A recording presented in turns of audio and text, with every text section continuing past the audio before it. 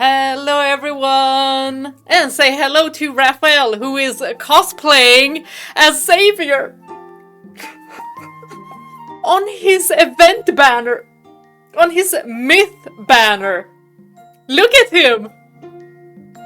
Y'all, I laughed so hard when I launched up the game. Oh, darn it! Are you trying to be a model with that pose? Well, darn. I should have recorded when I opened the game, but I was just gonna do my dailies and would leave it at that. So I just took, a screenshot and posted it on the community board on YouTube. That's what I did. But I couldn't hold off from pulling today. And since Raphael is also excited about this, I wonder how everyone else looks. I'll be here for you whenever you want to talk. I know you are, but today is Xavier's day, so I am gonna check how the other love interests are dressing. If it's only Raphael who did a cosplay of Xavier,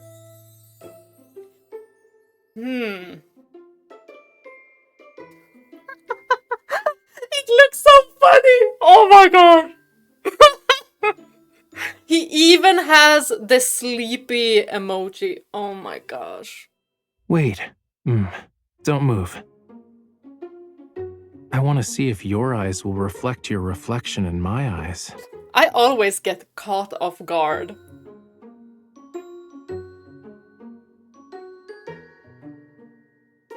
Oh my gosh.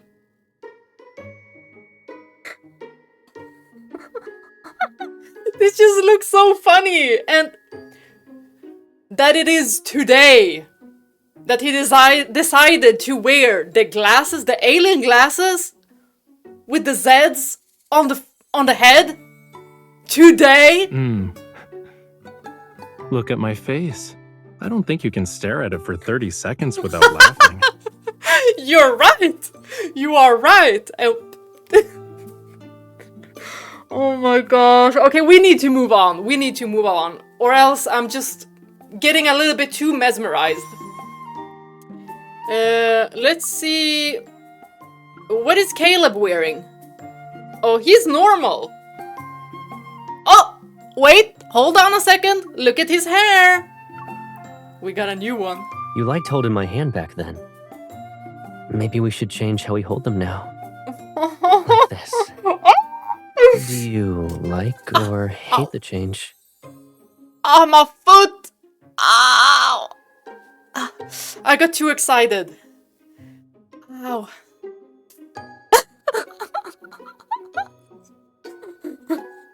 Hey, Caleb, don't excite me too much.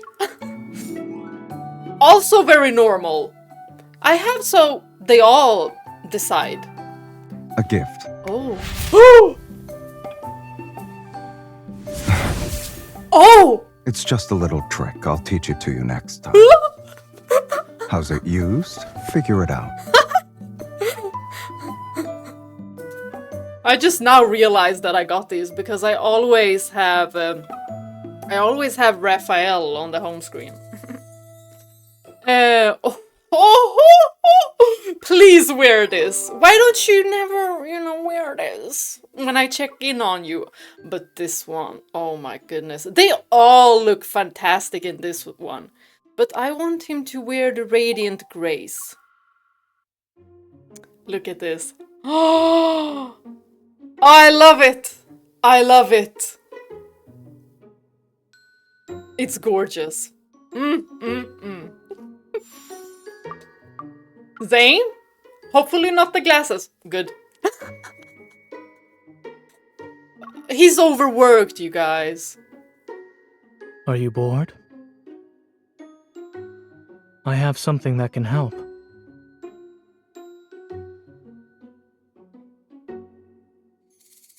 Aww. It seems you can entertain yourself for a while Is now. that Jasmine? Don't overwork yourself, Zane. I see that cloud over your head.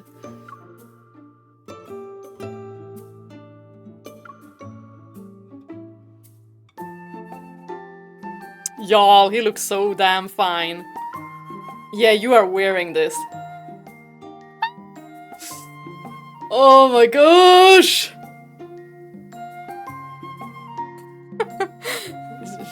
Urge to jump in and practice.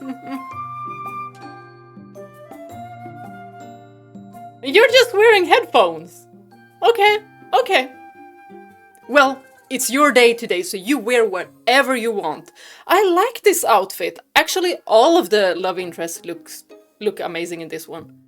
A gift? Isn't this more like an ambush? You need the element of surprise for an ambush. Like this. So cute. Okay. We are gonna be pulling. I was gonna wait until I had more diamonds, but... it'll do. Oh my, Xavier. Yeah, they literally all look good in this.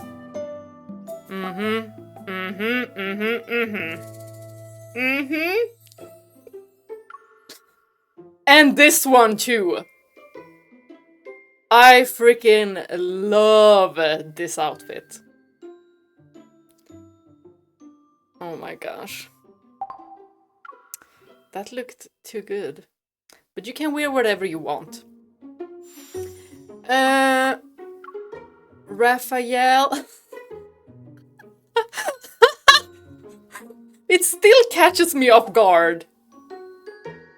And I've done all of my dailies. Should we do... Hold on a minute, you guys! There is something. There is something that needs to be announced. I need to go here. Ta-da! Our Chinese sisters managed to get us 20 free pulls. Do you see that? Number 1 on the App Store top grossing charts. All in the Chinese mainland. They did it again! Not only for Raphael, but also for Xavier. Round of applause. Applause. Applause. Wow! You girls are amazing. You always pull through. And we get 20. That's amazing. That is amazing. Was gonna wait until later, but now that I'm already recording and Raphael is in his cosplay, maybe Raphael might make us pull some Xavier cards, right, Raph? No, he never helped me. It's been Xavier who's helped with the pulls. Let's go! It's not red, so we didn't get anything, but we might get a pretty card that we don't have.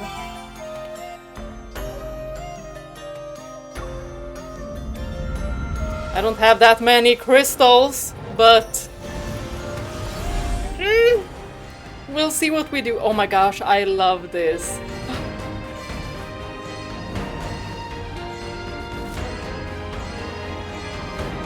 Aww. The cards are so pretty. And they're so romantic. Especially ones where MC is also. Oh! Hold on! Xavier, please! You always pull through! I know it's Xavier. It's Xavier. It can't be nobody else. Come on, come on, come on, come on!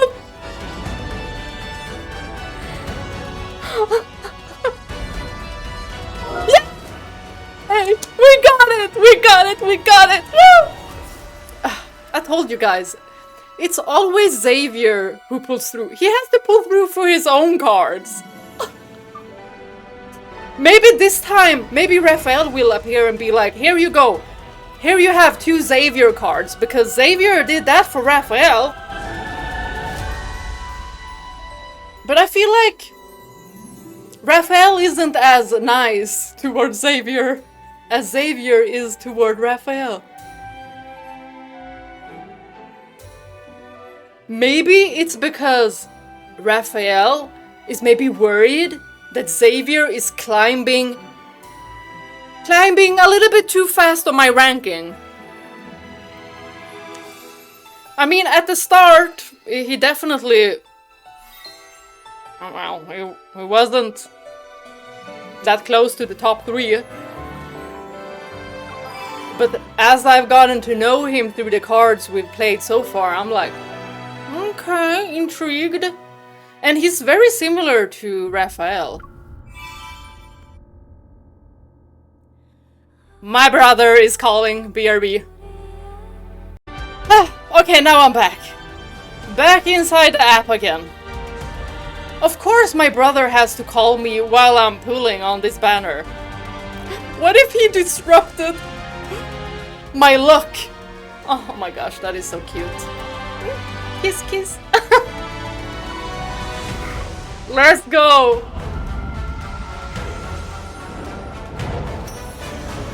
It's not red. But I still want to see which cards we get. Aww. No new one. Well, at least I've gotten quite a few diamonds. I'm not too good at farming, but you know, I also use the ad revenue for my pulls, so.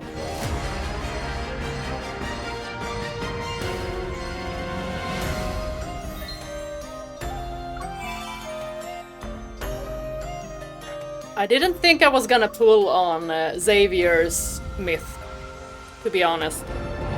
But it looks too badass not to pull. And I mean, the companion might be super strong. So, it looks super strong. So that's gonna be fun to try out. Come on! No. Maybe we'll have to pull until the crates. Wait. Oh! A new one! Ah, okay. I'm happy about this at least. And it was Xavier too. Always nice to get new cards. Well, we got a couple more. Gosh. Yeah, I have a feeling we'll have to pull until we get the crate. Because no one is gonna help us, it seems like. You know, Raphael, you could do a nice thing for Xavier. You could. Since Xavier was nice on your pulls, on your myth banner. But we're not even getting standard Raphael.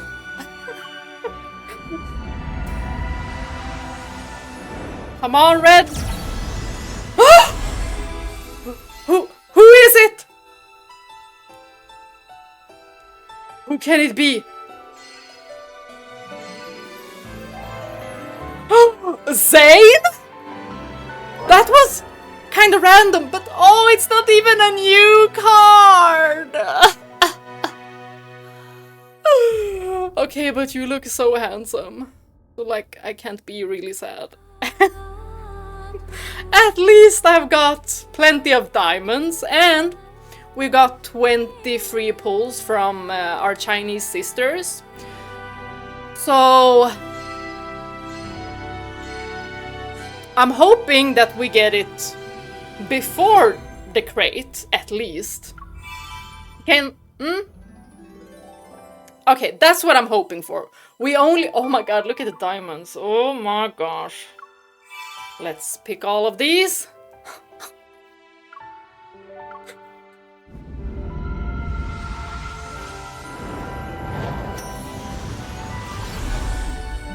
Nothing. Oh my gosh, I love that one.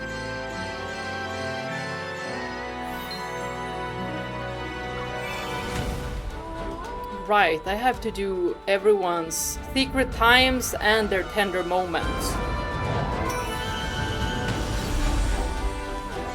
Nothing here. Oh, that one was... Oh, those 4-star cards are so pretty. Oh my gosh, look at our diamonds! We're not gonna get it.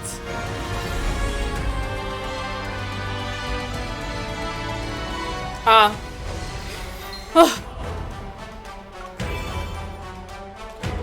should have made a wish with Zane. Why didn't I do that?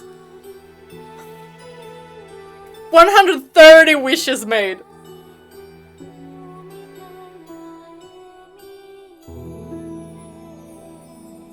Should I farm some? Yeah, I need to farm. Be right back. You know what? I got a little bit bored with farming, so of course I had to buy some wishes instead. After 20 wishes, we will get the crate, so we will get it no matter what.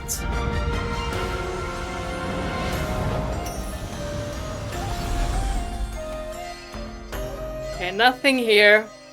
Well, at least we will get it with the crate. Y'all, I'm happy. I'm happy! So, 150 now? Whoa! Who is it?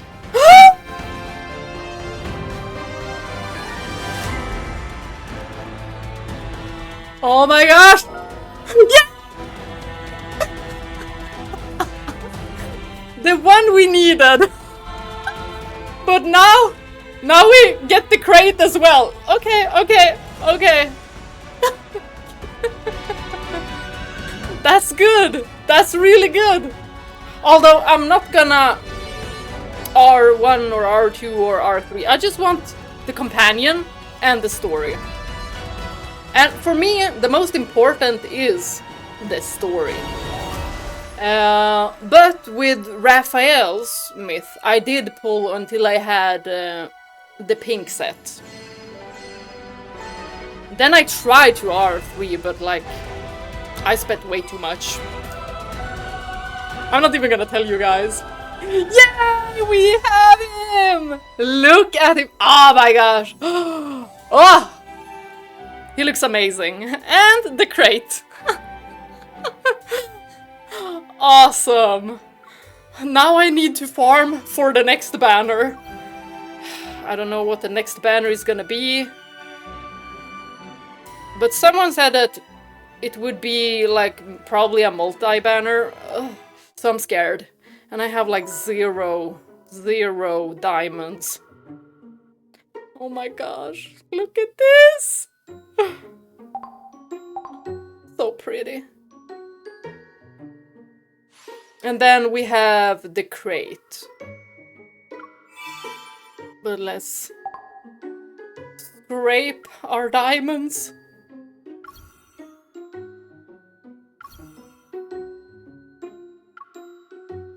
I'm gonna pick this one. Because it's the most romantic one!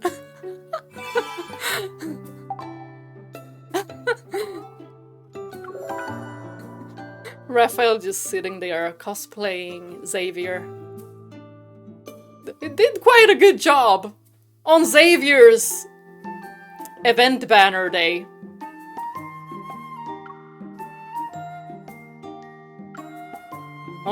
Oh, right. Oh, yeah.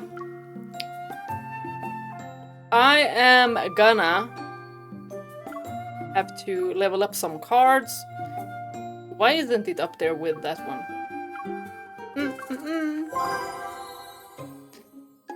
Rank 1. Wait, this is called rank 1, what? Right? Yes.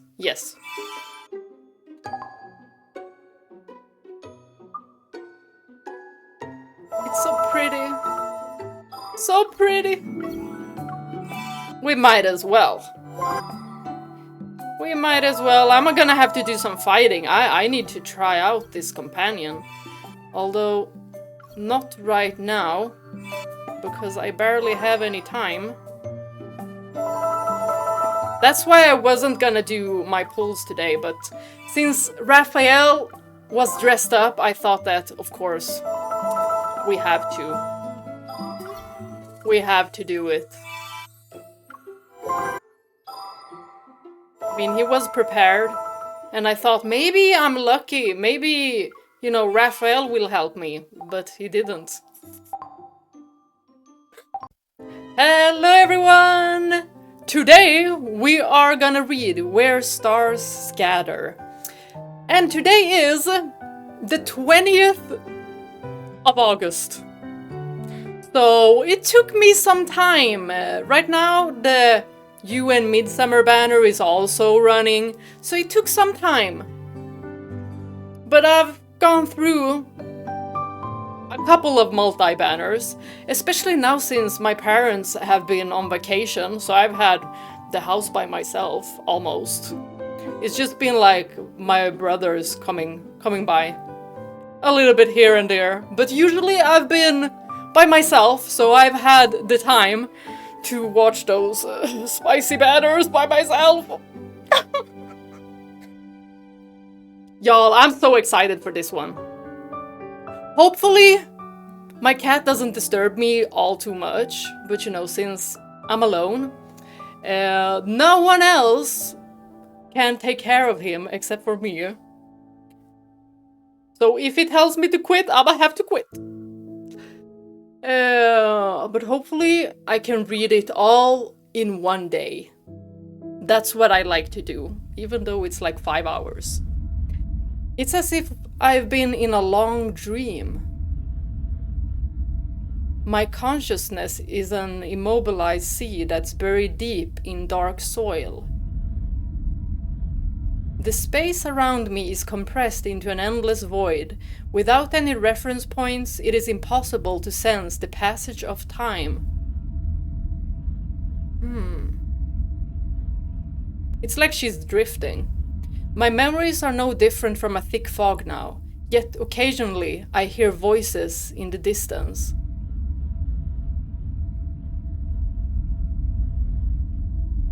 Are you hearing, like, spirits? They fluctuate between being near and far. There are jubilant cheers from the living and sorrowful sobs from the dead. So she can hear the living and the dead. Like, is she... I will find you.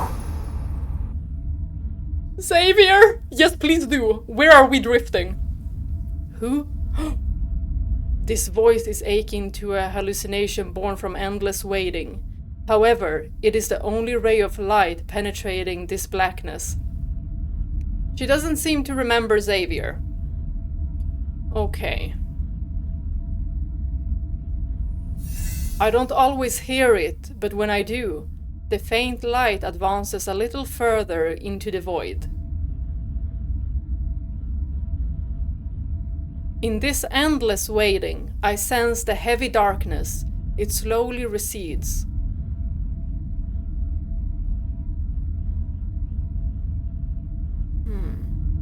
And after traveling for what feels like centuries, that light grabs my wrist. Hold tightly. It's like she's drifting. I beg of you, don't let go. Or she's having like a nightmare, a dream. Please pull me out of this endless void.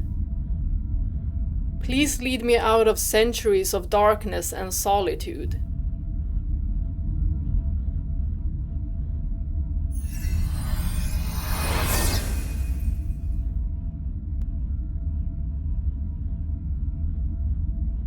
What happened?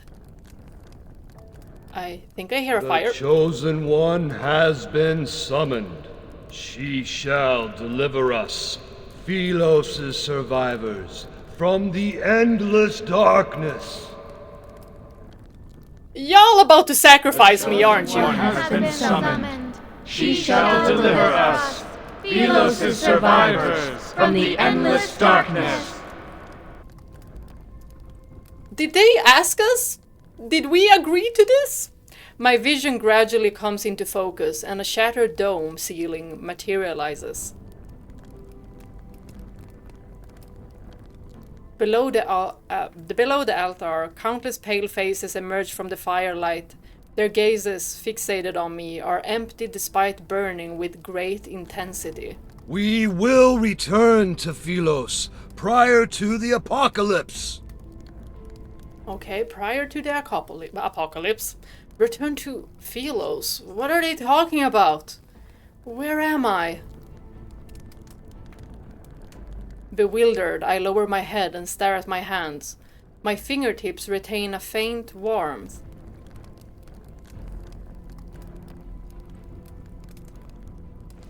My wrist is suddenly pulled upward. Wearing white robes, the bishop drags me to the center of the altar with an irresistible force. Yo, be a little bit careful! We're just a lady. What? Excruciating pain pierces my palm. The gem on his scepter is as sharp as a blade, and blood falls. They're about to sacrifice us! She possesses a vessel of flesh and blood! Did they just summon us back into a body? Garbed in white, the acolytes shear at the sight of my blood. While this absurd scene unfolds, a strange trembling rises. I feel it in my feet. But it's not that I'm afraid. Rather, the ground is actually shaking. Reminiscent of thunder, the sound of horse hooves approaches. If this ain't Xavier, don't come for me. Or wait, yes, take me away from here. These people are crazy. But preferably Xavier.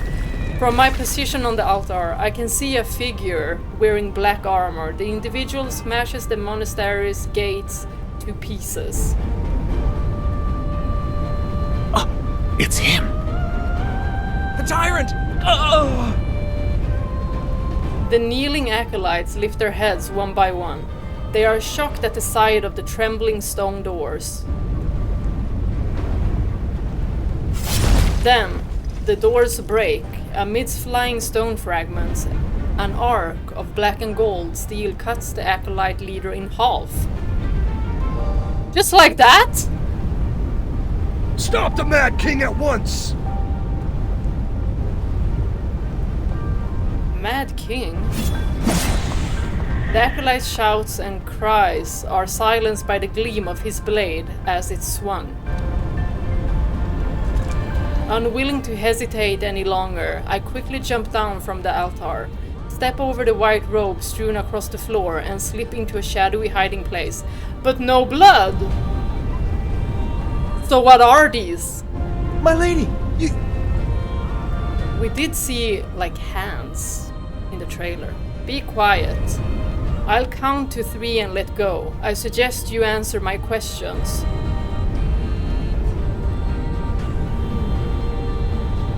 With his mouth covered, the acolyte nods.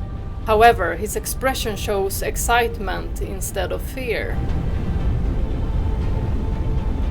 Who am I? We know. Who are you? Yeah, who are you? Because who is he is probably Xavier. So, who the frick are you? And why are you excited? I know who I am, kinda, but she doesn't. Who are you? We are acolytes who belong to the Order of Babel. We reside in the most scholarly, sacred monastery in Sindersfell. Order of Babel. The Order of Babel? Sindersfell? I think that's how he said it. Babel. You are here to help us to return to Philos. Yeah, you kinda brought me here or something. Who am I? Well... You are the chosen one from Philos. Anything more than that? Cinder's waters washed you ashore. For a long time, we were waiting for you to awaken. Oh. Do you know the man who charged into this place? He is the sinner who destroyed Philos. Sure. A sinner? My memories are hazy, my mind clouded. I can't remember anything about myself. We're probably gonna regain memories. They keep calling me the chosen one, but how can a person's name and identity be reduced to a cold, impersonal title? Just like the chosen one. I barely made it out that darkness alive. I'm not going to die here. How do I leave? The acolyte holds my hands with an iron grip. His voice is tinged with a childlike fanaticism. What now? You're awake. Why should we leave? You shall save us all. Hold your horses! You're mistaken. I can't save anyone. Well, unless they sacrifice her again. Because it seems like she's always supposed to be sacrificed. The whistle of the sword's edge was getting closer and closer, yet the acolyte stood frozen, like a statue. Damn it. What are you waiting for? We need to run. MC, I don't want to take him with us. He's not the only one. The other acolytes have also fallen to their knees to worship something. Their singing grows more fervent with each verse. Push him aside, kill him. We're not gonna kill anyone. Push him aside. The acolyte staggers back and crashes into the brazier behind him.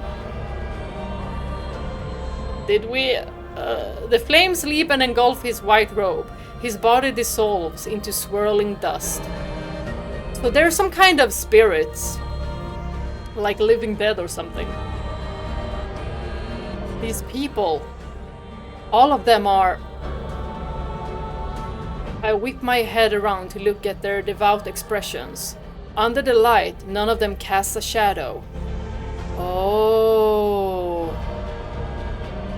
They're like the hands that try to grab onto Xavier. These acolytes and the old man who cut my palm earlier, they're revenants. Ah. Okay. I think I heard about that in another game.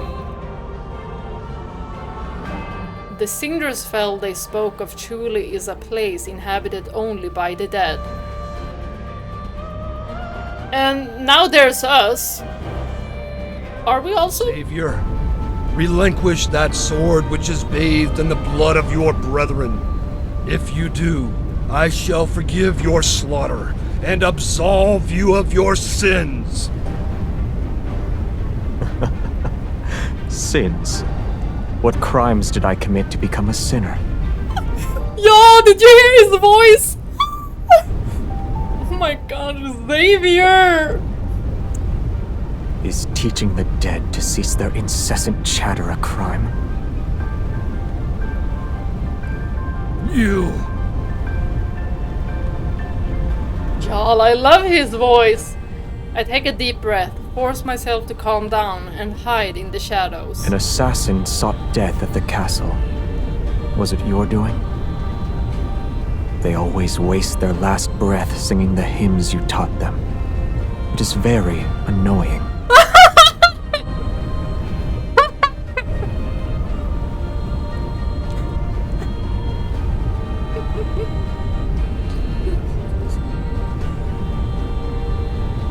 Using the narrow gap in front of me, I watch as the figure approaches the bishop. Wow, he looks amazing! Philos' prophecy rings true. The Chosen One has appeared, and the land will be saved. This city, as well as your fate, shall... Firelight dances as long hair cascades from underneath the man's crown. A soft, gentle glow is reflected. Your life is about to be snuffed. Where is this so-called Chosen One? He steps forward, his black and gold boot treading on the hem of the bishop's robe.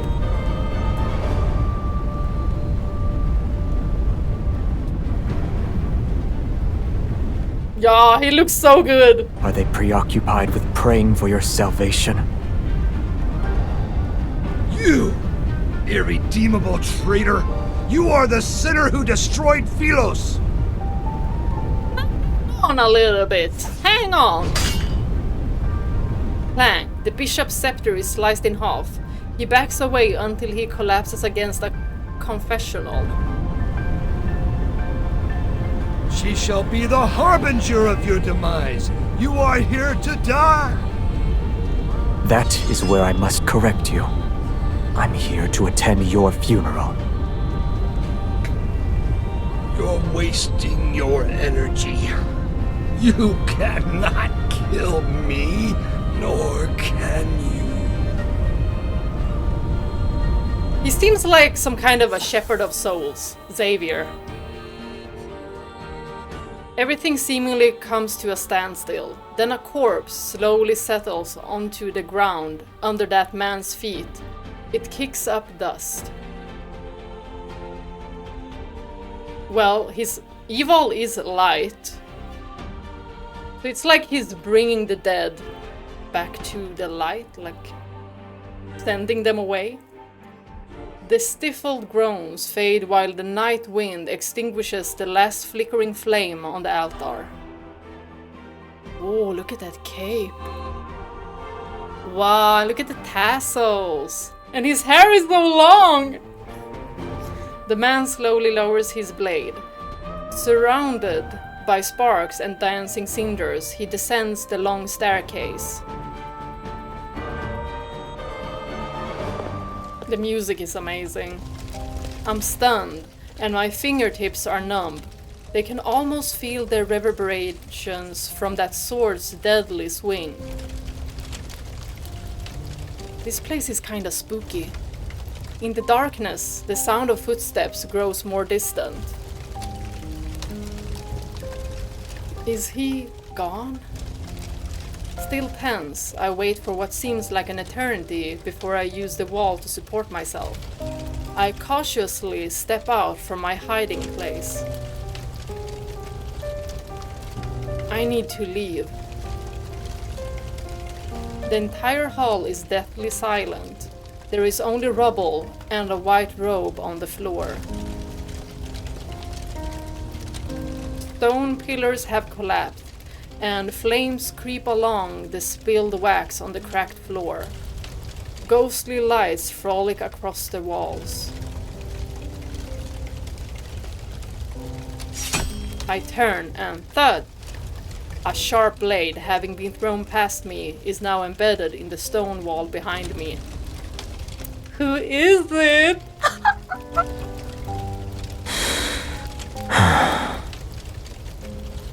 We just got something thrown at us, something really sharp, and I'm like, who is it? Oh. Night Breeze plays with his long hair. I want to play with his hair. What? Says who? Part of me feels as if we're not meeting for the first time. I could almost believe we're reuniting after being separated for years. Oh, it's like her feelings never really left her. That's interesting. Like her very being is attached to Xavier. However, this illusion is shattered by his next move. What he gonna do?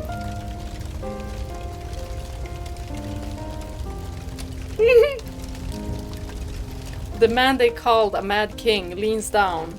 He lifts the tip of his sword and it touches my throat. Oh, we know you ain't about to do nothing Only with the that. dead dwell in Sindersfell. Well, now we're here also. So, who exactly are you? Xavier, you don't... Okay, he wasn't playing, you guys. He wasn't playing. Okay. Okay.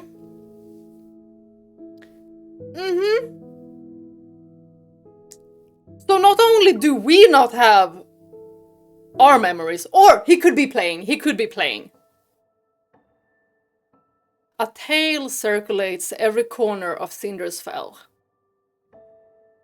There was once a glorious kingdom called Philos. It fell during a catastrophic war. Everything perished, and a void swallowed the land. Death's shadow swept through every nook and cranny. Yet, if one could find a tree of life that connects life and death, they shall be reborn. They'll be able to embark on a journey home. Oh, the tree of life, which connects life and death. And the one who will be their guide and light the path is the chosen one of Philos. I'm thinking like MC alongside Xavier.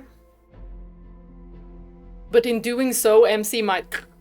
Well, we saw in the trailer. The sword rests near my throat. The slightest movement will kill me. Don't be scared. He ain't gonna do nothing. You heard everything. Indeed. You are the chosen one foretold in the epic poems. Death approaches as an inexplicable rage boils within me. I grit my teeth and speak. Can the words of the dead be considered a prophecy? They're nothing more than last words. And they might be mad last words. You want to kill me because I was crowned with the title of the Chosen One. Not so fast, MC. He doesn't respond as he studies my expression. He reminds me of a hunter examining the desperate state of his prey in its final moments. We've only seen... Release me, although taking one's life is easy, it's also boring. Many revenants have already fallen. You still need more playthings? They must pay the price for pursuing eternity. And as luck would have it, you've caught my interest. Sindersfell can only be inhabited by the dead. You are alive. And you might maybe know why. Or have a hunch. Maybe. We just came back to life or whatever happened. We were just drifting. And now we're here. And Xavier doesn't seem like he fully understands why we're back like this. We'll see, we'll see. Can only be inhabited by the dead. But you aren't dead either. So that's also what makes me believe that he's some kind of shepherd of the dead. I have no idea how I even arrived here. All my memories remain trapped in those centuries and shrouded in darkness. They're akin to seeds buried underground.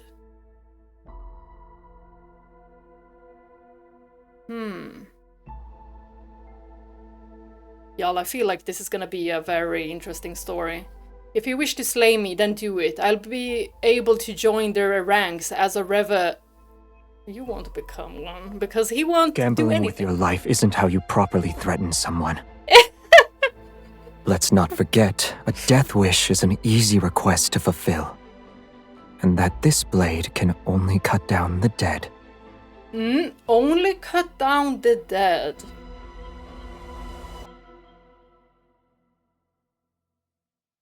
No wonder people hate him with a burning intensity. To be hunted even in their semblance of an afterlife saps away their chances of happiness. Maybe they're stuck here because this isn't a happy place. This is where Xavier is the one that sends them to a better place. Maybe like that? In any case, I have no intention of killing you. Of course not. Truly? The wound on my palm reopened during our struggle. Blood trickles down my wrist. He pauses and furrows his brows as he stares at my wound. Then he pulls my hand to be right in front of his eyes.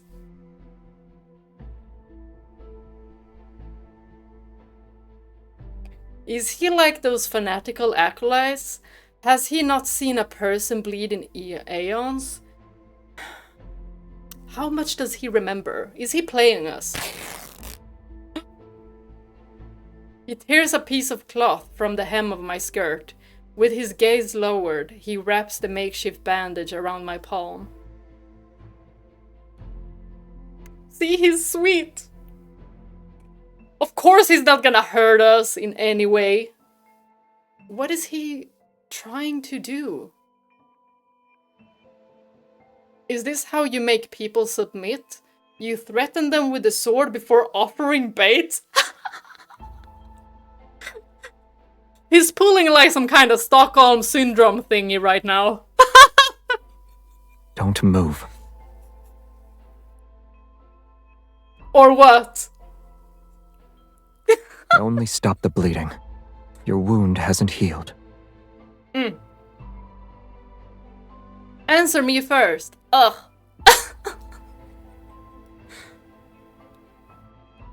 He ties a knot over my wound, picks up his heavy sword, and turns to leave.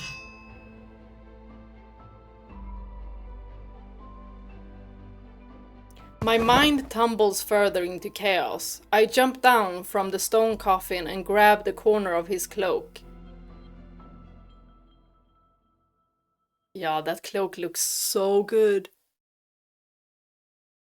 Why are you changing your mind again? Oh, I almost dropped my phone. He turns around. A moment passes before he offers a faint smile. Perhaps I'm wondering how someone who bleeds so easily could be a savior. Or he's like, she's really alive. I slowly let go of him. Danger lurks in every crevice here. Stay alert. Aye, aye, Captain. I wish you luck. Oh. You're not gonna leave me, are you? Quick, play damsel in distress! The sky darkens as moonlight disappears in the canopy of trees. The thick tangled branches obscure the paths ahead, but the scenery remains vivid in my memory. I don't think I clicked too fast there. I didn't jump over anything. No matter where you are in Philos, you need only look up to see the imposing gloomy castle. In its opulence, it stands with solitary majesty.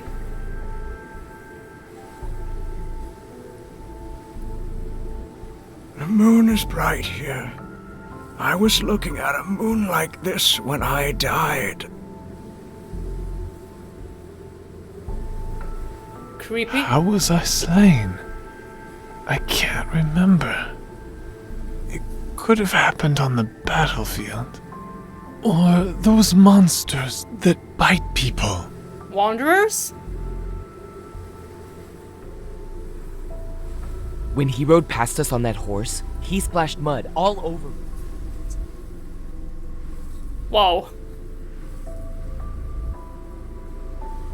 Well, nothing bad happened. He has this deathly, murderous air around him. I was so terrified that I didn't. They have such a view of Xavier that's like, not him at all. Looking toward the source of voices, I see 3 revenants hanging from the withered tree branches. They sway in the wind with their chatter. But I think the story is trying to also likely trick us into believing that he might be bad. Who was the horseman? Can you tell me anything about him? The sinner of Philos. In the end, Tyrant who betrayed his own people. if he would do that, it would be 100% because of MC. 100% to save MC. That's why he would do anything He is even the scoundrel remotely who bad. stopped us from returning to the land of light and eternity! Defeat him and take his head! Everyone hates his very existence! This is how misunderstandings begin. Like word of mouth. Unsteady the rope swayed, the one belonging to the last revenant snapped because of how agitated he was. The corpse plunges into the swamp below. It's getting dark, and the fog is coming. You'd better find a place to take shelter. This world still feels unfamiliar to me. He's not wrong. My highest priority at the moment is finding a safe location. A safe location. Where can I find such a place? Next to Xavier! The city at the foot of the mountain, of course. It's the liveliest place in the area. The echoes of the royal capital still linger there. You must navigate through the forest, the swampland, and the remnants of a battlefield. Do you need sugar, sir? To gaze at the moon. Once you reach the ferry's dock, you can cross the river. Take a silver coin with you. The old ferryman has a nasty temper. If you're not careful, he'll kick you into the river. Really? Okay, I'll be extra careful. I look into the distance. At the westernmost edges of this land of exiles, the monastery sits in a secluded corner on the highlands. It's far away from where the Mad King resides. It's so weird calling him a Mad King. Can't we call him the Gorgeous King? To reach Sindersfell, I need to traverse the forest and fog at the base of the mountain.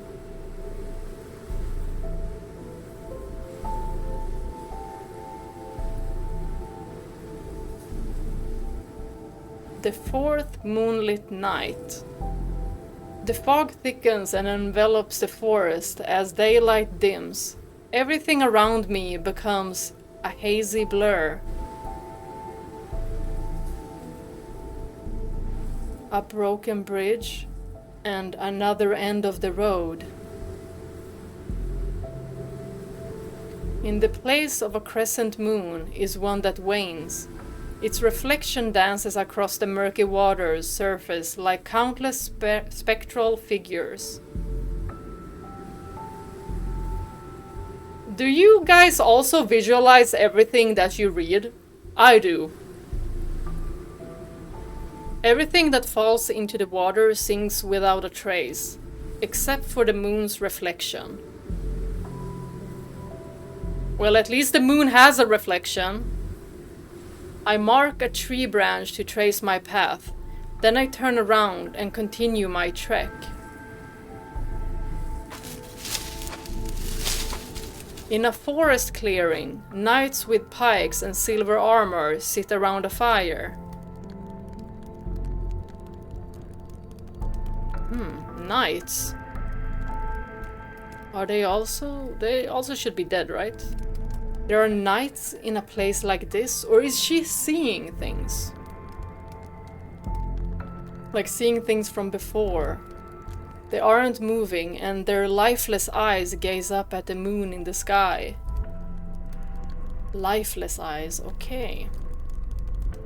No life. May Philos prosper under eternity's divine gaze. Randy. Philos prosper under eternity's divine gaze. Silence. Do you hear that? Footsteps approach us from the southwest. Only the living can make that sound. Is the Mad King here? Living. All the knights suddenly turn their heads toward me, and the fire illuminates their faces, which are The paler. Mad King has not graced us with his presence. However, she carries his essence. She carries his essence? Outsider, have you pledged your loyalty to eternity itself? What? She has no answer. She's a traitor to eternity. Because she's immortal. The suits of armor collapse as the skeletal remains within them begin to glow with an eerie blue light. Leaping orange flames surround them. Did anyone else see that but MC? Cold blades slice the air as howling winds erupt around them. Before I can react, they charge toward me. They're probably gonna disappear too, right? These knights in silver armor are revenants. Ah. Figured. Oh my god, cutscene!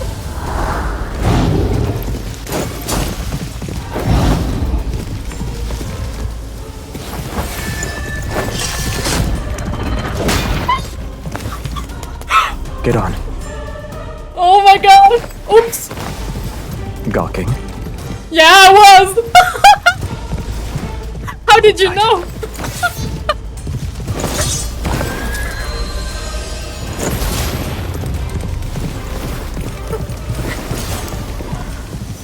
Wow! Oh my gosh, that was so cool! That was so cool! And the way I missed that quick time event, I was like... And he was right. He was like gawking. Yeah, I was! Like, look at him! Oh my gosh, look at him! The dead are trapped in a perpetual cycle. Only painful deaths await them. Leave while you still can, or you'll meet the same fate. The flowers.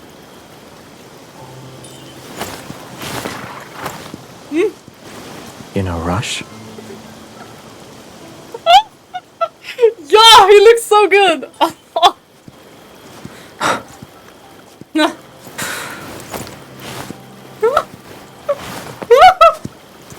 I said leave.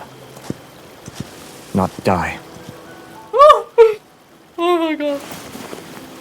This land only cares about you walking into its trap.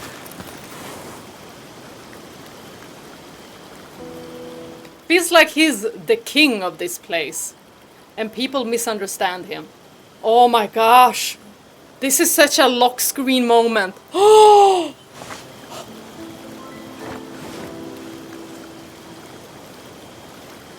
What? We're gonna jump at him? Or be like...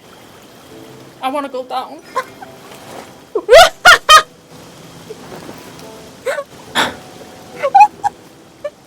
You said their fate is in your hands.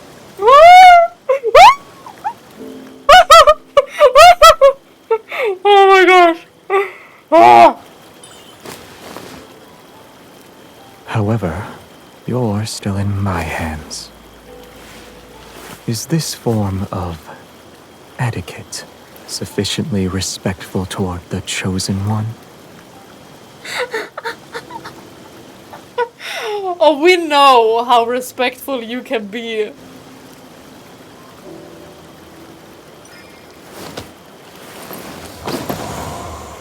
Oh. Oh. I told you this place is fraught with danger. You need to be cautious. Aye, aye, Captain. Let me down. Girl! Speak for yourself! Put me down. Hell no! You will have to pry my hands off of this man. Pry my hand. Pry my dead body off of this. Especially after his Misty Silhouette Nightly Rendezvous card. Yeah, he has grown on me so much.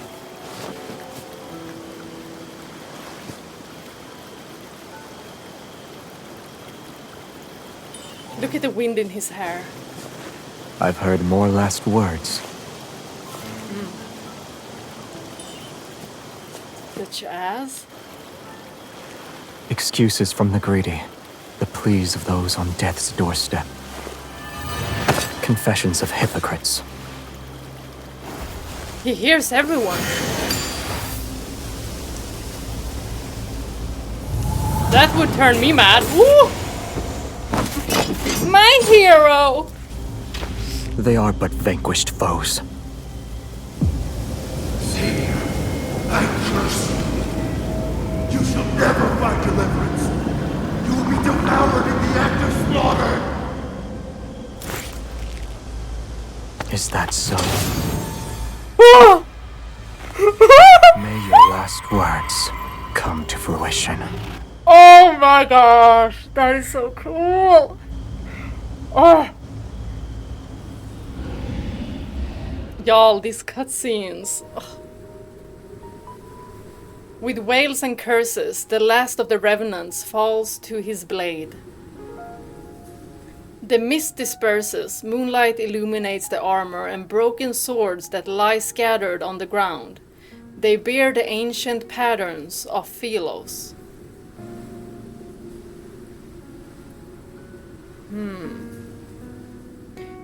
Were they Philos' knights in the past? If they're king, then why... If you're their king, then why... He asleep. I turn around as I speak. The man suddenly loses his balance and falls toward me.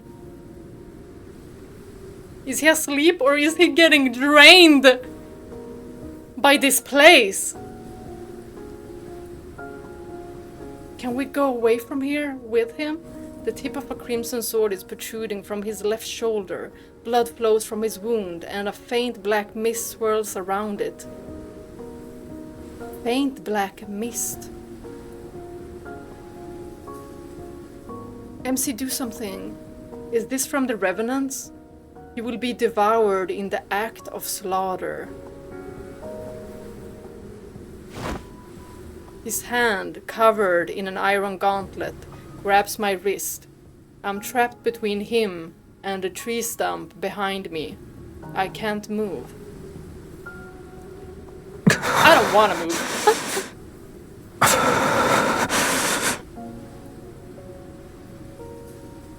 Please check up on him. I'm afraid. I mean, we saw the trailer. I'm scared. Are you alright? When were you injured? He struggles to keep his eyes open, and although his gaze is slightly unfocused, his voice remains cold. Is he hurt now or earlier? I need to go over there. Over where? I would have done that even if you didn't give out an order. Was it during the fight that he got hurt, or is it from somewhere else? After gathering enough fallen leaves and dry branches, I build a fire at our resting spot.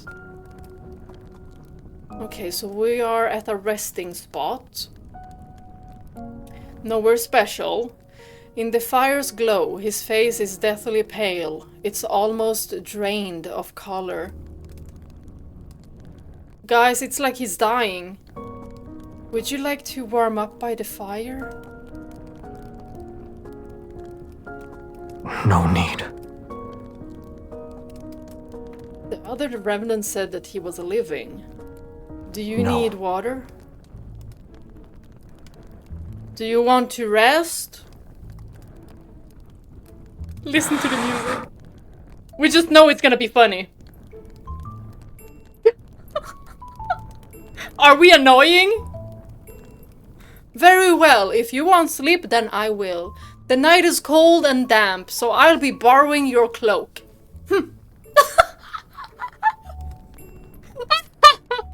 He shifts slightly without saying a word. His eyes are still closed, but he does move to make room for me. This is so cute! And she's so brave, like... Girl, you trying to seduce him or something? The cold wind howls throughout the forest as it becomes fiercer. I hug my arms tightly, lean against his side, and act as if it's not unusual. Because it ain't. You have a heartbeat, you breathe, you bleed. You're alive, just like me. He's like, a bingo. Is that why you didn't kill me at the monastery? Did you see yourself in me? Did we put him to sleep with all our talking?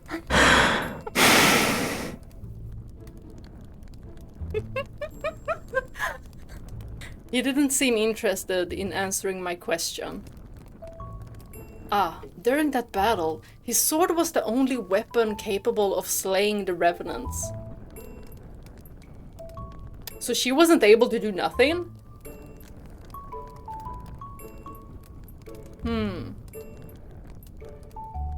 No wonder that old man with the white robes wanted it.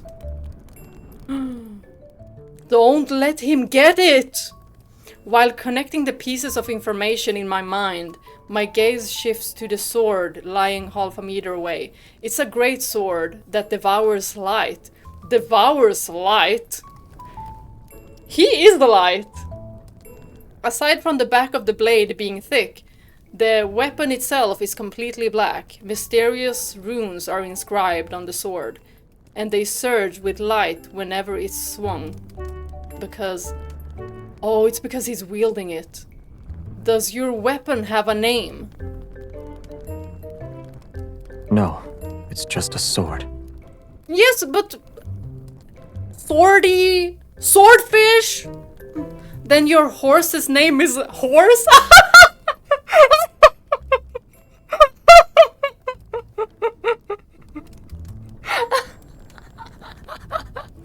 MC!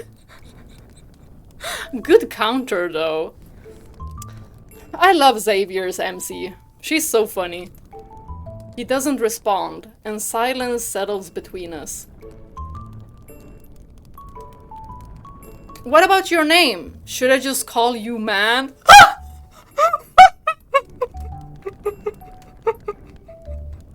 Gorgeous man.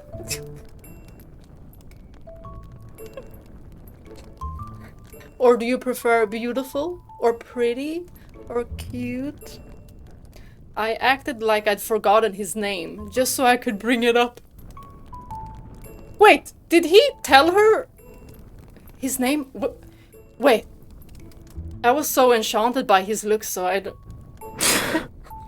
Yeah, because it says Xavier. Xavier. No, now we're getting the... Despite knowing how dangerous this forest is, you willingly entered it. You have my thanks. When did he tell us his name? Ah, guys, I must have been so mesmerized by his look. You are mistaken. Worthless rabble trampled on my garden.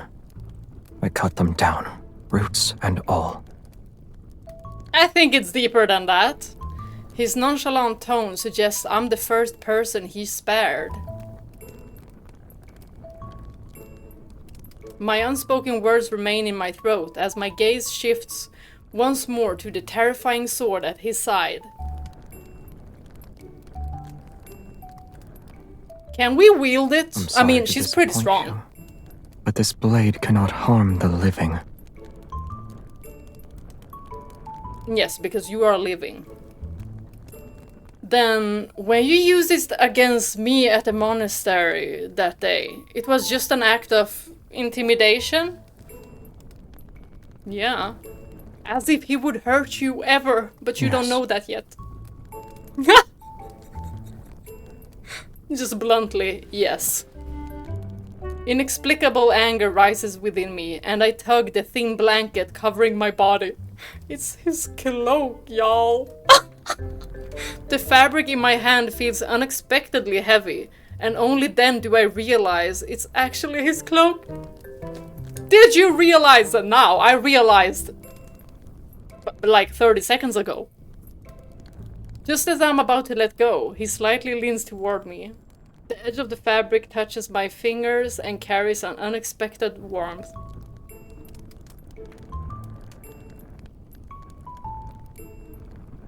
This is so cute.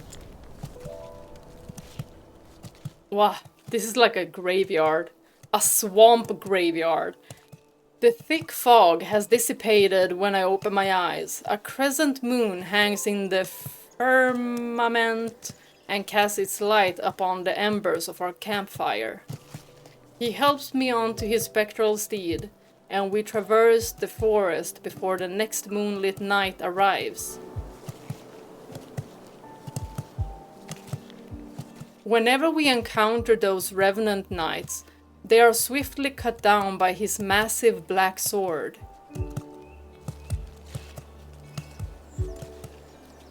Xavier, only an agonizing death awaits you. Back off! I'll fight every single one of you. As we pass through a swamp, I see a dead tree that has half fallen. It's covered in the lingering souls of soldiers who died in battle. He remains calm and spurs the horse forward. We press on.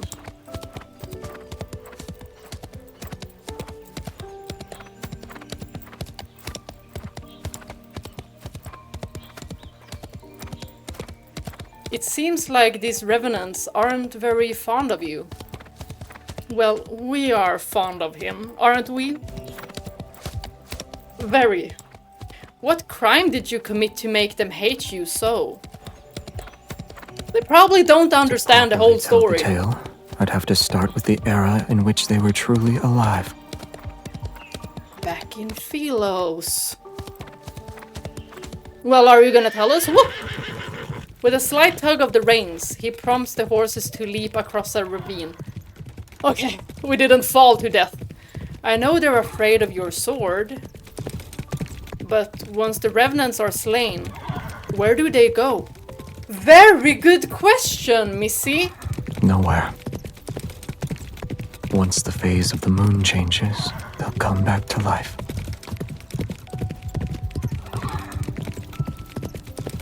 Be reborn, or what? The dead are trapped in a perpetual cycle. Only painful deaths await them.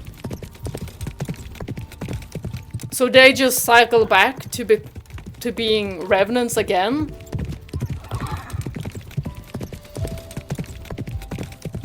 There must be something we can do about that. Maybe that's something Xavier might want to do. So that's what he meant.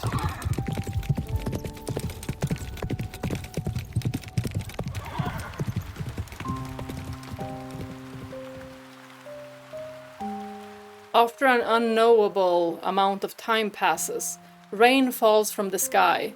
The remnants of an ancient battlefield emerges on the distant horizon.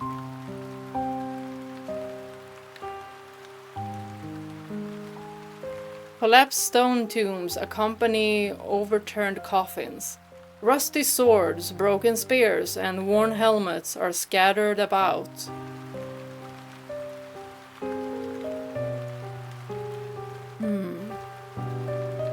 The rain washes away the dirt from the tombstones to reveal the text carved into them. Are we gonna read some? Oh. In a chaotic era, kingdoms fall like shooting stars. Shooting stars? The Order of Light Seekers fought until they breathed their last breath. countless blood-soaked battles fought with unwavering courage. Their tales live on in song, their heroic deeds forever engraved in our hearts. In the year of the Philos calendar, the kingdom fell, the royal capital was destroyed, and the royal bloodline was extinguished. I mean, Xavier was of royal bloodline. MC did not have any royal bloodline. The knights are exalted, honorable guardians. They now rest in the silence of a long night. In the day the order ceased to exist, their names shall be carved into these historical monuments, under eternity's divine gaze. Like the stars, they are distant, but never cease to shine.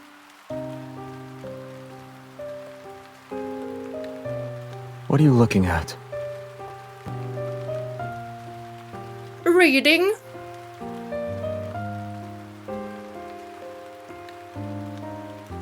After tying the horse to a tree stump, he walks toward me. Maybe he's like, does she remember anything or not? I wonder if my name might be with these knights. Why?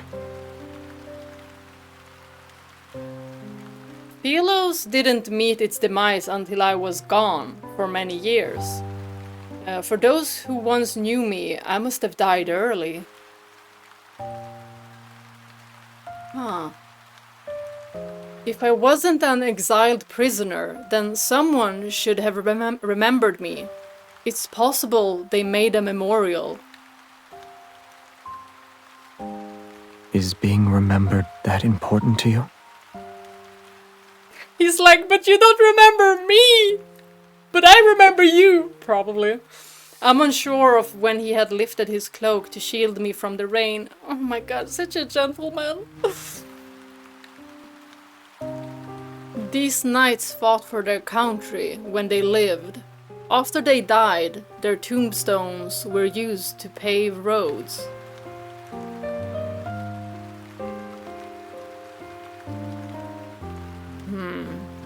Being remembered isn't important. But if no one remembers you, then isn't that the same as never existing in the first place? I feel like she's a little bit like contradicting herself here. She's saying being remembered isn't important, then, but if no one remembers you, then isn't that the same thing as never existing in the first place? Well, you are existing. I mean, you could exist for yourself. You don't have to be remembered for anything like special.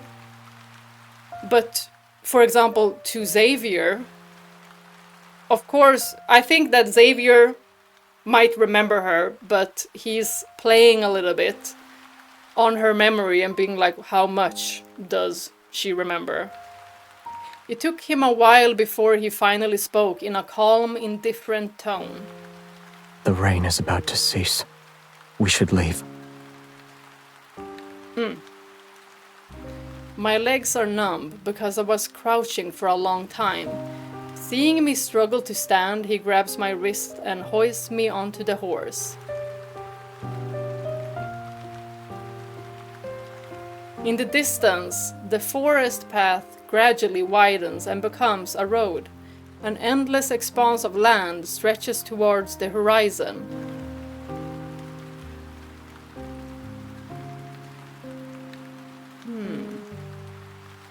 Yeah, I'm also thinking about something that I need to talk about. And across the river is our destination, Sindersfell. It's because those Grandier Knights said that she's carrying his essence. Our journey, less than pleasant, all things considered, finally ends as the crescent moon disappears. The ferry crossing is enshrouded in a grey mist. When we arrive, the riverside is already crowded with revenants who want to cross. We also want to cross. Right, Xavier?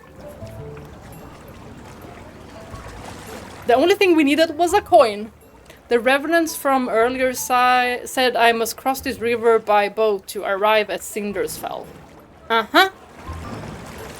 So that's what we're gonna do. An unexpected event occurs. The lively atmosphere at the dock disintegrates when we appear. They're like, Xavier!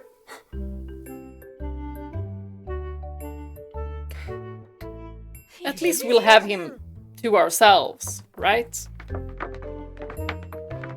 We won't have to fight anyone. The revenants who were talking amongst themselves fall silent and back away. Accustomed to the situation and unfazed, I pull out a silver coin I had found in an abandoned tomb. It'll pay for the fare. Didn't the revenant say that we needed a coin? Xavier remains in the same spot. It's then that I realize he doesn't have a coin. Y'all, he doesn't need a coin. He's gonna pay with his face card. Like, don't you see? He's just gonna swipe and it's gonna get paid. That's simple. Just look at his face and get on the boat. 1 coin per person. No exceptions and no credit. Do we perchance have 2 I coins? can take care of any revenants that try to cross without paying. A mercenary! Okay. Like Cloud. So, he can do jobs, okay? Your presence alone is bad for my business. I'm not even sure I want to let you board. So, are you crossing the river or not? With or without you, sir, we're gonna swim. He gives me an expressionless glance before silently shaking his head. Wait, I'll pay for him.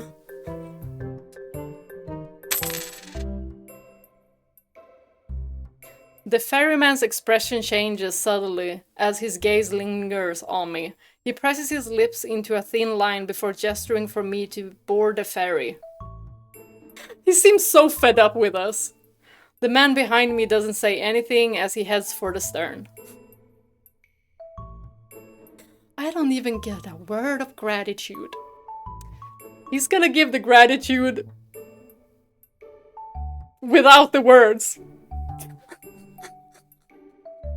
We all know Xavier by now. I mean, it's okay, we don't need anything, but you know, we're gonna come and search for it. The gratitude. As soon as he steps onto the boat, however, all the revenants swarm to the stern. It starts to sink under their weight. Meanwhile, the bow, where Xavier and I are standing, rises. Uh-oh, it's Titanic all over again! Either find a seat or get off the boat, you dead bastards.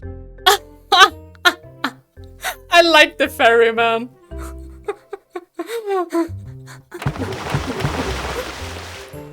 The revenants on the stern proceed to leave as if they were pardoned from execution.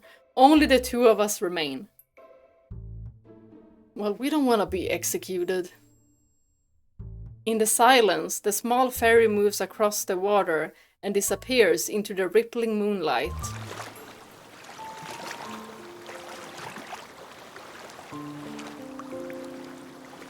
I look at Xavier as he rests. He has folded his arms and his eyes are closed. You owe me half your life and now you owe me a coin. Wow! She really keeping him in check now. This means you can't die before you do all this. Wouldn't you say I ought to be paid? Wow, so greedy! You want to use my debts against me. We're loan sharks! I'm not asking for everlasting gratitude. I only want you to pay your dues. And if he can't, what do you presume he is gonna do? I clear my throat to deliver the words I've prepared. Let's see what she has to say. I want your weapon, the sword that makes the revenants cower in fear. I don't know if she can wield it though. Because it's wielded by his light, right? No? Oh, it's probably because it probably takes his life or something. I can sense his resolve in that answer, but I expected as much. Since my first request was rejected, the chances of the second one being accepted are higher. This is psychology. She knows psychology. I don't remember what the term was called, but this is a method. If I can't have his weapon, I still need shelter if I'm to survive. Oh, okay. I know what you're about to do now. I know, girl. Okay, she's smart. But living with an unpredictable individual is risky. Girl, he's only unpredictable in some If you cases. cannot decide before we disembark, there will be no payment.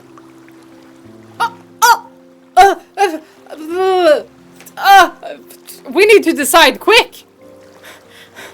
No, I won't allow it! Since you live in the castle on the other side, I'll meet you there when I think of my payment. He's gonna be like...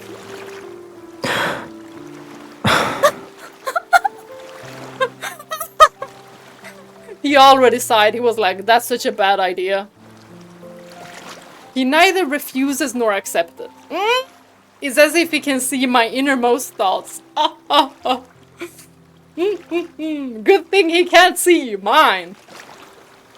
Without a bond forged through hardship, this might be my only chance to request something from him. What other than his sword? Before we part ways, let me offer you one piece of advice. If you want to survive here, don't offer your kindness so easily. He closes his eyes and he refuses to respond no matter what I do. Y'all, is that sword draining him? The fog over the river gradually dissipates to reveal a towering black castle in the distance. Just as the ferry is about to reach the shore, it strikes the shoal and rocks. My body lurches to one side. Hopefully the side where Xavier is sitting, because... romantic moment! Would be like, oops! When my fingers touch the reflection in the water, ripples spread out and converge toward my fingertips. They coalesce into an elusive image. Is she some kind of psychic or something? This is... a Ceres. Whoa! Brightly colored flags slowly rise as white floral arrangements line both sides of the marble staircase. She's getting an image. A young knight ascends the long staircase. Amongst the cheers of thousands, he ascends the throne. A hand places a crown upon his head. A lumen flora, the symbol of Phylus's royal family, is pinned to his lapel.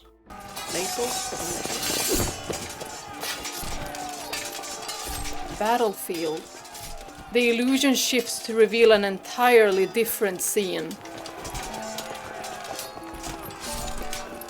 Is this connected with the tombstone? Fortifications crumble, ruins cover the land. The royal capital, once peaceful, has become a battlefield shrouded in wars. The rebel army storms the capital. They force the young king to take his own life. Yet their swords are melted into liquid steel in the furnace and cast onto the throne itself. Cast onto the throne itself? Peace is restored to the kingdom a century later. There are no more casualties from the war for hundreds of years, yet people have come to despise this monarch. Xavier. Or is it Queen MC? No. The knight, once adorned by thousands, is now reviled. He is nothing more than a mad king. Xavier. So where is Queen MC? The boat is docked. You should get off now. Why did she see this image? The voice pulls my thoughts back to reality. I raise my head and notice the space beside me is empty. Maybe it's because she was there. Did I see his past? But did she see it without her actually being there, or is it a memory of hers? Shock washes over me, and in the darkest hours of the night, scattered lights illuminate a ruined city. The wind rustles the grass as his figure quickly vanishes into the darkness. No, Xavier, don't leave! Wow, this is so interesting. This is so freaking interesting. I'm gonna have to take a quick break. I need water, a little bit of break, and see what my cat is up to. But wow! Okay, I like the feel of it. It's quite dark. But I like it. I like it. I feel like the revenants, they hate Xavier, but I feel like they don't have the full story. They don't know it. They're just easily fooled. I mean, it could have been that Bishop and others that spread, you know, word of mouth, and then, you know, it just gets that way.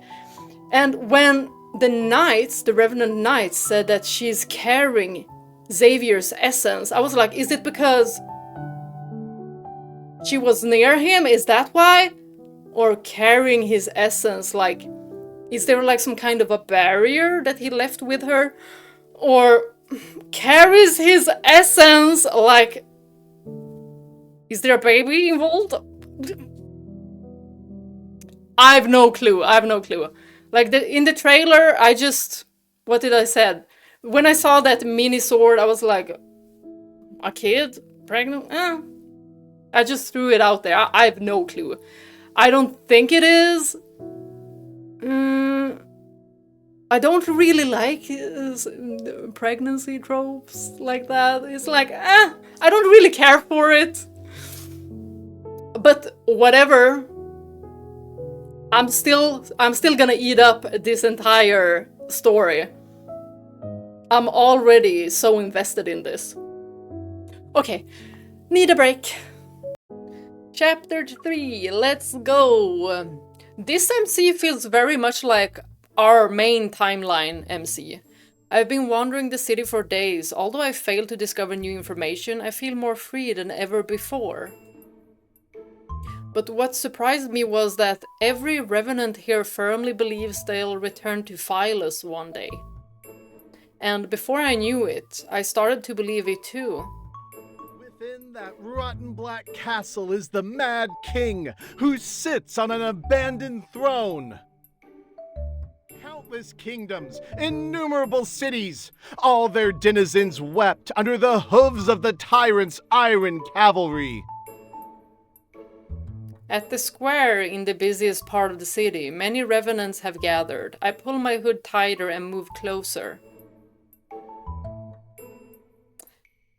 The dead were turned into weapons. Their bones and souls are mere cannon fodder for his wars. When he confronted the Order of Babel, many of our brethren were reduced to ashes by his hand. Maybe he turned mad because Queen MC died. So he ruled alone. Maybe something like that. Denouncing the Mad King's crimes. He looks familiar. Is he the acolyte who escaped that day? Will we come back to life next month? Unhand me! Rational revenant. No more dissenting voices rise from the crowd. The revenant acolyte surveys the gathering before speaking with satisfaction. But we have received good tidings! The Chosen One, who shall deliver us, has answered our call. She's already here!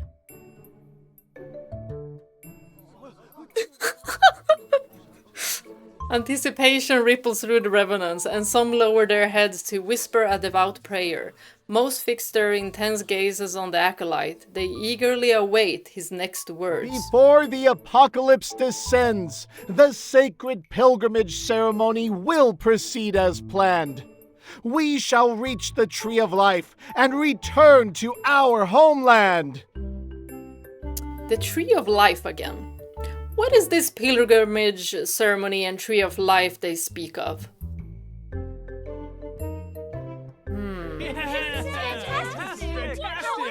It was between life and death. Where's the Chosen One? The Chosen One. The Chosen One is... A sense of foreboding stirs within me. I turn to leave as I hear excited shouts behind me. Over there! Oh, hell no! It's not me! I swear. The Revenant Acolyte points at me, and so every Revenant's gaze falls on me. She is the Chosen One! Our prayers have summoned her! Acting as if they've seen a goddess, the Revenants run toward me. Fervent cries resound. Countless hands reach out and cut off my escape route. Jubilant, they hoist me above their heads. Hey, I didn't consent to this! Unhand me right now! Wait, release me at once! She even sounds like a queen. The Revenants carry me to the castle perched on the tallest hill. I wasn't even given the slightest chance to struggle or escape. Oh, the wailing. It doesn't even sound like cheers anymore. The acolyte clears his throat and shouts at a half-open window located on an upper floor of the castle. The one who stands before you is the slayer of the eternal night. The Night of Refulgence! The pilgrimage ceremony's shepherd, the ruler of fate, the shining beacon of hope to Phelos's countless survivors! And she will be your nemesis until you die! Our prayers have summoned the Chosen One! Did he come up with those titles in the time it took to get here? Probably. The black window frame slightly stirs, and a dagger with a cold gleam is thrown down. My castle is too small for your ilk.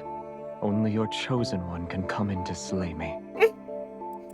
I will come in, but not to slay you. Blood if you let me handle the selection process. I like this, Xavier, this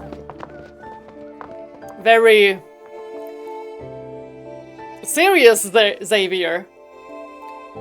Oh, even the enthusiastic. A chill runs down my spine as I look up. The figure near the window meets my gaze. I just want to go to Xavier, okay? I don't care about these revenants. I see they've made their choice.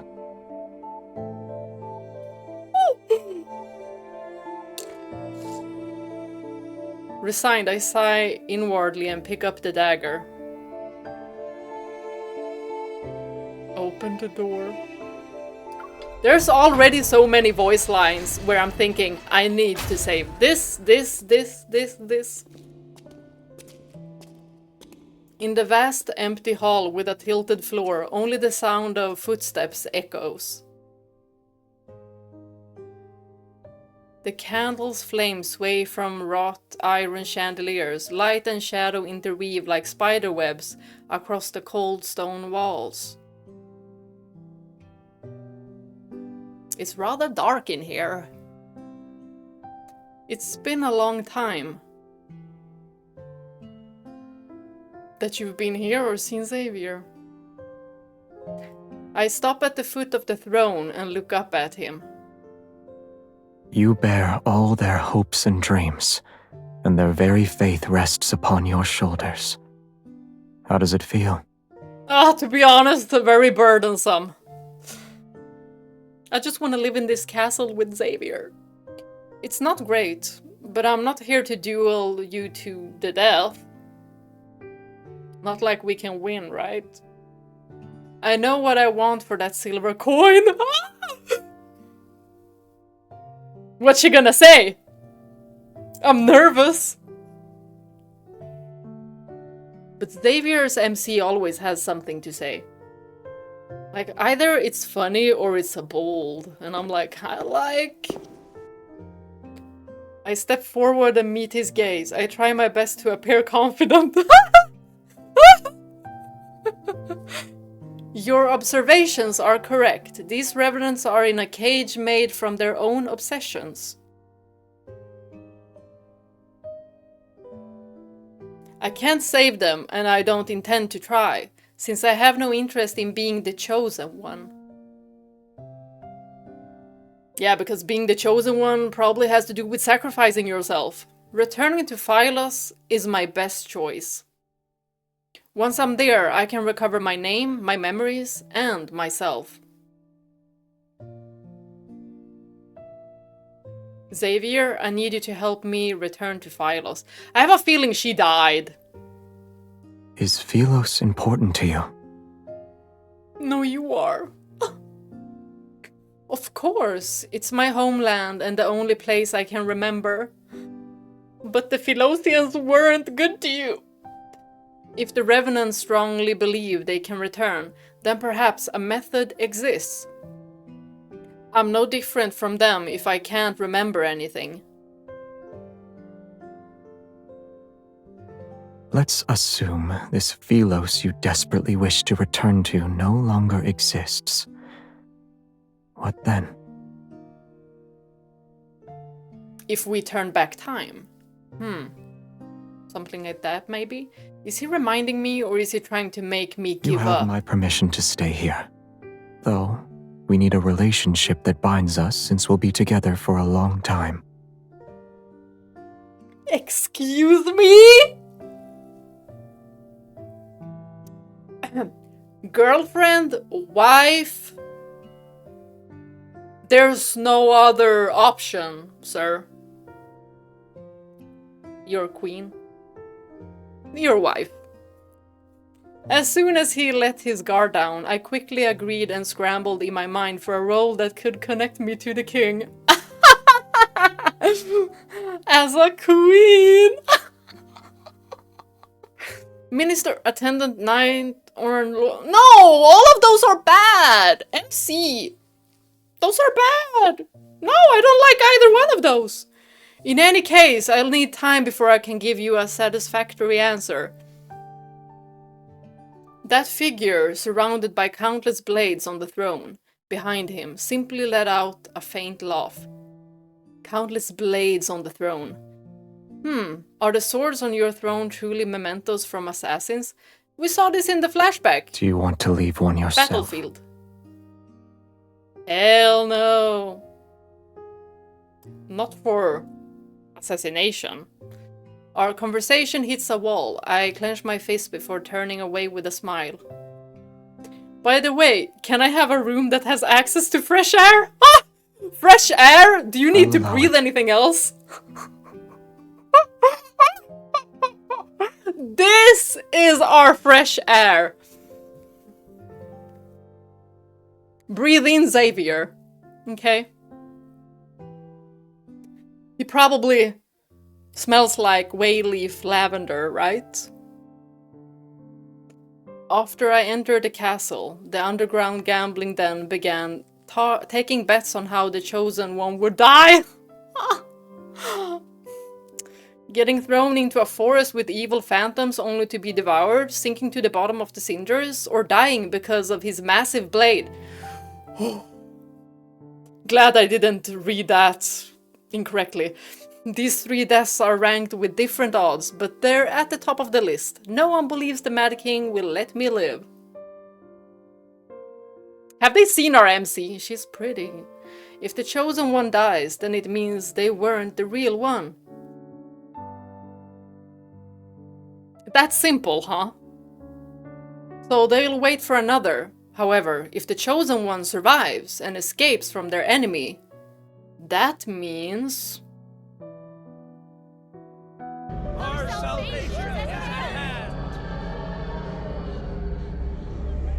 The revenants from that land of exiles share. Their dreadful suffering will finally come to an end.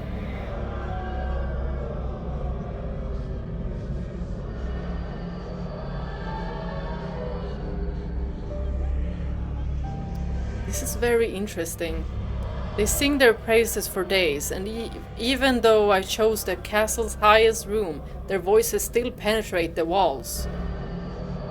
How are they so loud? Or is it because she can hear them, but others can't? But ever since I escaped the monastery, the arduous journey of poor sleep and traveling without proper rest has left me exhausted. Now that I have shelter, exhaustion washes over me like a tidal wave. Revenants don't need to eat, yet I'm forced to endure this hunger.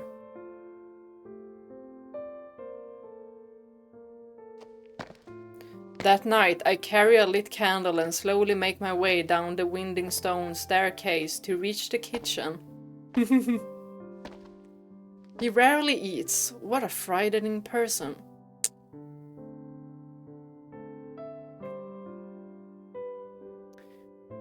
No, I'm not gonna say it.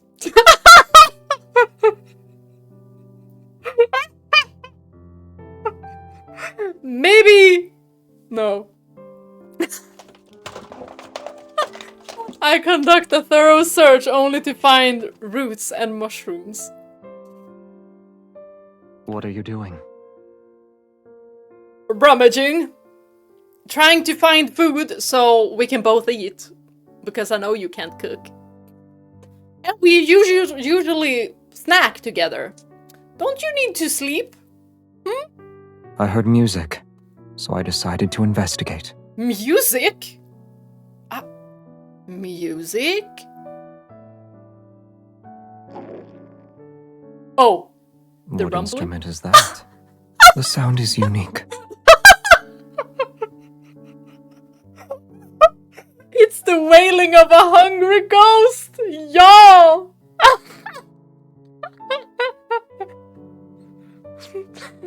Oh, I love this MC.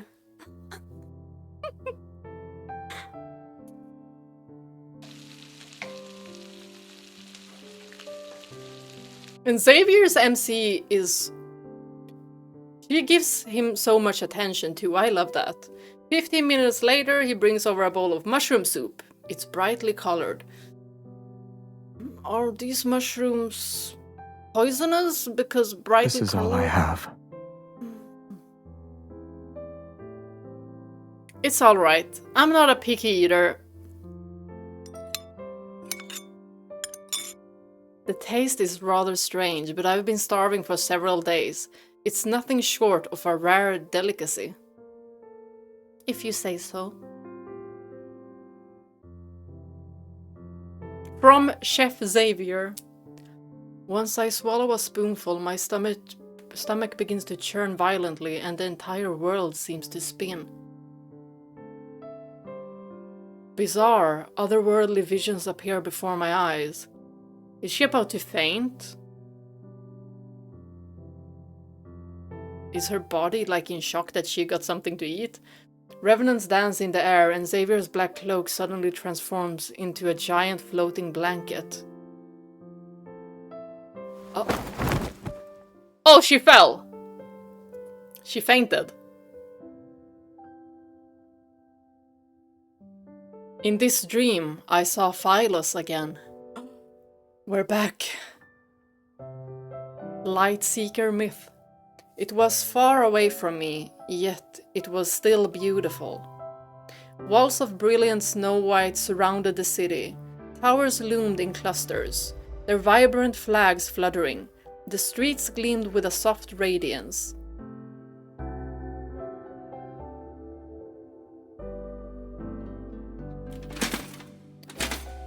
A procession of silvery white knights slowly navigates through the streets. Covered in flowers, they head to the ancient royal capital. The knight who's leading them is surrounded by people. It's impossible to see his face clearly. Oh my god, she's gonna realize. He carries a certain air, although he has returned from his journey. His presence is strangely familiar. All of you can go on ahead. I'll join you once I've seen her.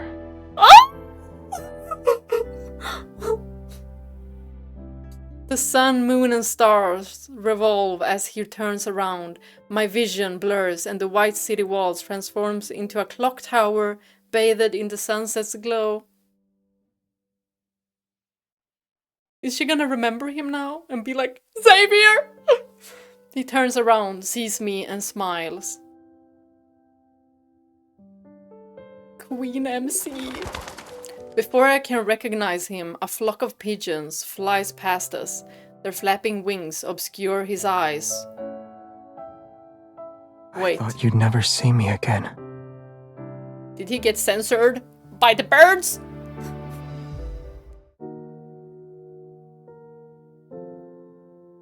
I open my eyes and I feel like I was in a very long dream.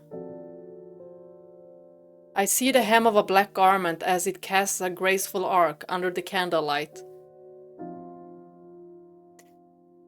So Xavier is in here. That man is looking at me. It's as if he stepped out of my dream. Did she realize? I have an antidote. In his hands, he's holding a bowl of medicine that gives off a faintly bitter scent.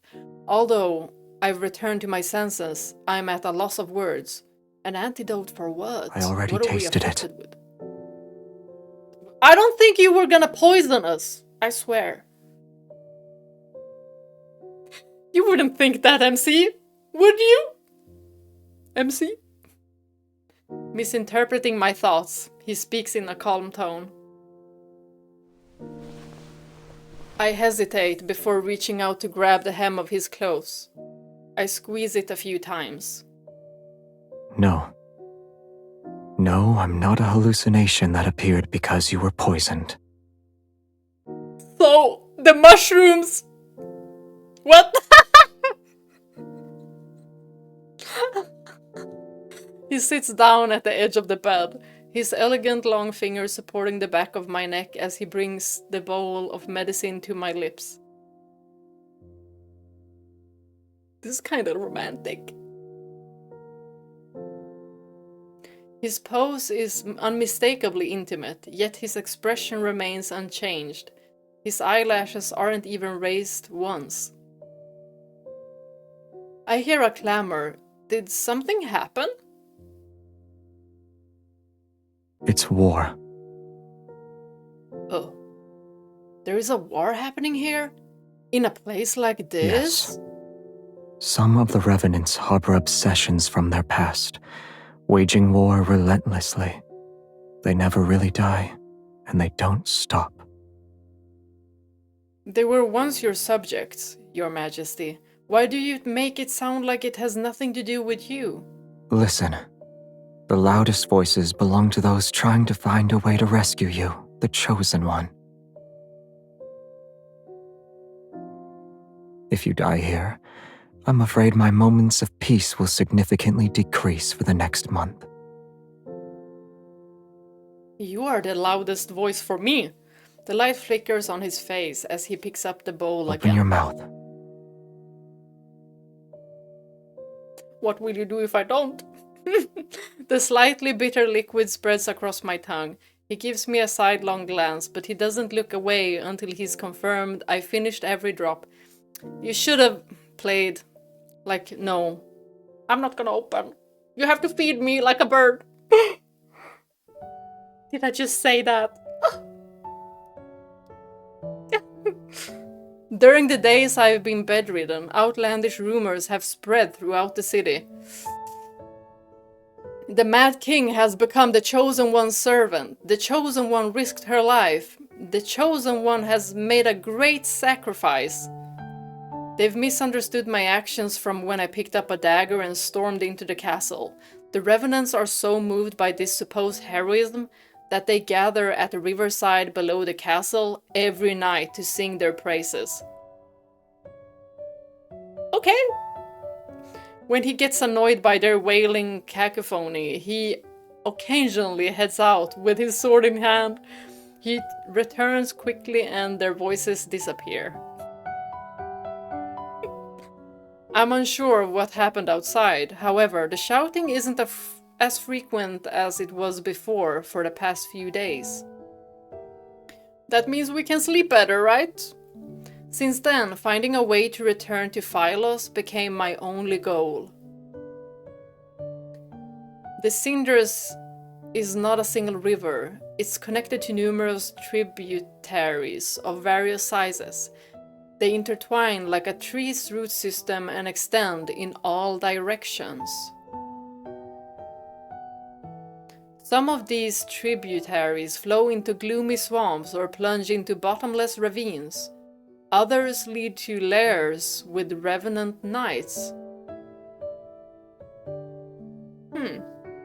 Yet, no matter where I look, I'm unable to locate the Tree of Life from Philosian myths.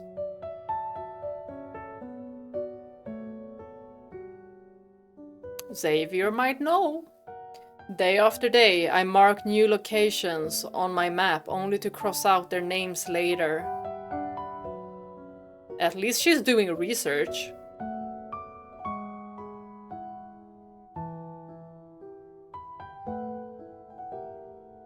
Exhausted, I climb down the castle wall. The moon has already reached its zenith. And here is Xavier. A figure is in the garden behind the castle. His hair reflects a faint luster under the moonlight. Is that Xavier? Who else has this long, luscious hair? His interests have changed as of late. Instead of killing others, he grows flowers.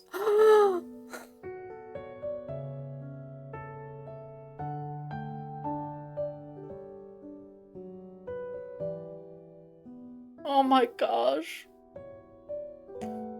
Yet not even a fraction of light touches Sindersfell, and only lumen flora grow here. The flower he tends to is one I haven't seen before. Probably the blue one. His flower. What kind of flower is that? Curious, I walk up to him. He glances at me before he continues to water the plants. One that shouldn't be able to survive here. Then why are you growing it? He doesn't answer me. His fingertips touching the withered stem. I'm not sure if he didn't hear me or doesn't want to respond. It reminds him of her, maybe? I know you have secrets. You don't need to tell me. The fact that I have secrets shouldn't be a secret. Gotcha!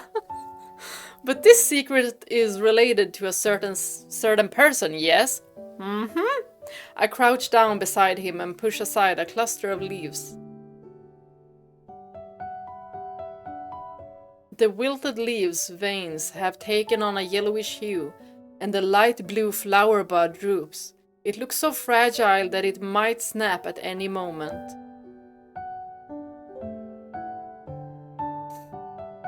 People typically grow flowers to remind themselves of someone, or give them as a gift.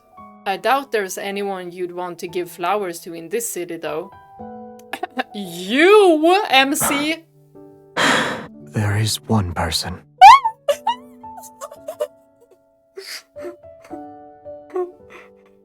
Who? Don't play!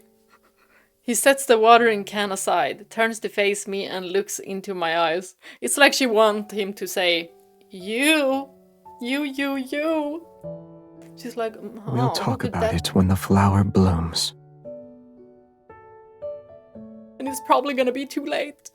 I don't know if it will ever blossom. However, I do know that someone who promised to help me hasn't kept his word.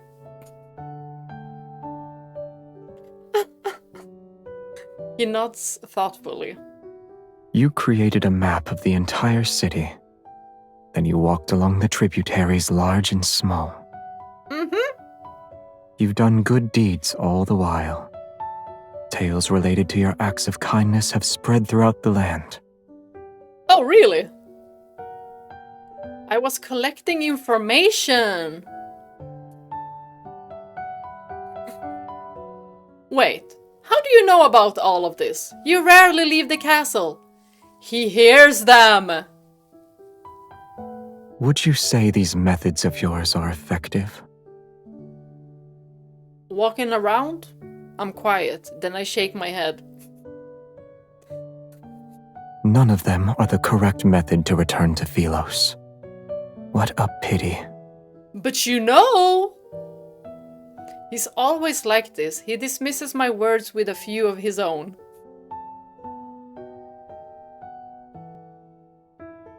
Well, we'll set that aside for now. About that relationship you mentioned before, I've made up my mind. I'll be... drum rolls. Your knight, your companion, your queen. Ah! That's the one. The third option is the correct one. Will be your queen, because that would also be your companion. You know, your romantic companion, right? My identity is known far and wide. I've also earned a bit of respect. So I can be your queen. Why don't you step back and let me be the actual ruler of Sindersfell? A queen, in other words. We rule together. He's like, oh, I've seen this before. That way you won't be bothered by outside affairs. It doesn't matter if you want to plant flowers, kill revenants, or live a quiet life.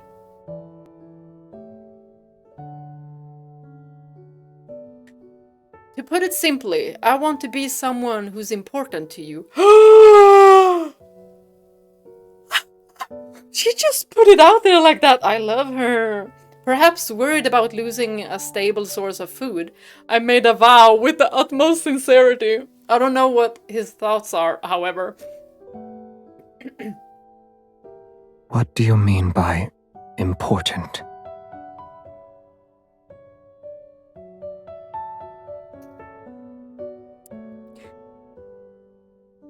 He playing.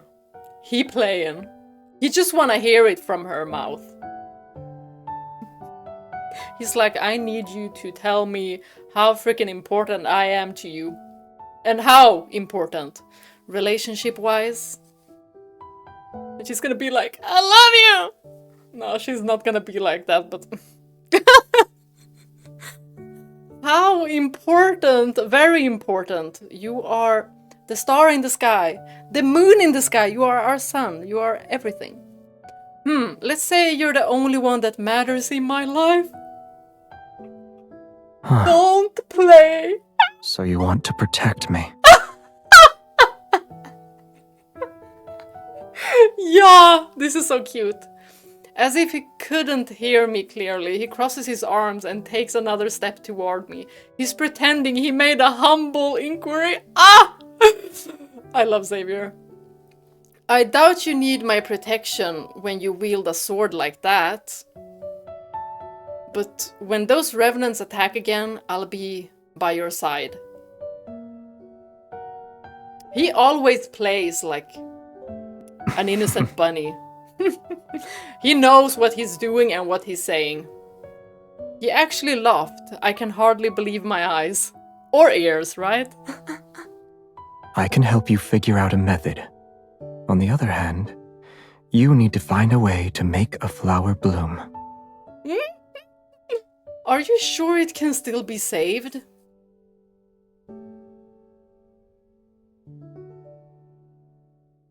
Do you have your resonating skills still? After agreeing to this surprisingly simple condition, I returned to my room. After spending these days together, Xavier seemed nothing like the Mad King those acolytes talked about. Of course he's nothing like that. At least not toward us. But the way he took me in and promised to help felt like just an excuse. Because he wants to be with you, but you don't know! Not yet, anyway. An excuse to keep me here. Could it be because of that... the Chosen One rumor? With no answer for now, I sighed, yet his smile from moments ago kept flashing through my mind. Oh my gosh. She's smitten. She just keeps on falling for him. I love it. The call of an owl resounds outside the balcony. A shadow swoops down, drops an envelope with a wax seal, and then flies away. Huh? Is it from Xavier? Why didn't he just come here? I returned to my bed and opened the envelope. On the letter, the stark, concise handwriting catches my eye. We would like to invite the Chosen One to our sacred monastery so she can observe the selection process for the pilgrimage ceremony tomorrow. And here I thought I was gonna get a love letter by Xavier. The Order of Babel looks forward to your answer. How about no? Bye. Oh.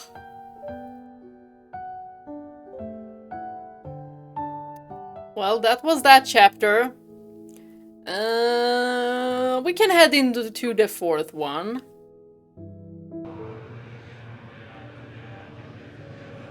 Babel Monastery. Why did we go here?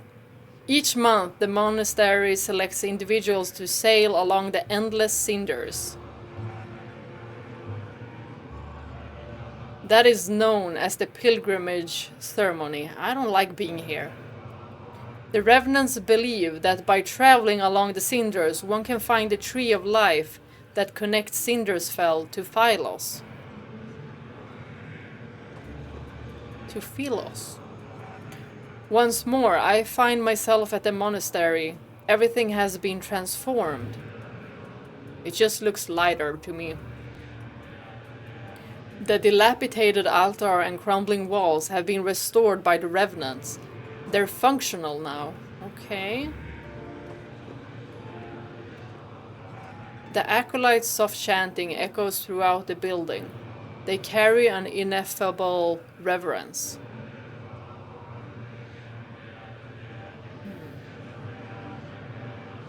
I pass through the noisy entrance hall and enter the courtyard. It seems the bishop has been waiting for me. Did we go here by ourselves? I don't like this idea. You've said the apocalypse is only a matter of time, and I'm the key to saving this world.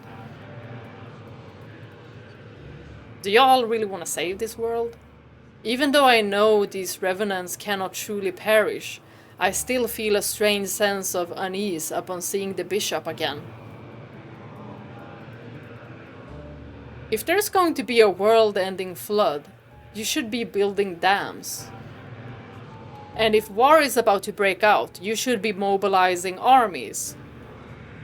Those are more productive options than pinning your hopes on me, your so-called chosen one. True.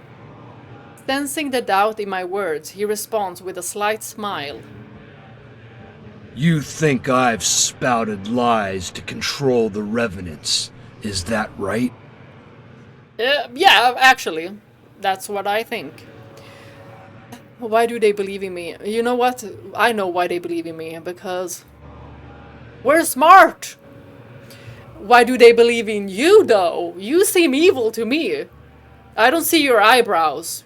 And I decide by the eyebrows, okay? Exactly like in Raphael's myth. Why do they The believe in you? options are a false hope or genuine despair. The former option is much more enticing. Yeah, you don't sound like a good guy. Your in any way. very existence is hope incarnate. I hope they all turn on you. You have the freedom to choose your path. We shall not force you to bear the responsibility of being the chosen one. We are incapable of forcing you, in fact. Why But do I the feel pilgrimage forced? ceremony shall be carried out as planned. It will be held during the next full moon. He smiles before removing the key around his neck. He places it in the palm of my hand. Memories prove one's existence. Yet those who died here are trapped. They can never create new memories. If you cannot understand our faith, then I implore you to visit the underground library and see for yourself.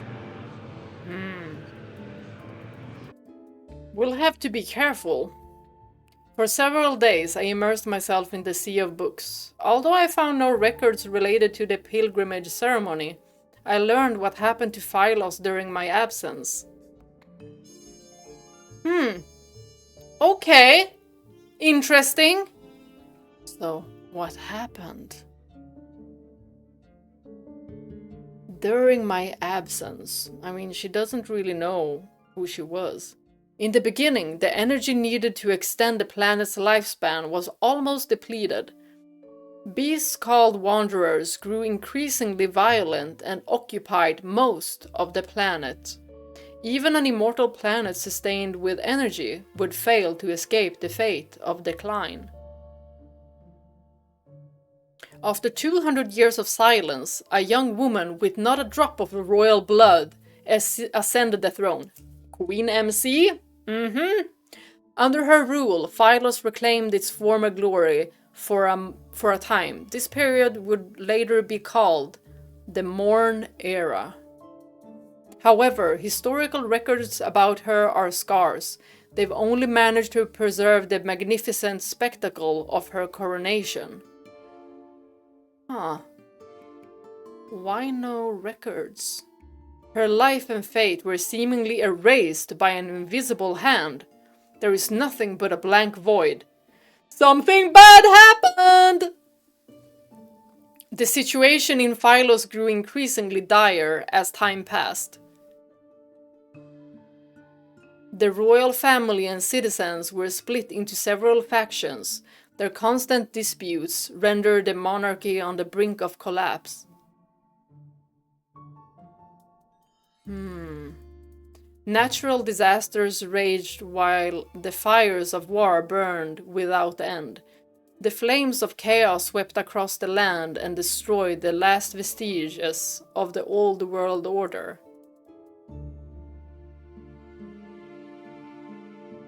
The last monarch of Phylos was an undefeated arbiter of judgment, yet he was the tyrant who supposedly led the kingdom to its demise. Y'all judge Xavier so damn hard. What you mean, tyrant? Well, the winners, they create the history books. The tyrant addicted to bloodshed, the embodiment of corruption, a fallen god who was devoured by the darkness. When he's the pure light. This must be Xavier. Well, history is written by the winners. In every historical record about him, the fall of Phylos is almost universally blamed on that king. Yet, as I carefully read through the list of crimes, I feel as if he can't be blamed for everything. No, someone is pinning this blame on him. What part of the text made you stop reading?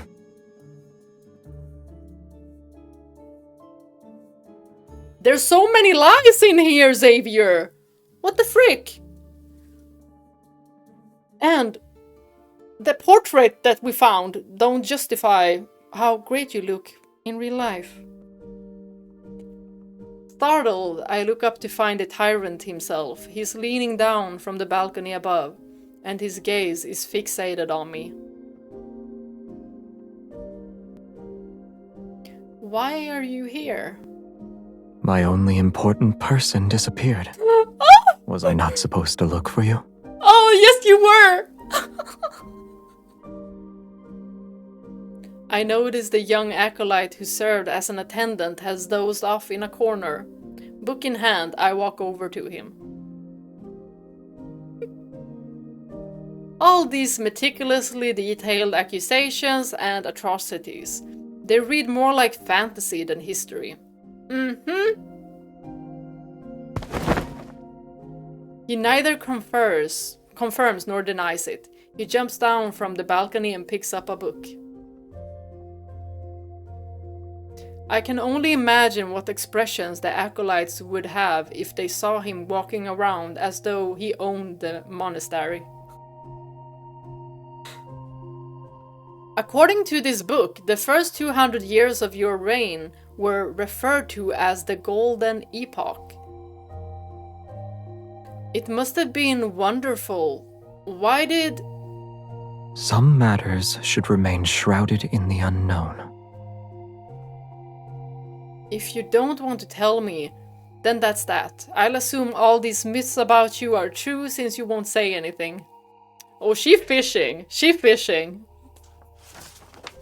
I hesitate, but my curiosity eventually gets the best of me.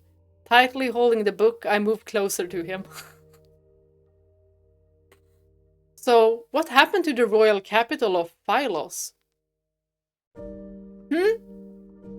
It was destroyed. What about the holy sword of the goddess? Is it the one he bears now? The statue was shattered. Austria Knight Academy and the oaks behind the Star Hunters main building? Huh. I desperately recall the places I can remember.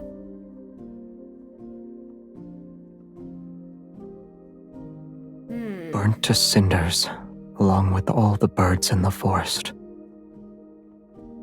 Okay, I believe you.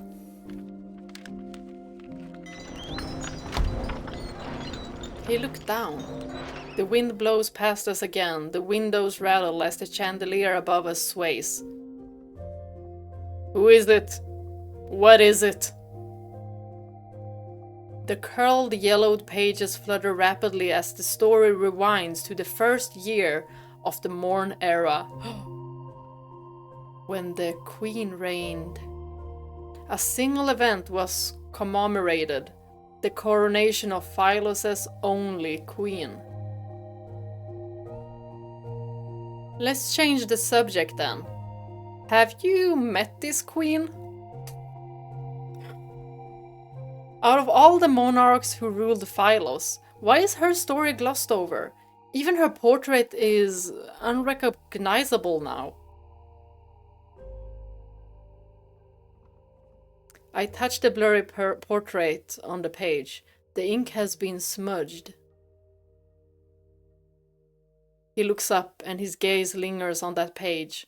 Then he turns away. What's he gonna say? I don't remember.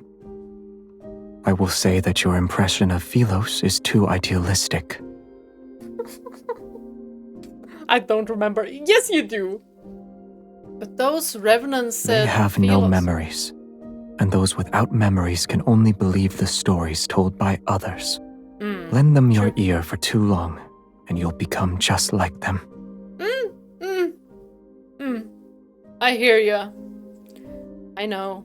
I'm already someone without any memories. That's why I want to return to Phylos and find them. The revenants will be at their strongest during the full moon. We'll head back once you've seen enough. Okay. Only now do I realize that He's here to take me back, even if he didn't say so directly. I see. You're worried about my safety. You said you needed to find me because of our agreement, but it's actually because of loneliness. You've lived in that castle for too long. But it's also because it's you, MC. The absurdity of our deal, his awkward expressions of concern. Perchance it's because he's been alone and bored for years. Nah, it's because it's you. It's because it's you. I won't stop you from drawing your own conclusions. Good. I'll do just that, especially when it involves matter that makes you uncomfortable. You refuse to speak of them in either case. Yeah, I love how bold she is. But she never hurts him. And that's why I like Xavier's MC more than Raphael's. Because Raphael's MC, she can be quite cold sometimes. I narrow my eyes and lean toward him. I push the books he's holding to the side. The city of revenants has existed for over 100 years. Have you truly been alone all this time? The revenants exist in groups, and the acolytes gather together. They pray all day and all night in the monastery.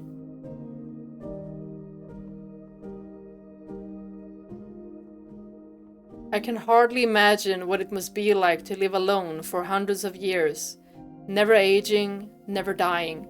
Just like our Xavier in the main timeline.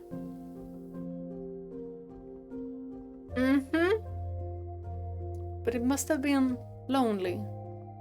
Aren't there any friendly revenants you can talk to? Well, you have us now.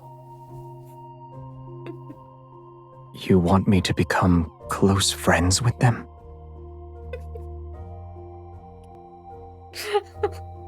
Not all reverends are disagreeable. Yeah. I mean, there was a reasonable one. Prepared then.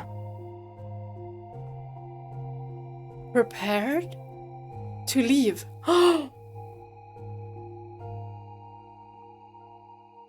Oh my gosh. Prepared to leave him, it sounds like. No, hell no. Only goddess.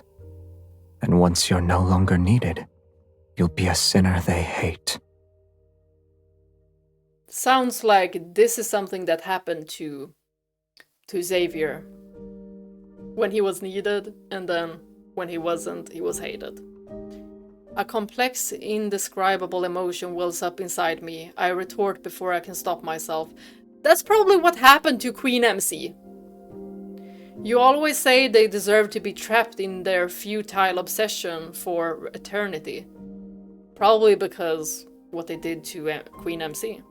How are you and I any different from them? Aren't we also trapped? But we're living.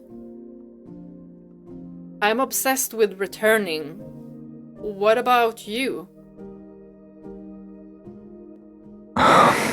You just want to be with MC? Obsessions are for the dead. I have none. He turns, his profile etched in moonlight, yet his features are obscured in the shadows.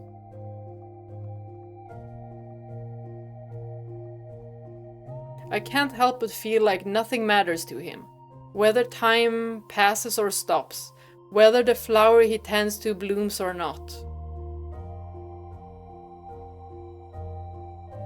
Maybe time is at a standstill here. He's just waiting. For what? I'm not sure. An inexplicable sense of frustration and loss bubbles inside me. He's probably waiting for her. All this time. Never mind. Don't leave just yet. I found these books for you. He furrows his brow slightly. Still, he turns and takes the books.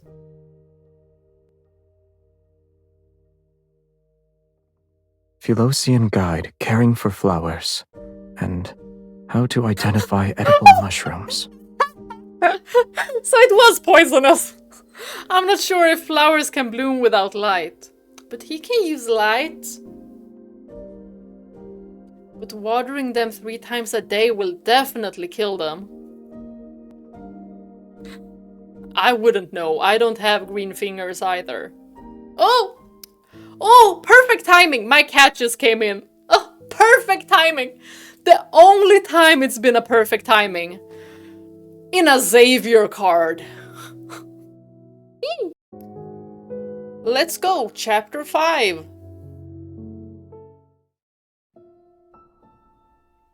Following the book's instructions and using the withered plants as fertilizer, the unnamed blue flower finally showed signs of vitality. It's grown taller since yesterday, and its leaves unfurl with a hale luster. So it seems like it's kinda working? Days pass. Before I know it, it's time for the pilgrimage ceremony. Outside the city walls and along the riverside, over 100 tents have been set up. It's to accommodate the thousands of revenants who are here to witness the ceremony.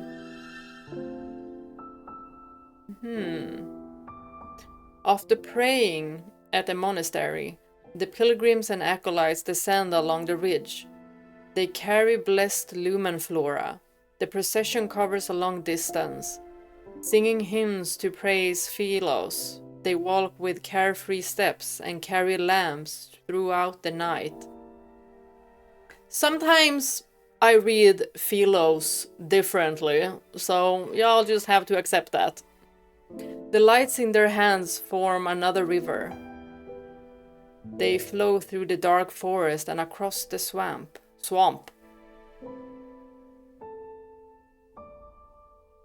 36 Why moonlit do I nights. feel happy and sad? We have our faith. But faith is fragile. It's like a flower or an egg. One careless moment is all it takes to break it. What's an egg? I can't remember anymore. But it doesn't matter. We'll be returning to Philos. A positive mindset. Moonlight flickers across the mountain ridge as a gentle breeze passes. Dazzling silver robes sway back and forth. I like this backdrop a lot. The Chosen One is attending the ceremony. My lady, why did you bring the Mad King with you? Did you see his face? Did you see how gorgeous he Trying was? to reform him must be a tiring endeavor, no? We're just lucky. I'm unaware of the new rumors that are circulating the city. I respond with a sheepish smile and lower my voice.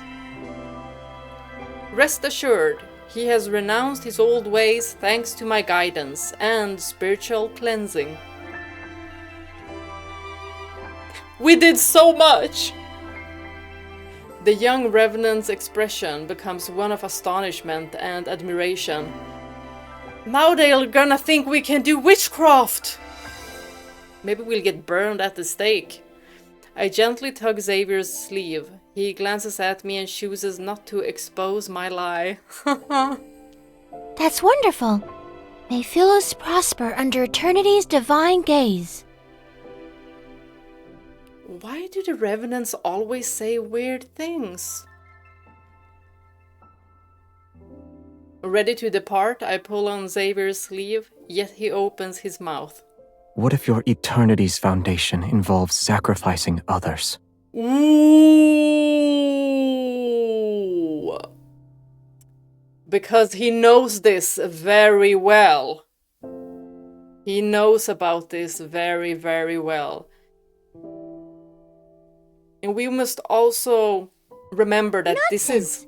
Philos is the embodiment of eternity, and everyone possesses an immortal soul. This is Xavier's only lifetime as well. Even if some are sacrificed, they're necessary and justified.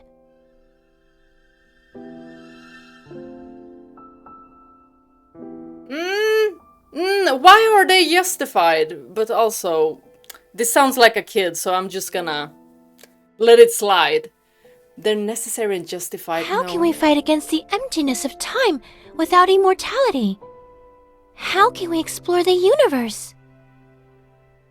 Assuming eternity does belong to Philos, then why did you and the others die? You're not supposed to live that long. Yeah. Unable to refute his argument and intimidated by his sword, the young revenant stomps her foot and storms off. That's how you run away from an argument. Very good, little kid. Inside most of the tents set up along the river are statues of Philos' royal family from throughout the ages. They're near the witnesses who are attending the ceremony. I wonder if they have one of Xavier, or if they scratched that one. Maybe they have it of the Queen? These royal statues are crooked and misshapen, their features indistinct. Maybe it's because most revenants have a poor memory. Of course, then we aren't gonna extinguish who is who. This one is surprisingly lifelike. Its face is too fierce for my liking, however. Did they try to do Xavier? I approach it and examine the small wooden figurine placed in the back. For some reason, it has a wooden stake in its chest. The last king of Philos, the man responsible for Philos' downfall. I know for sure Xavier had a reason. An indescribable emotion stirs. I pull out the wooden stake and place the figurine in the brightest, most prominent position, at the center of the statue's base. I walk a bit further, and more revenants offer me flowers. Despite my attempts to refuse them, I eventually accept each one. Can you even carry all of these flowers? Do you want to carry them for me? He furrows his brow, but still takes the heavy bundles from me. More revenants gather by the riverside. Their singing is so loud that they almost drown out other sounds. Worried we might get separated, he frees one hand to hold mine as we slowly make our way through the crowd.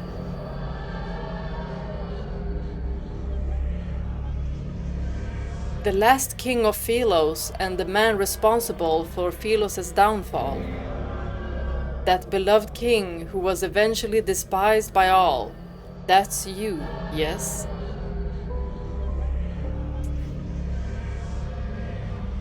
We've spent so much time together. His identity is no longer a secret to me. I'm more curious about that queen's story.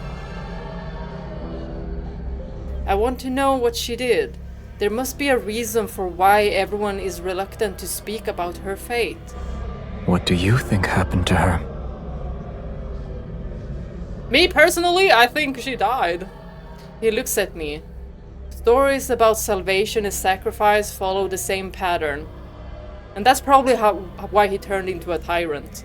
Some perish, others are saved, some continue living, and others are forgotten. I suppose she didn't accomplish anything. That's why she was forgotten. Xavier never forgot about her. And what does it matter if you accomplish something or not? Just live your life. Just live your life the way you want to. And the most important thing is that your loved ones will not forget about you. Who cares about everyone else? Like, screw them! MC, they just want to sacrifice you for their own sake anyway, so... The only one who's been at your side is Xavier. Jeremiah as well, he's also really nice. Do we have anyone else? Pilgrims pass us as they happily sing hymns about their yearning for light. Oh, we have light right here. Xavier watches the group heading toward the riverside. He suddenly speaks to me. In the beginning, her statues decorated every street. Some were dissatisfied with her conduct, but most adored her. Oh, the They way he believed said that. she would be the chosen one who'd lead Philos to its rebirth. She was the key Philos needed to obtain true eternity. And then? Are you asking what happened? Yes. She disappeared. No one knew where she went. For 100 years, the people thought she abandoned them. Oh. For the 100 years after that, the people slowly forgot about her. Another 100 years passed. Her portraits were burned, and her statues were destroyed. They became the stones that paved the royal capital's plaza. After the king ascended the throne, normalcy returned. Yet nothing could change this planet's fate. What happened to her? Did she really die or what happened? His tone is aloof yet tinged with scorn. Her sacrifice was nothing more than an insignificant grain in the sands of time. Disappeared. Sacrifice. Her sacrifice. Okay. So she died? You're suggesting I shouldn't let my compassion push me into becoming the chosen one. I don't want to be that kind of person, though. I don't plan on saving anyone either. What? Do you think I'm being selfish? I think he's like, yes, please, be selfish. They're already dead. Even if someone could change everything, that person wouldn't be me. You were destined to fail as the chosen one the moment you gave them a modicum of pity. Why do I feel as if you don't have faith in me? Oh, he does. He does. As we talk, several small revenants who recognize me hurriedly approach, holding the lumen flora they picked out. They ask me to help them weave flower crowns. Xavier has an expression that shows he expected this to happen. I sigh and push away the revenants. So he ascended the throne. 1 crown each. Form a line. Without MC. So she really was gone. When I look up again, Xavier is already walking away from the lights and chatter. The night wind rustles through the grass as his figure quickly vanishes into the darkness. He always arrives without a sound and leaves in the same manner. His thoughts are impossible to predict. Not really.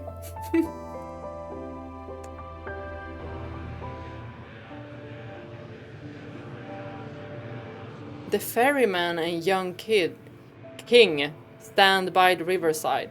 They stare at the lights and the singing revenants that the night fog has almost consumed.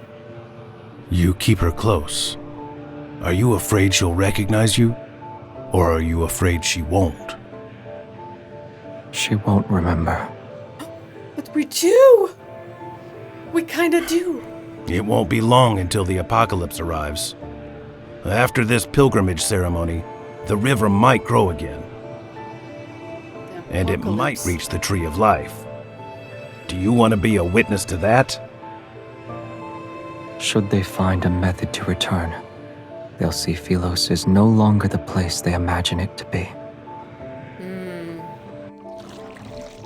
As the hymn reaches its climax, the boat carrying the pilgrims reaches the center of the river. Amidst solitude and stillness, he turns to look at the elderly man behind him. Isn't it peaceful when there's no one to ferry?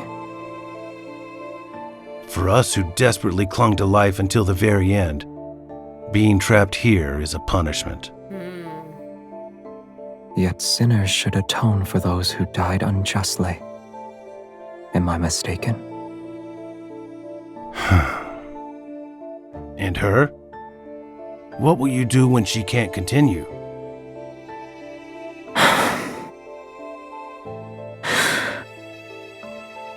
At long last, there is something beyond your expectations. When the time comes, I'll have already made my preparations. Seeing that he doesn't want to discuss it any further, the ferryman sighs and says nothing. Don't you owe me 6 fares now, boy? He doesn't have any coins, okay? Your memory is getting worse. It's 7. 7. Centuries have passed. Yet I've never seen anyone pay your fare except for her. Is it that rare? Where to? I won't ask for a coin this time. He's paying with his face, okay? His boots tread across the moss damp with night dew. He heads toward a bustling area with lights and voices. Wow, the hair is amazing. Nowhere. I'm waiting for someone. Someone other than us?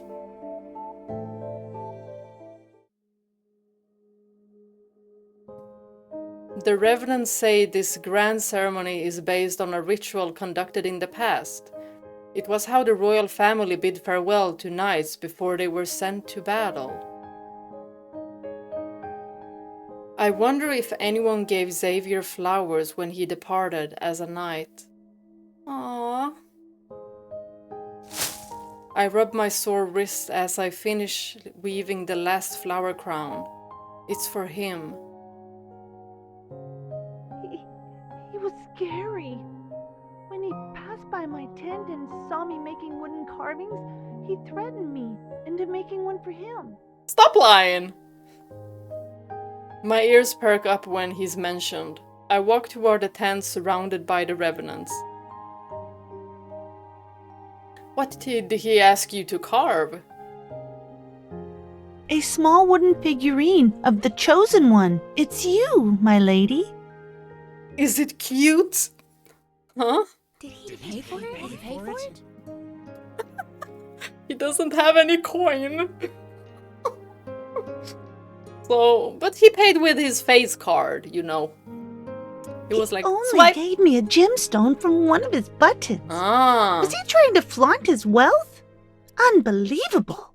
Wow, he can really not do anything right. Pretending to obey you. He'll spend every night cursing you with that wooden figurine. Like a voodoo doll? No. That's an exaggeration, don't you think? He's so mischaracterized by these revenants. Strange yet restless emotions stir in my heart. I look around, but I can't see him anywhere. Songs drift from the rustling forest in the distance. As the moon rises to its apex, the pilgrimage ceremony reaches its climax. The chosen pilgrims drift downstream in small boats.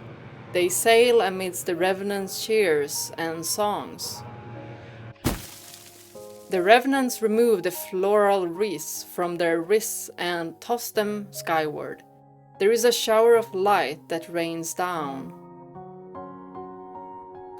Did he leave me behind and return already? He was gonna meet with someone. For some reason, this scene feels strangely familiar. It's as if there was an even more magnificent celebration in my memory. Are we gonna get a flashback? Because she's mentioning it? What's happening to me? Pain suddenly pulsates through my heart. The violent tremors pound against my eardrums as an unbearable force spreads from my chest to my entire body. Everything before my eyes blurs like paint on soaked paper. It's so quiet. Your Highness? Your Highness! Tomorrow is your coronation ceremony. Starting tomorrow, you'll be the Queen of Philos. So this is Queen MC. That's what I was thinking. Before my eyes is not Sindersfell, but a magnificent grand palace. It is as white as snow. For your coronation, he asked for 20 carriages to be filled with fresh flowers. I'm telling you this in secret, so you didn't hear it from me. Jeremiah, oh my gosh, I love Jeremiah. He's such a bro. Oh, he's such a good friend. You didn't hear this from me. The children he hired lined the streets. They cheered and scattered flowers. Some stood along the roadside, others on rooftops. In the end, the entire square turned into a sea of flowers. Did you see it? Is this my memory? Are they talking to me? Wild winds sweep through the area and toss aside the already weightless bodies of the revenants. They tightly hold their hoods as they gather around me.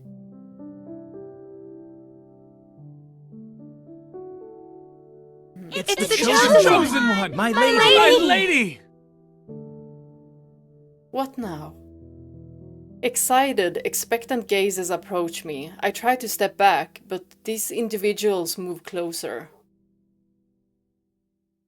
What did you just call me?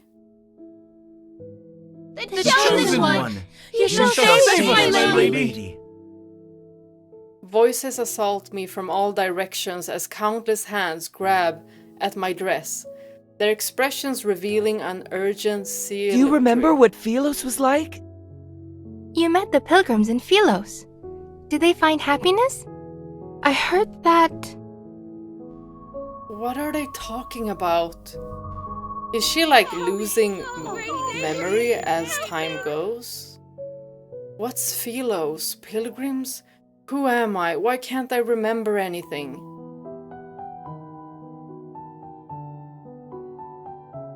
My memories have been burned to a crisp. My mind is a blank slate, and I feel a strangeness unlike anything I've ever known. Philos is about to meet its end. We beseech you, your majesty. As the ruler of Philos, you must ensure this planet survives. What pressure? The ether core within your heart can save Philos from destruction.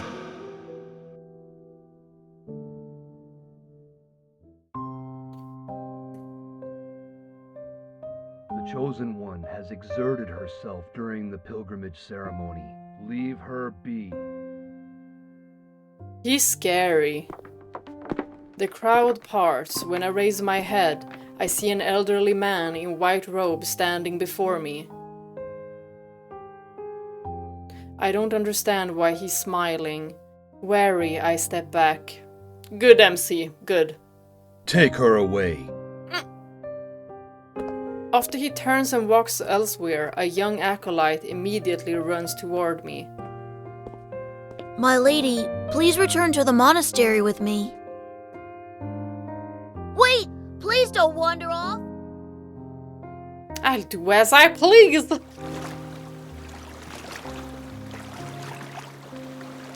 So that was like from the beginning? I kneel on the moonlit grass and stare at my reflection in the river. The face reflected in the water is unfamiliar. The clothes I'm wearing are unfamiliar. Even the crown on my head is unfamiliar.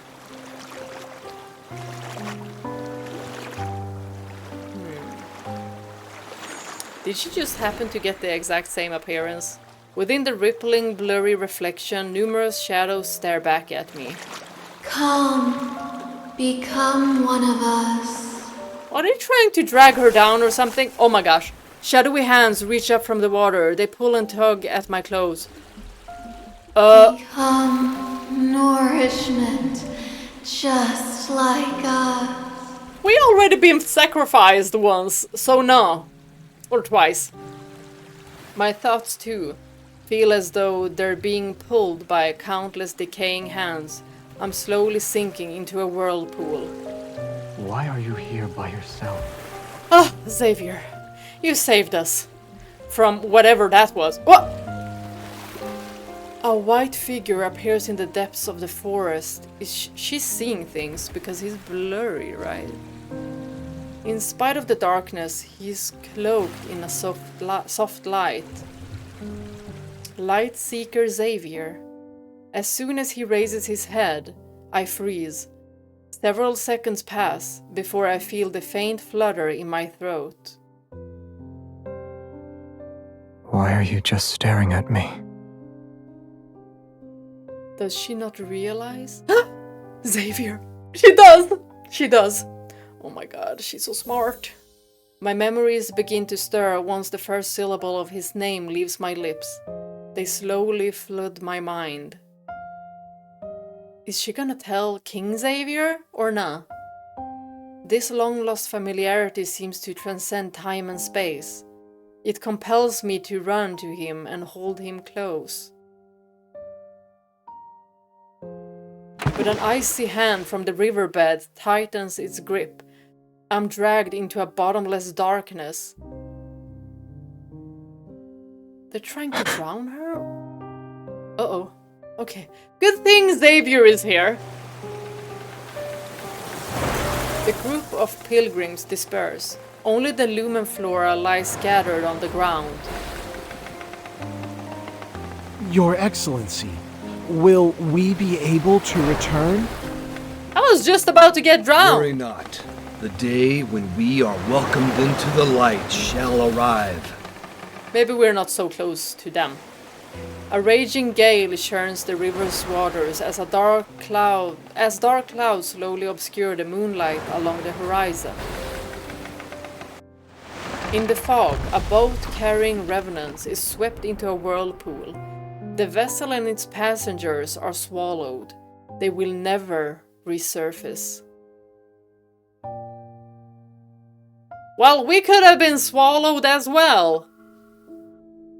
Doesn't it? I mean, we've already been sacrificed once. The chorus of voices comes and goes like the ebb and flow of the water. It's close before suddenly becoming distance. Whoops, no! What did I do? Darn it. When I wake up again, I find myself lying by the riverside. My sleeves are soaked with cold water. We nearly drowned! But thanks to Xavier, we did not. Was I unable to remember anything before? But we're remembering now. As an outsider, my memories slowly fade away, just like the revenants.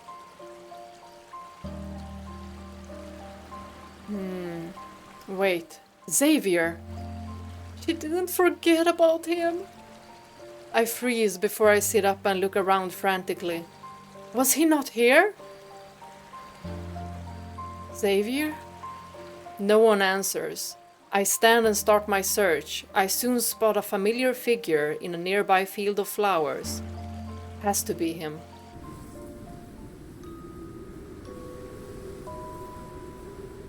Xavier! I steady my breathing and stand in front of him. It seems as though he hasn't noticed me. Seemingly in a deep slumber, he lies quietly amongst the flowers. Must look very pretty. Thin wisps of black mist are wrapped around his body. It's as if the resentment of countless revenants is corroding him. Leave him alone! Use your staff, MC. His breathing is stable. His chest rises and falls with every breath. He's not injured. Is he actually sleeping? A weight is lifted from my chest. I crouch down beside him and poke the back of his hand. No response. He's always been a light sleeper. He'd sensed my presence as soon as I took a step in his direction before. It's like he's being consumed! But he seems to have fallen into a defenseless slumber this time. I'm scared, you guys. I can't help but lean toward him. To the point where I only need to look down to see his long, soft eyelashes. You're always stern when you're awake, but I'll admit you look cute when you're sleeping. He is. The person you like, the one you want to give flowers to. Wouldn't she want to see you smile? I touch the corner of his mouth and imagine what he might look like with a grin. Without realizing it, I start smiling. Oh my gosh! Her soul loves him. Did you say my name? Or was I imagining it? Xavier! Who exactly are you?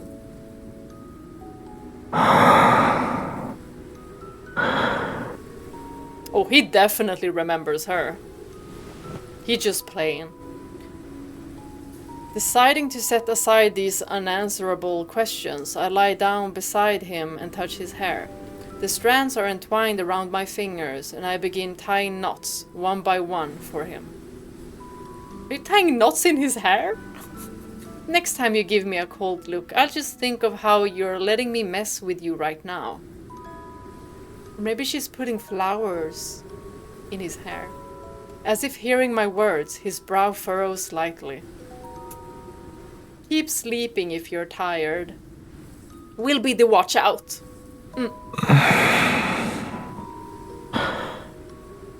Oh, he woke up. He suddenly opens his eyes.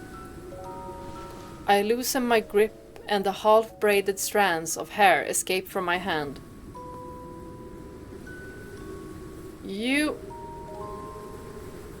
Our gazes meet in the darkness. He doesn't speak, instead opting to stare at me for a long, long time. Aww. It lasts for so long that questions appear in my mind. Is he trying to confirm something? Or is he waiting for something? It's like he's saying, is this a dream? Is she really here? Yeah. I had an incredibly long dream. I followed my teacher into battle. And then I journeyed through the starry sea. When I returned, back? You were gone. Oh! That must have been what happened.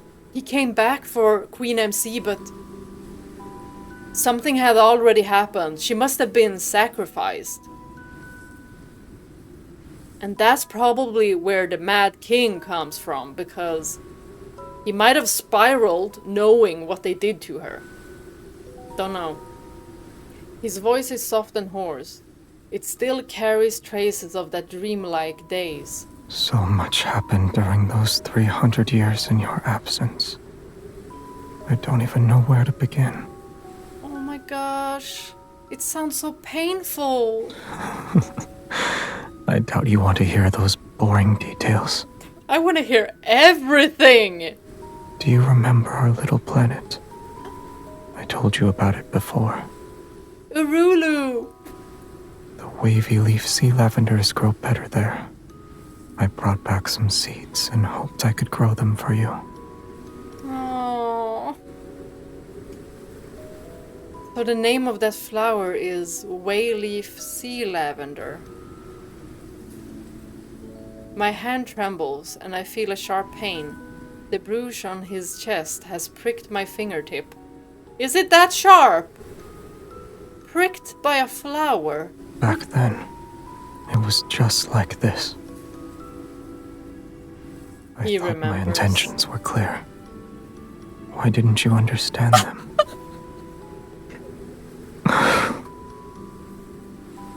Oh my god. I'm the one who's foolish.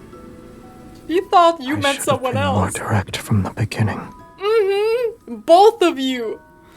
He gently holds my finger and carefully wipes away the drop of blood. Although I think he was pretty... When we last saw each other, you said you had feelings for someone. Yeah, and it was you all the time. Doesn't matter to me, yet. Why wasn't that person by your side when you were in danger? Forget him.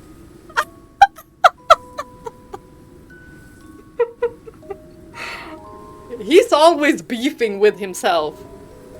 If it's not him or Lumiere, it is him or the King Prince Xavier or King Xavier. His persistent gaze stays on me for a long time. I can only nod in response. I don't like him anymore.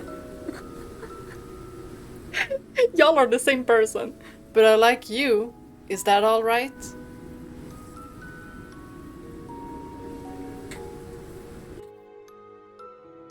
As those words hang in the air, everything suddenly falls silent. Even the wind stops blowing.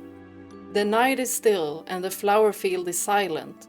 Only the distant waters of the river laps against the shore. Neither of us moves, and I'm trying to think of words that could break the tension. Then he shifts closer to me.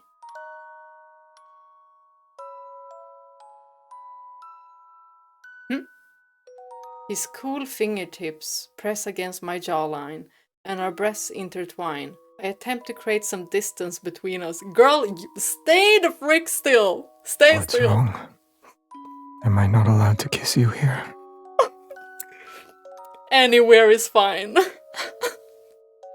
He lowers his head, his expression indiscernible. All I can feel is his cool breath against my eyelashes.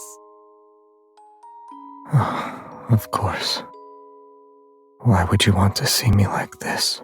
No, we want to see every side of you! The hand at my nape suddenly tightens its grip, and he lowers his head again. Instead of retreating, he stubbornly kisses me. Oh my god. Xavier! It feels like I'm trapped in a thick, vicious dream. I'm unable to wake up and unwilling to try. The warmth and pressure from his hand seep into my skin. They carry an affection that borders on obsession. They're both obsessed with each other. This is my dream. I'm free to do as I please. Oh yeah, we've seen. A figment of my imagination, aren't you? No. We're here! Do you think he's dreaming?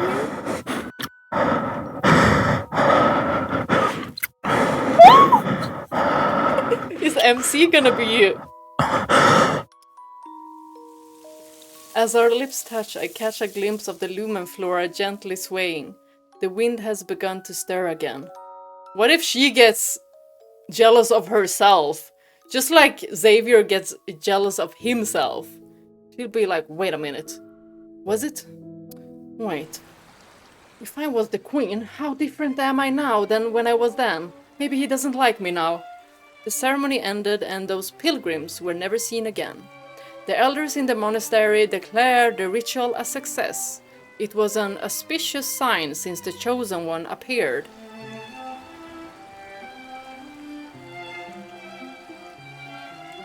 The revenants celebrated every night. The city was filled with statues of the Chosen One in all sizes overnight. Do one thing wrong and they will ruin all of these statues.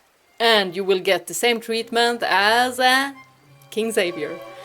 There was also the tree bark touched by the Chosen One. The tiles the Chosen One stepped on. Even the stone the Chosen One supposedly hit her head on after tripping over a branch during her arrival.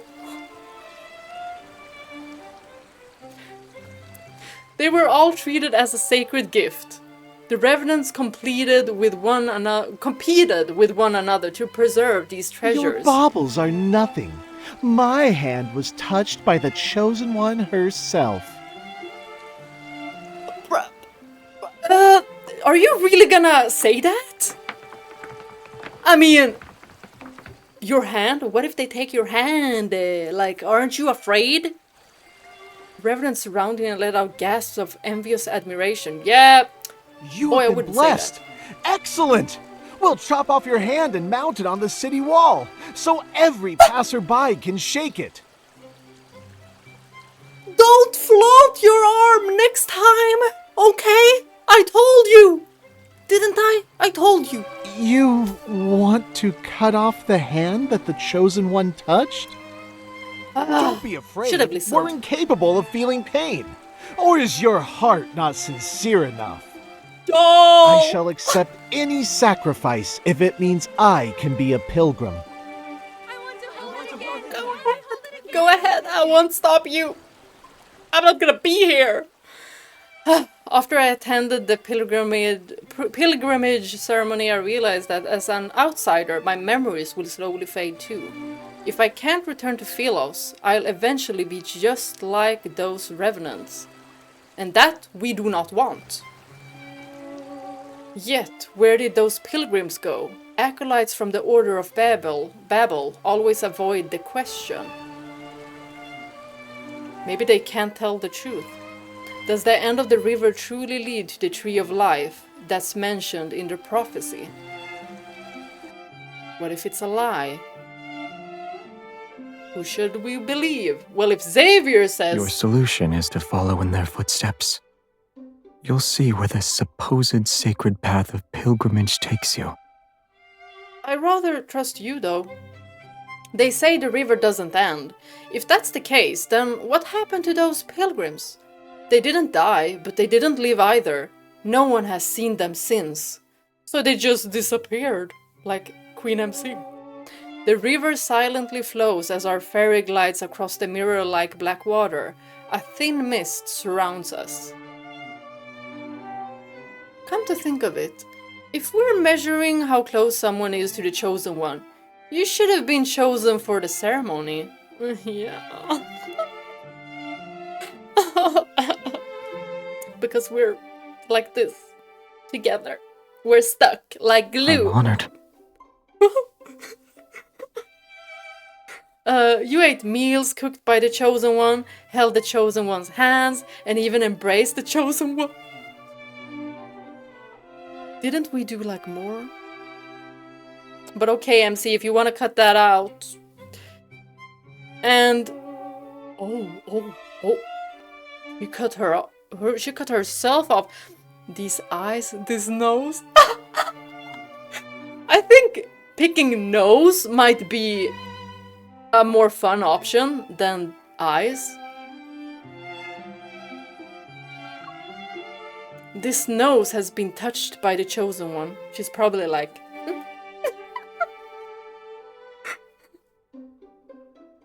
He wrinkles his nose and catches my hand. Breathing the same air as you is the greatest honor.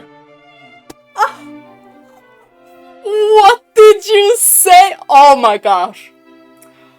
Oh my goodness. He just knows what to say. Xavier, I love you. We all love you.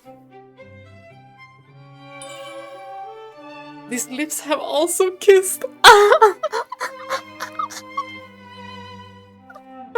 Oh my gosh! Remembering what happened that day, I swallow my words. Yeah, MC, you're so bold! I love it. I love it. You don't want to continue? What? Is there more? Wait, you're telling me there's more that we haven't seen? What? Wait, what? You actually don't remember anything? No, it's UMC that doesn't remember anything. We've seen him in Nightly Rendezvous and a Misty Invasion.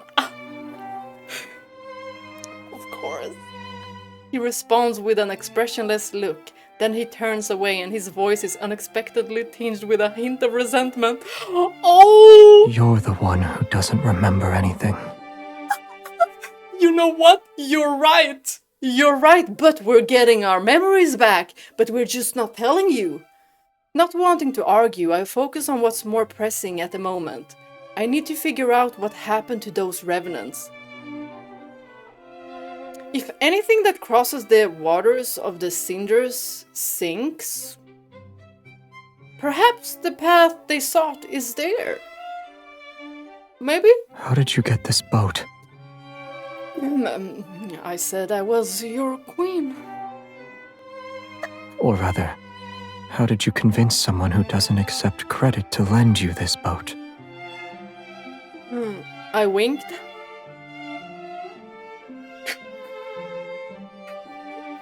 It's a long story. We stole it.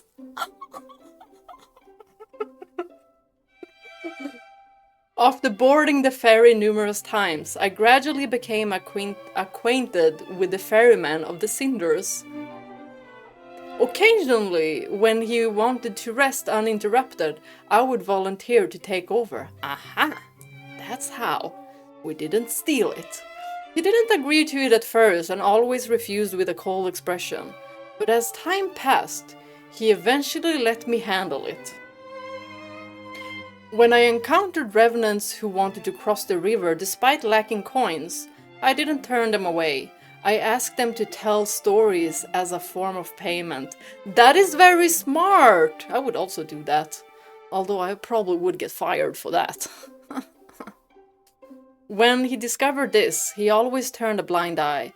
As for his background and why he serves as a ferryman for this river, he turned a blind eye.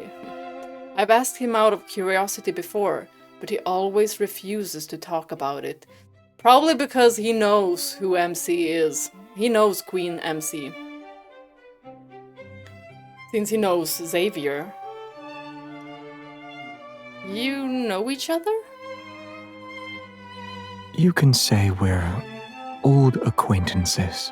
We've heard that before, in the main timeline. It sounds like they're old acquaintances from Philos. As we gradually sail away from the city, we can see the desolate forest to the west is burning. Acrid grey smoke rises skyward. Is it like his trainer or something? I don't remember. More revenant knights have been gathering at the edge of the forest, and the strife is becoming more prevalent. Consumed by resentment, they fight each other with the hatred from when they were alive. Their screams echo amongst the dead branches and fallen leaves.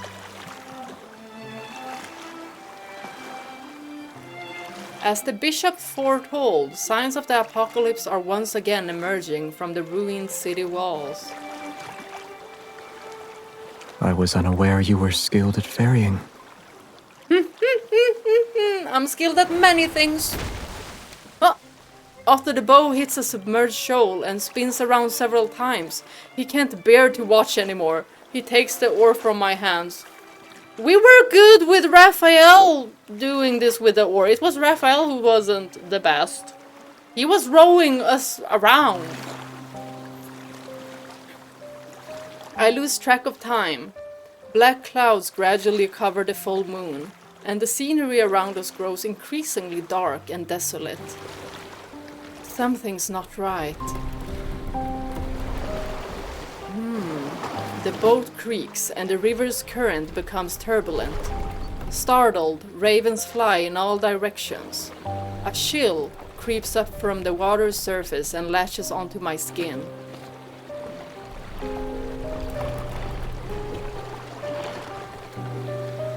This is creepy. After passing through a dense fog, the river widens. It's as if we arrived at a boundless sea. Oh, that's creepy. Where are we? I'm scared. The waters thrash violently like an untamed beast. The looming threat of danger is palpable. Is it a monster? I don't want this. I don't want to be trapped here. They're trapped in the sea. Join me. Become part of these dead waters. I don't wanna. These voices, where are they coming from? Wait, don't fall in. Under the water's surface, countless invisible hands seem to reach up. Hatred pushes them to maliciously toss our boat back and forth. The dead trying to kill us! They're like, join us! I grip the edge of the boat with all the strength I can muster. Pain pulsates through my chest without warning. She's not doing too well with her heart.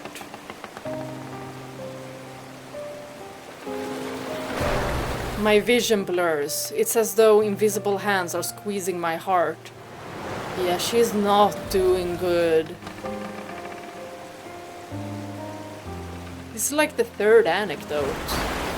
The inky black water transforms into countless golden veins. I could almost believe streams of energy were flowing downward.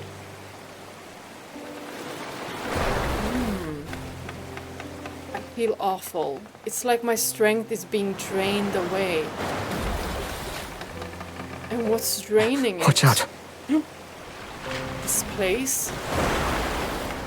The increasingly violent current strikes our boat. The river's surface discards its serenity and transforms into a massive whirlpool.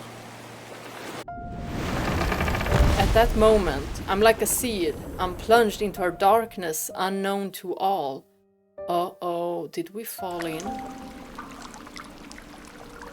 Huh? We're in a cave? When I open my eyes again, I find myself curled up in a warm embrace. Our capsized wooden boat somehow glides smoothly along the riverbed. Anyone here?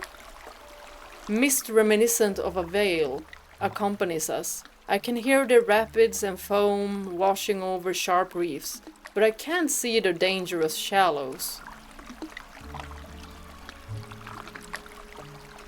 On the other side of the river, Sindersfell's shores fade from view, and despite being underwater, I can feel the moist air. Well, we didn't die. The current gradually calms. Our boat continues to move along the dark underwater passage for a time before finally hitting a shallow bank.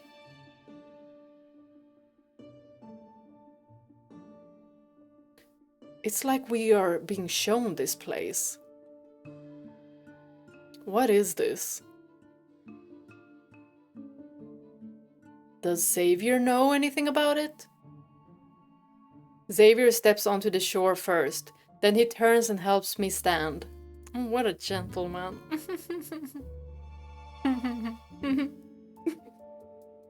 I love it. These small gestures. Careful now. If you fall in, you won't be able to float back up. Okay, now I'm scared. Okay, but you can catch me, right?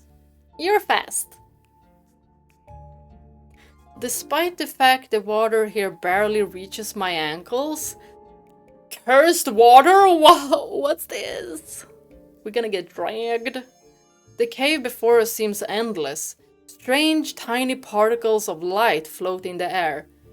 It's like wanderer fragments. Warm and bright, they feel oddly familiar. I can almost believe this energy was once part of me. Is it like a protocore? A profound realization washes over me. Perhaps this is the sacred path of pilgrimage, the road that turns to Philos.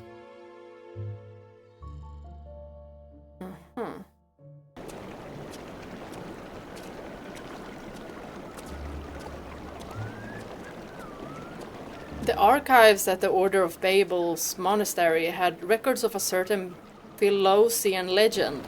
It spoke of a mysterious cave that was connected to the center of the planet. Huh! Connected to the center? Could this be the cave that connects Philos and Sindersfell? You have quite the imagination. Really? It's not like that? The sound of flowing water gradually fades behind us as we venture deeper. The further we go, the more the scenery unfolds before us. Maybe Xavier doesn't even want us to continue. Look at these light particles. They keep increasing in number and brightness.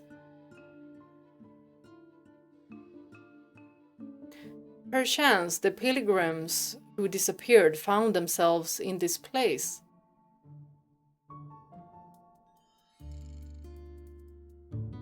As the words leave my lips, an enormous monstrous skeleton appears. It's okay, we have Xavier, and we have a staff. Bodies lie on the shore. They're still frozen in the position they were in for their final moments.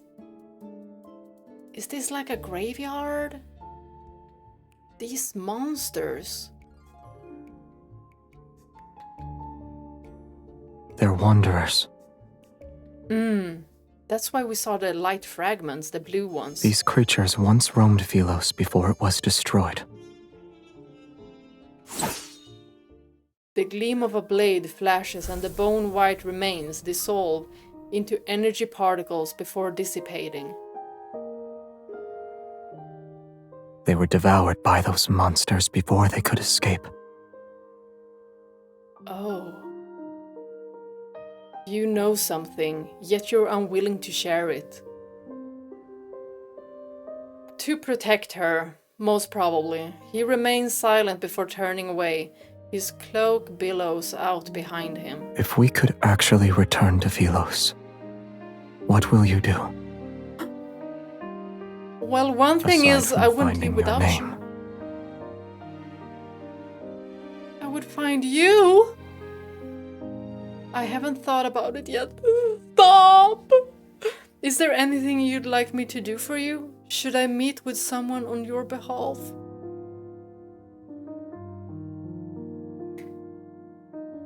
No. He's not gonna tell. Oh, no, he's not gonna tell her. I knew it. The path splits in two, and for some reason, I can sense the energy emanating from deep within the cave. Why does it feel like we're gonna leave Xavier here? I take his hand and keep walking. We need to discuss a certain matter. I remember things, alright?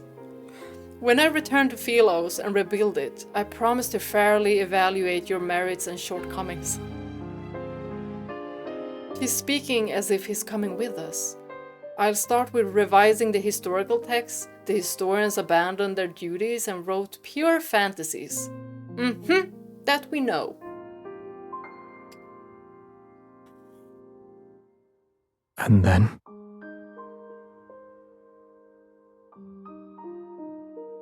Why am I sad? Oh, I'll traverse the starry sea. Ascend the throne? No. We'll traverse the starry sea and find that planet. Traverse the starry sea with Xavier. I'll traverse the starry sea and visit every place the traveling bards sing of in their songs. How about that? I'll be like these specks of light. They emit a faint glow, yet they can drift to distant places.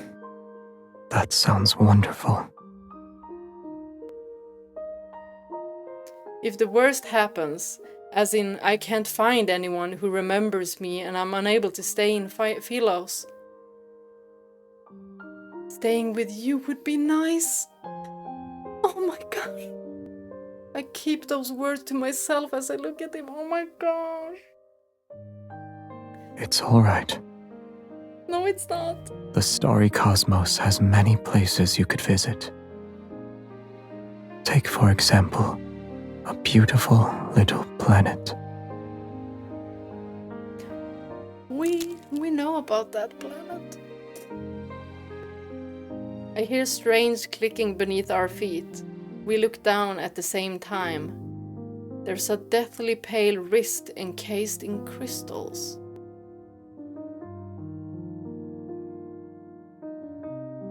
Akin to veins, dark red veins are wrapped around a rib cage. The delicate roots of eerie flowers penetrate hollow eye sockets. Creepy. That's... Look over there.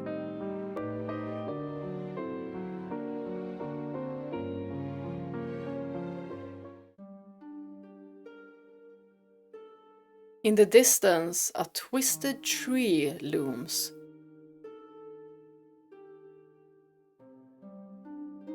It isn't a real tree, but one formed by countless crystallized skeletons. They're stacked and entangled with one another. Creepy. Their twisted forms are similar, for they step on those beneath them in a futile attempt to reach for something on high. Thin vines ensnare the crystallized remains. Together they form a thick trunk-like structure that's deeply embedded in the planet. That's... 1,000 horrified thoughts flood my mind. This is the Tree of Life. It's a tree made from corpses. More like the Tree of Death.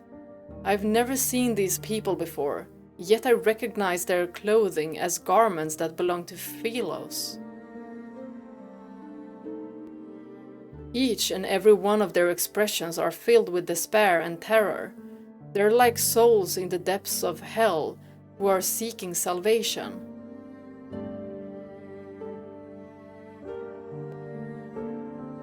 That's so eerie. Were these Philosians trapped here? Why? Philos is an artificial planet. Yeah? He suddenly speaks.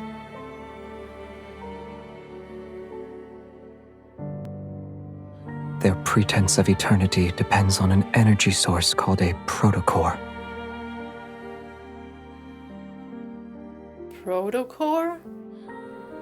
Familiarity washes over me again, and for some reason, a sadness surfaces. Because she knows it. The planet found itself on the verge of collapse after its energy was depleted. However, the most scholarly elder in the royal capital had a solution. The royal family discovered an uninhabited area with a chaotic protofield in Starfall Forest. It was located in the southern region of the planet. Deep within that forest is a cave.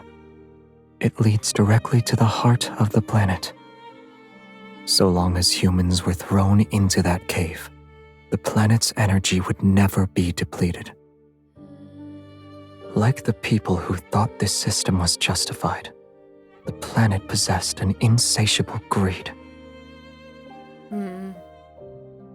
He looks at those crystals that can no longer be called human. They're the victims who were used as fuel. Did anyone escape and live to tell the tale? Well, technically Queen MC. Now. I look at Xavier, but I already know the answer in my heart. No. So she really did die, although they say she's living now. Necromancy? I don't know. He starts walking again, moving past the tree as he continues forward. Those who defied orders and went to investigate disappeared after entering the cave. The number of sacrifices required inevitably increased. No one would willingly sacrifice themselves for the planet unless there was a good reason. Thus, the royal family came up with a plan to cover up their crimes. They no longer kept the sacrifices secret. They used honor to disguise it and called it a pilgrimage. To maintain a false eternity, they needed to weave lies one after another. Every member of the royal family had to bear the burden of perpetuating these lies. You were the one who ended it? He shakes his head. Ironically, the one who did that wasn't even remembered. Although our surroundings are quiet, I can almost hear everyone's desperate cries for help as they face death. Now you know the truth. Do you still consider Philos your homeland? The chosen one! My lady! My footsteps falter. I look down and I'm greeted by eyes filled with absolute terror. That outfit.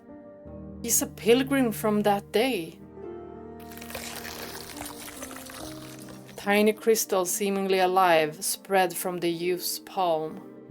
The pilgrimage is a lie.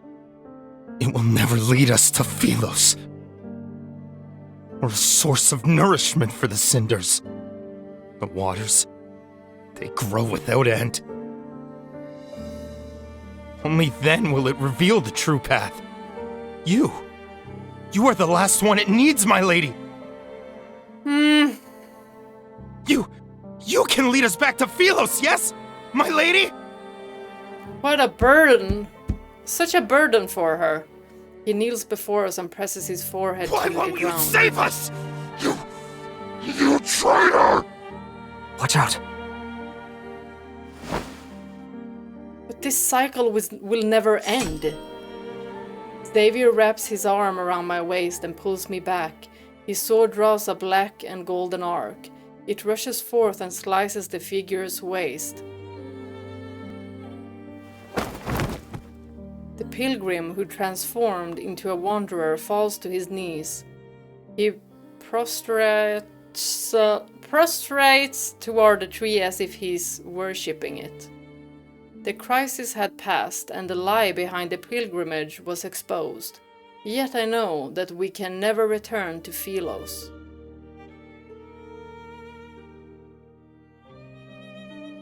Well, we could stay here with Xavier. Although, there has to be another way, right? For the two of them to go back. After we return, we seemingly have an unspoken agreement to not discuss that path of pilgrimage. All those memories of Philos are nothing more than obsessions about past illusions.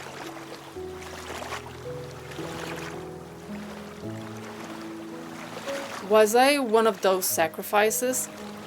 And if I was necessary, then no one remembered me.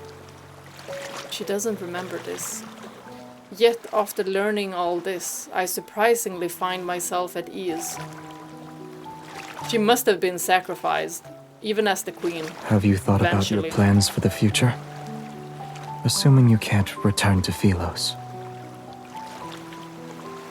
I'll stay here for now. Tomorrow's problems can wait until tomorrow.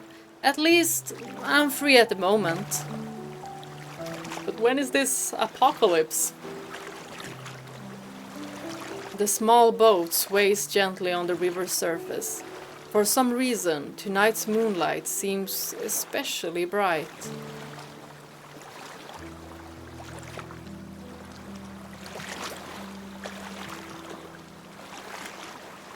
Here. Yeah. I'm gonna end up crying. He grabs my wrist and places a small object in my hand. Is this a gift? Yes. What is it? It's a special protocore. A trinket from Philos.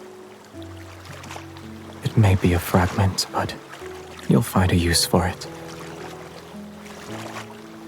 Uh-oh, we just got something really important. Are you sure it's not a small stone or pebble? Ah, you're trying to make me feel better. You can see it like that if you like. It's very important. Isn't it ether core or like another protocore? Alright, this shiny pebble is mine now. Although I want his flowers more, this is the first gift he's given me. I've decided to accept the rock after mulling over it.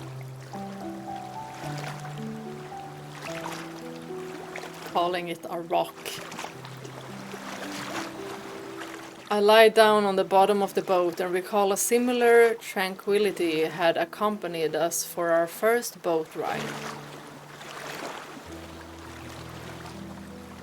Back then, I accidentally touched his reflection and saw his past. I tried again at a later date, but I failed. An impulse to try again takes hold of me. Is it gonna work? The moonrise's light pierces the slender tree trunks and illuminates his reflection on the water's surface. It's like she's some kind of a seeress. When he isn't looking, I touch his reflection on the river. But it's more like she's resonating with it, and then something appears. Like now?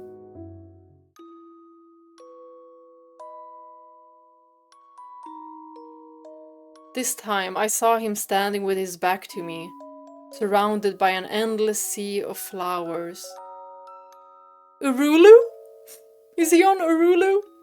As darkness gradually covers the land and stars fill the sky, he places a cluster of light blue flowers before a tombstone. This is a beautiful place, and I've always wanted to bring you here, but I never had the chance. Her grave is on Urulu? I didn't know if you'd like the scenery here. I'm sorry.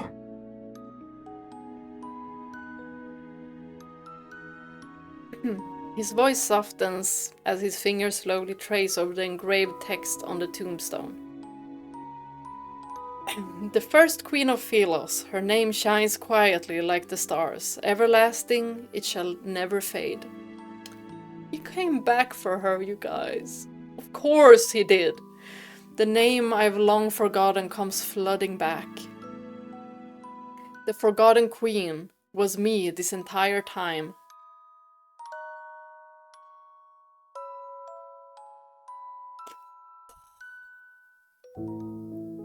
I need a break. I need water because my throat is getting dry. But also, if I drink water, will I cry more? Oh, 2 more chapters. I'm afraid. I'm really afraid.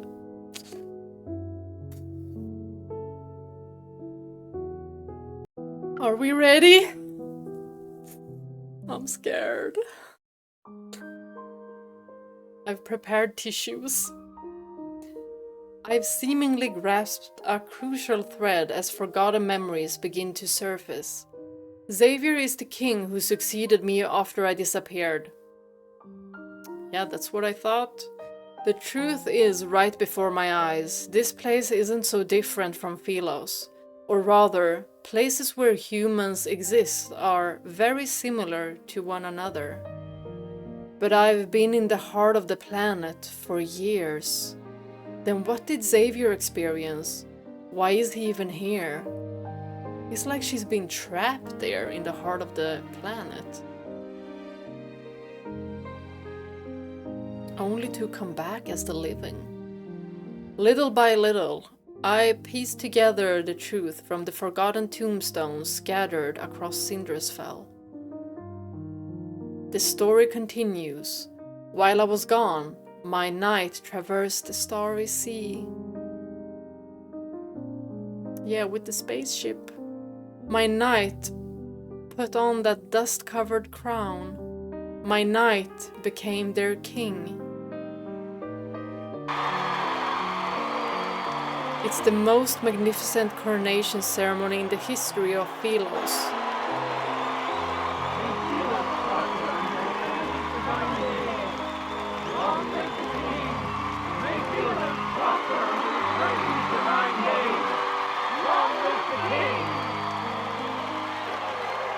His decisions and achievements sent echoes throughout the cosmos, and during the test of time, they had spread far and wide.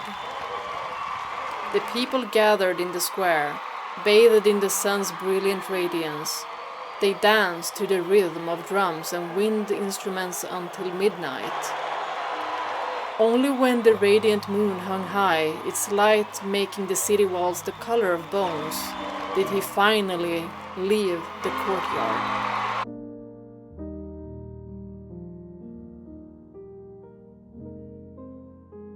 Still wearing white coronation robes, the king removed his crown. Akin to a god's merciful gaze, moonlight poured through the dome and washed over him. Did he sleep well? What happened in his dream? Xavier.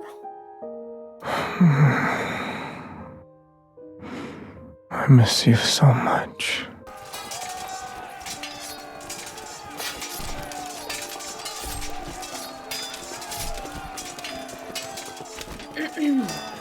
After that, my knight picked up his sword. Monsters and rebels fell one after another to his blade. A new world order was established. Following centuries of war and chaos, Philos was ushered in a dreamy golden age. They adored and praised him. The ballad spoke of his wisdom and brilliance. All knights swore their loyalty to him. He was given the title Sentinel of the Stars. And then it somehow turned from being praised to the ballads of wisdom and brilliance to him becoming a tyrant and a mad king.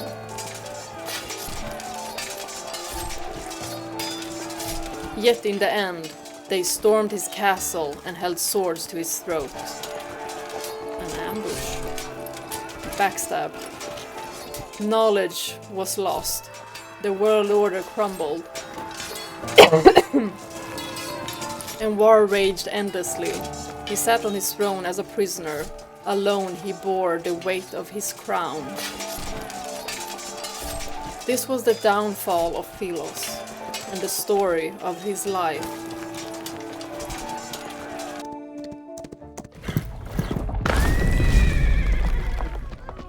Horseshoes shattered the monastery gates for 4/10th time. Yet the acolytes still panic. What have you done to the river? 14th time. The bishop dismisses everyone and closes the door, his ashen face displaying anger. What did he do to the river? You've discovered all our secrets. Royal blood flows through our veins. You, of all people, should understand that the planet will perish once we lose the protocore. The So they're people from of the royal Philos bloodline. will be unable to achieve eternity. Whether it's in the Philos of a bygone era or this city, the answer is still the same. The waters of the cinders and the planet's core can open the gateway to Philos, so long as they're nourished, of course. Whether it's these revenants or our queen, they're all... Hasn't your tongue done enough lapping? You tell them! You tell them, Xavier! Especially him, this bishop guy. Want to kill me? The guilty must atone for their sins. The tip of a sword is pressed against the bishop's throat. He steps back and looks up to meet a cold, stern gaze. Have we truly sinned? You dare to claim the kings of Philos were free of sin? Those moronic subjects were asleep. They were obedient, and they wouldn't scream a thing. But you woke them up and told them there were no deities to look up to and no roads forward. Don't you deserve death? Yeah, Open this your guy. The chance to save Philos is within our grasp, and yet you want to destroy it again!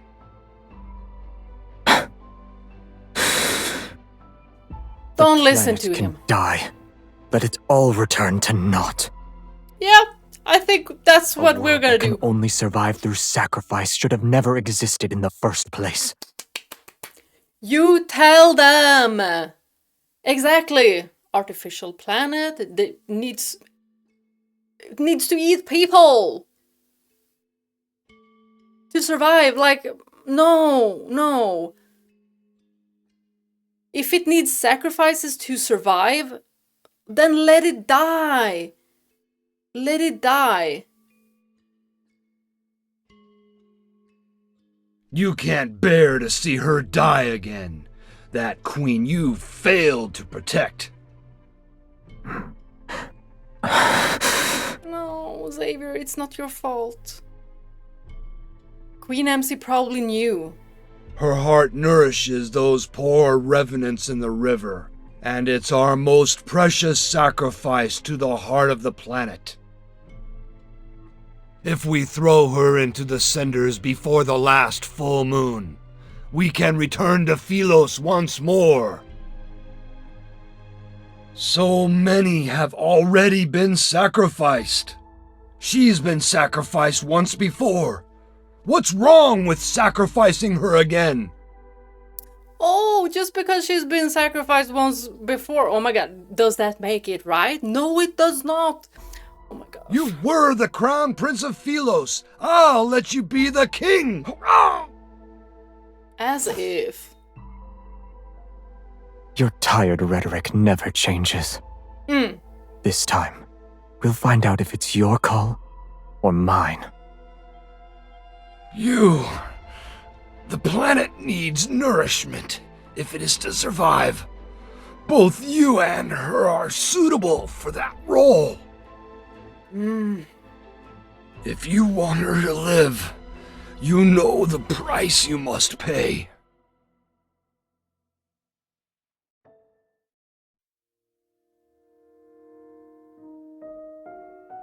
This better not mean that we're leaving King Xavier.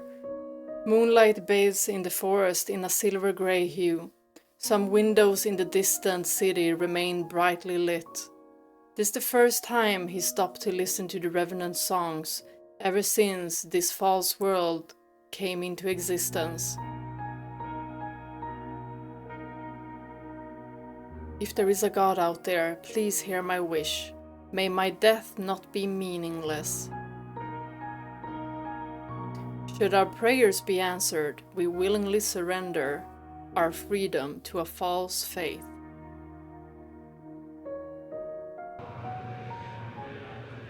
I'm scared. What if Xavier... Night falls and the revenants' hymns tremble with the rustling leaves. Moonlight appears dimmer compared to before. In the garden, that single way-leaf sea lavender remains exposed under the moon. A lot of time has passed, yet the flower still hasn't bloomed. Yes. Is it because there's no light? He nods.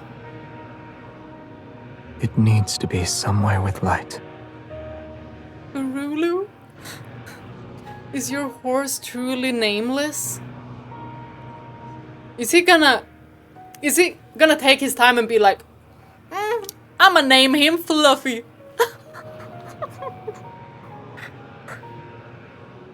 He thinks for a few seconds, and his voice is certain this time. Shadowbind. Oh, interesting. I only thought of it now.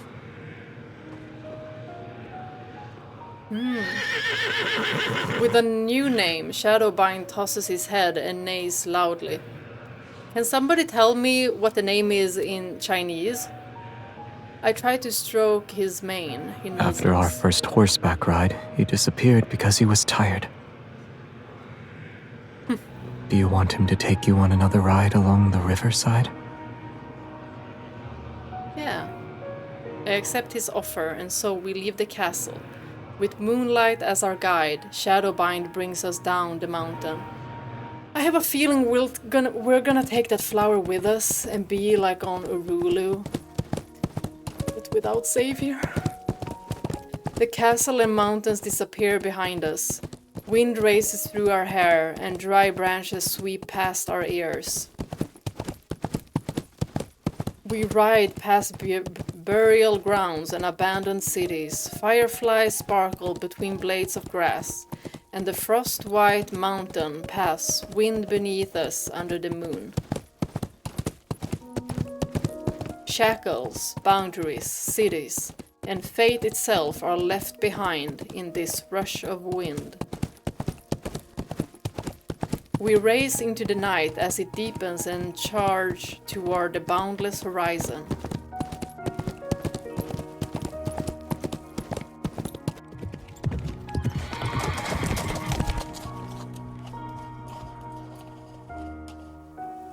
We pull Shadowbine's reins as the moon rises. We sit side by side in a field of flowers near the riverside.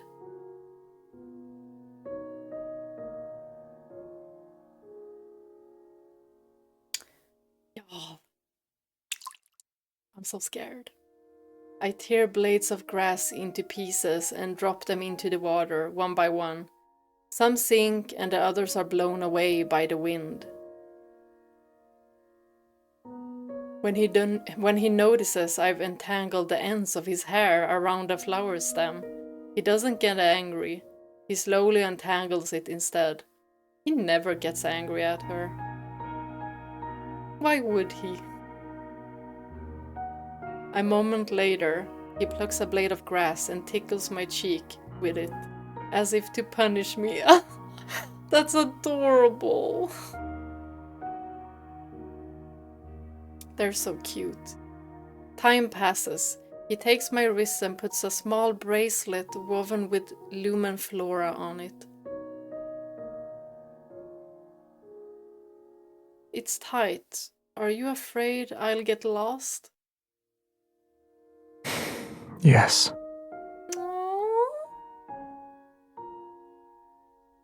The mountain wind is cold. The stream's water and moonlight spread out to create a silvery gray glow that rests on his shoulders.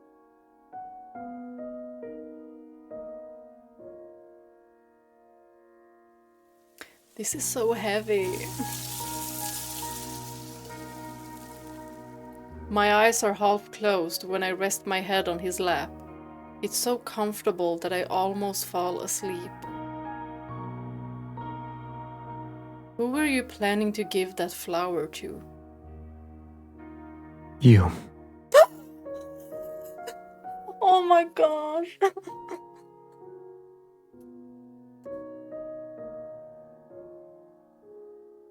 I froze for a second. I hadn't told him my memories were coming back, but a thought started to form. Maybe Xavier had known who I was all along. Yes! As if he would ever forget about her. But you forgot, although you regained your memories. But I didn't know why he kept it from me, or what he'd really been through after I left. It's probably because to protect her.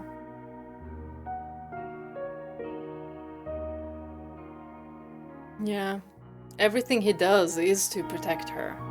So he wouldn't want to burden her. He wouldn't want to push her to remember. If she remembers, she remembers. But if she doesn't remember all that happened, then that would be okay for him. The past was like those rusted swords hidden in the flowers, left behind and forgotten. He'd still be with her until she remembered. Although she seems to be also losing memories. I remember the sword he once wielded was reminiscent of moonlight. It's just like him. Do you know how to use a certain kind of sword, Xavier? Oh, is it the one in the Lightseeker one? Is it that one? This sword is different, that the king is. Why do you ask? It's like, does she remember? I grab 2 rusty swords from the grass and toss one to him. Are they gonna spar? Like before? It's nothing. I realized we haven't even sparred once.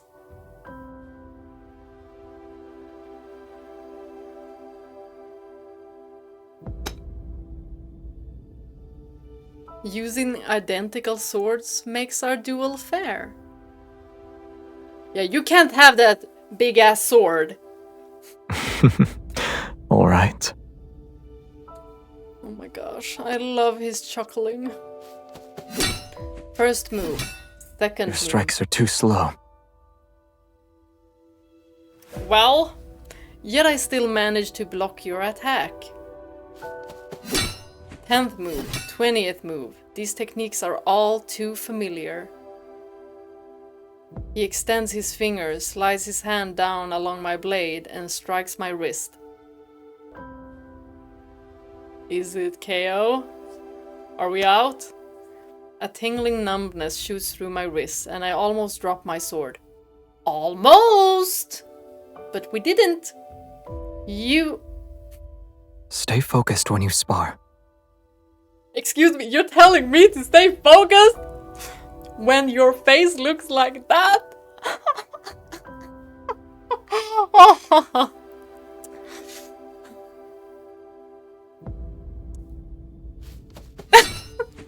Who taught you that? You!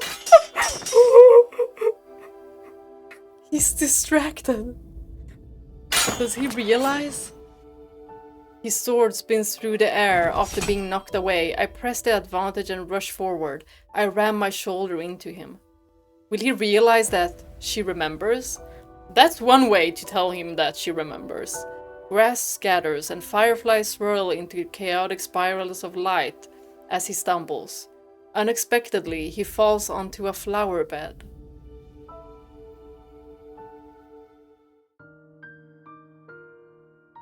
The tip of my sword pierces the soil near his face. The duel ends with me as the victor. I suppose the prophecy was correct.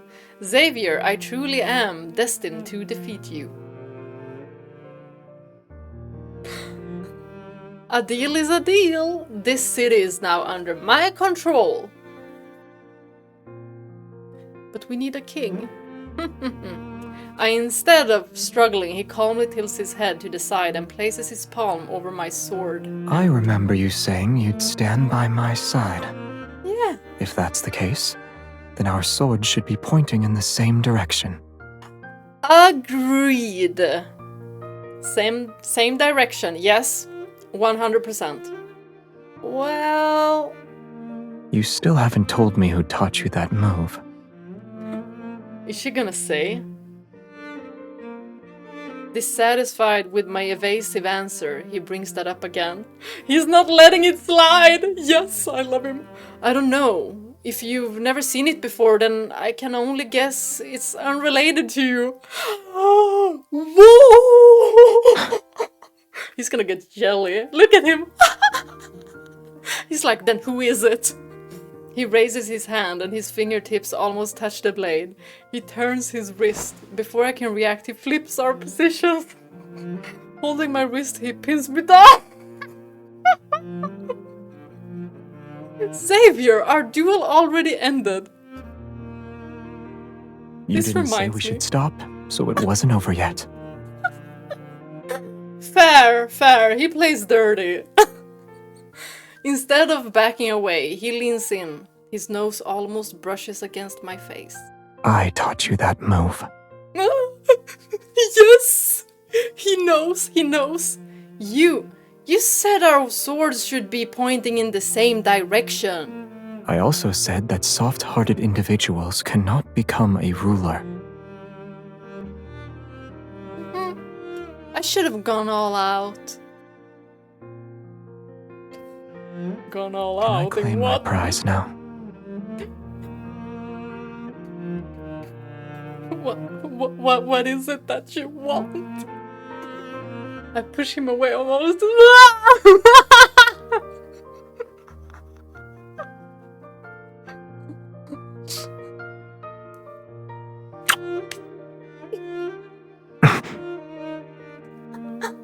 Did she bite or something? But it was forehead. Did she You'll hit push? me if I do that? Heck no. I'll do it more often then. I won't fight back. He's not giving up. I love him. I love him. I love him. He's like, as if that will stop me. MC, I know you too well.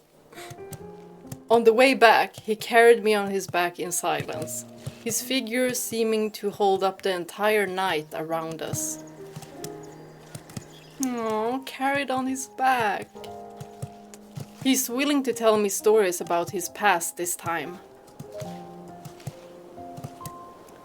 Yes! So, how wonderful was this forgotten queen?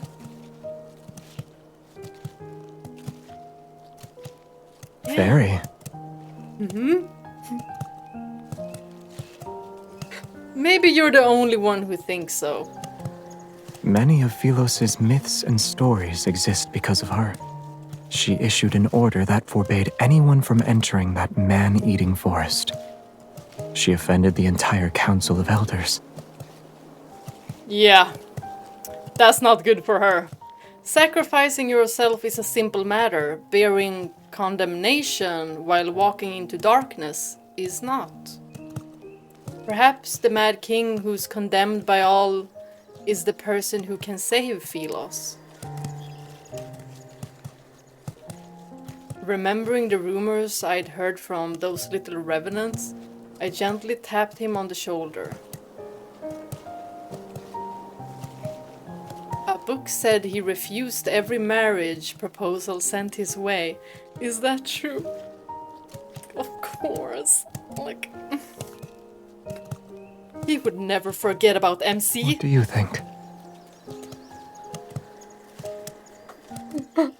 Are you trying to make us jealous here? Holding back a smile, I run my fingers through his hair. I mess it up before slowly combing my fingers through it to make it neat again. They're so fun! I love their dynamic. If this tree of life doesn't exist, will all of us be unable to return? I catch a glimpse of fleeting sadness in his eyes this time. Oh? This could mean several things. It's as if they're gonna be separated. Or something is gonna happen to MC. If everything must fade away, then I wish I could stay in this. Guys, oh my gosh. We returned to my room after walking through the moonlit corridor. Oh my gosh. Oh. I'm not ready for this. I'm not ready. The firelight gradually dims, its last embers casting a gentle glow on his peaceful expression. He leans down and kisses my forehead once more. I love forehead kisses. Like, how cute is that? Don't overthink it. Rest. You'll feel better soon enough. And when you open your eyes, you might realize this was all just a dream. No! Why you say that? My eyelids feel as heavy as lead. I'm sleepy, yet why isn't Xavier going to bed? Why does it feel like he's leaving? Like he's not gonna be here when we go up? Has he never felt exhaustion before? Oh, girl, he's exhausted all the time. Good night. I'll see you tomorrow. Yes, we'll see each other tomorrow. That didn't feel so... You didn't put too much heart in that. Like, where are you gonna be? I recognized you the moment I saw you. Oh my gosh. When you return to Philos and see I'm not there, will you be angry that I deceived you again?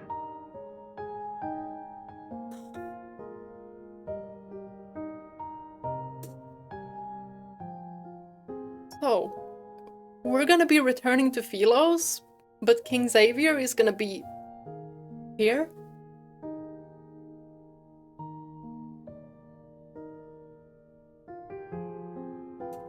I don't like that. Ugh.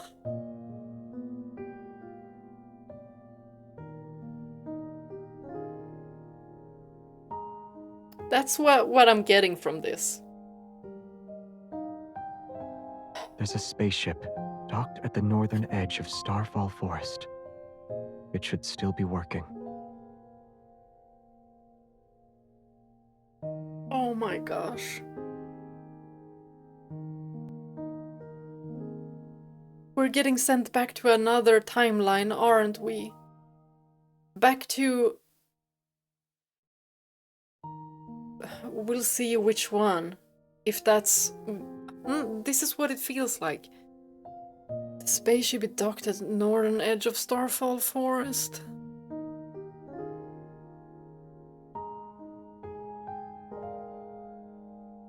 Y'all, we're gonna get separated. I thought we were just gonna, you know, die together. And then maybe there would be created something, you know, like a timeline. A new myth that would be like, oh, they didn't really die. What happened is that this happened. They were sent to... Because this is Xavier's, like, first life.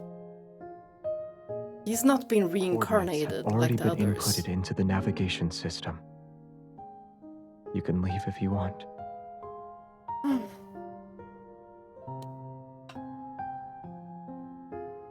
You can leave if you want. Leave and go to Urulu? Will you be there? Oh my goodness. To that beautiful little planet.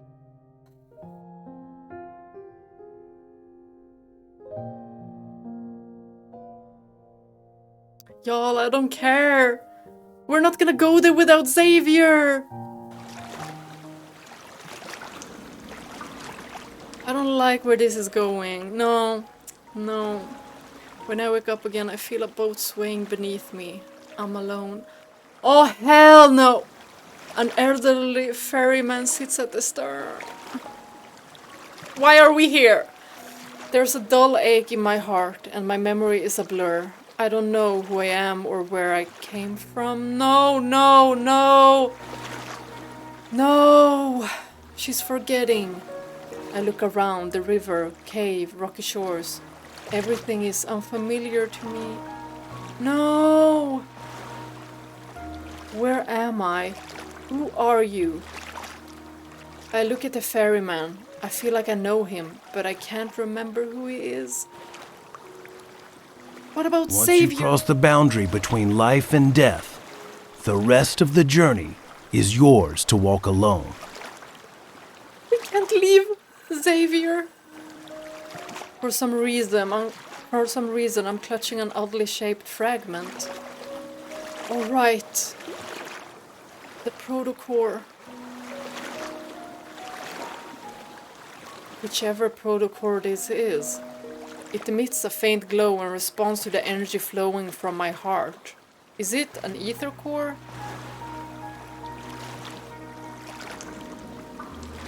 The boat enters a narrow cave passage. The sound of water droplets echoes and strikes my ears.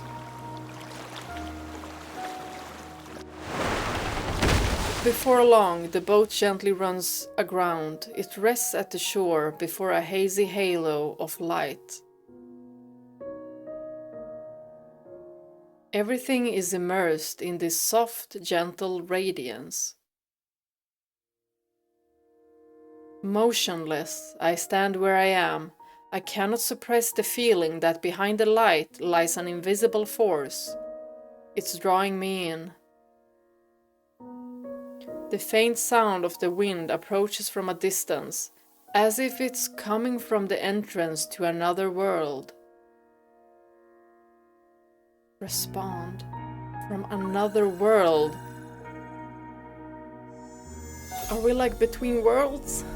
When my palm touches that light, a blinding radiance surges like the tide to engulf me.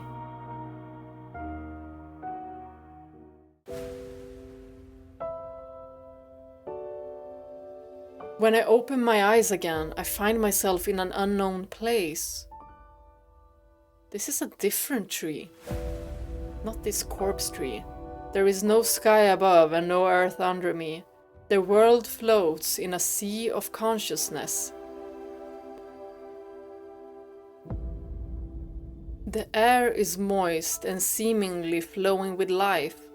I can almost believe I'm positioned at the end of a circulatory system that's making its way back around.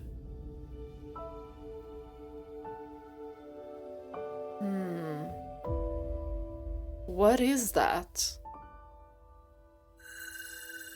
Countless fine veins of light extend from a main trunk, their rhythmic flow resembling the breathing of a large organism. It's a beautiful, enormous tree. Go a little further ahead, and you can return to where everything began. Like, you mean back in time? We can... Well, not without Xavier. Our fates are similar, and yet they are different. It's like she's speaking to herself. Our fates are I sensed similar. your presence when you entered the heart of the planet. The heart of the planet? I feel like I know that place very well. You must be feeling very confused right now.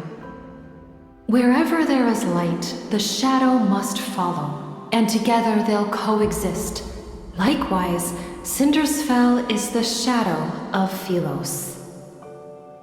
It is also a failed possibility that continues to expand.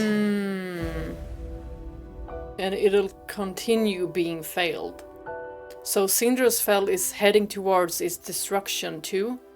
Why am I here then? Just like how you saved Philos, you possess the power to save the city of revenants.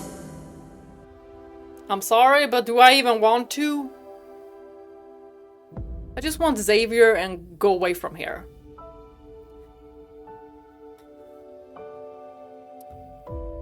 I feel like, why does she always have to sacrifice herself? Old memories wash over me. I sat on the throne and waited for a long, long time, but my knight never returned to me. And now we have found him. They told me the only way to save this planet is for me to walk into the heart of the planet. But if I willingly became nourishment for Philos, then why do I still feel pain and loneliness? That's not what she wanted. Of course not. Was I not prepared to be sacrificed? Was I waiting for someone to find me?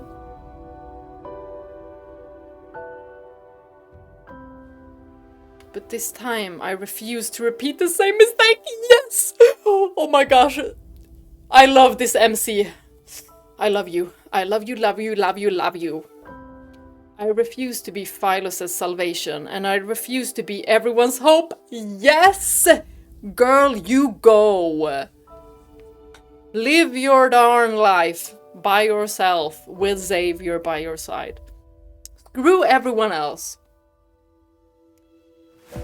Who even cares about these revenants?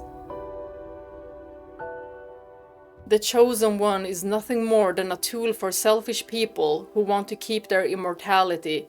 Yes, and is that immortality a good thing? No. Be it in Philos or in this city of revenants, it's all the same. They're not even happy, they're gonna continue being that way as well. They'll just be a shell of themselves. You are correct. Philos' destruction cannot be prevented. There was once a king. When he was still a knight, he reached the same conclusion.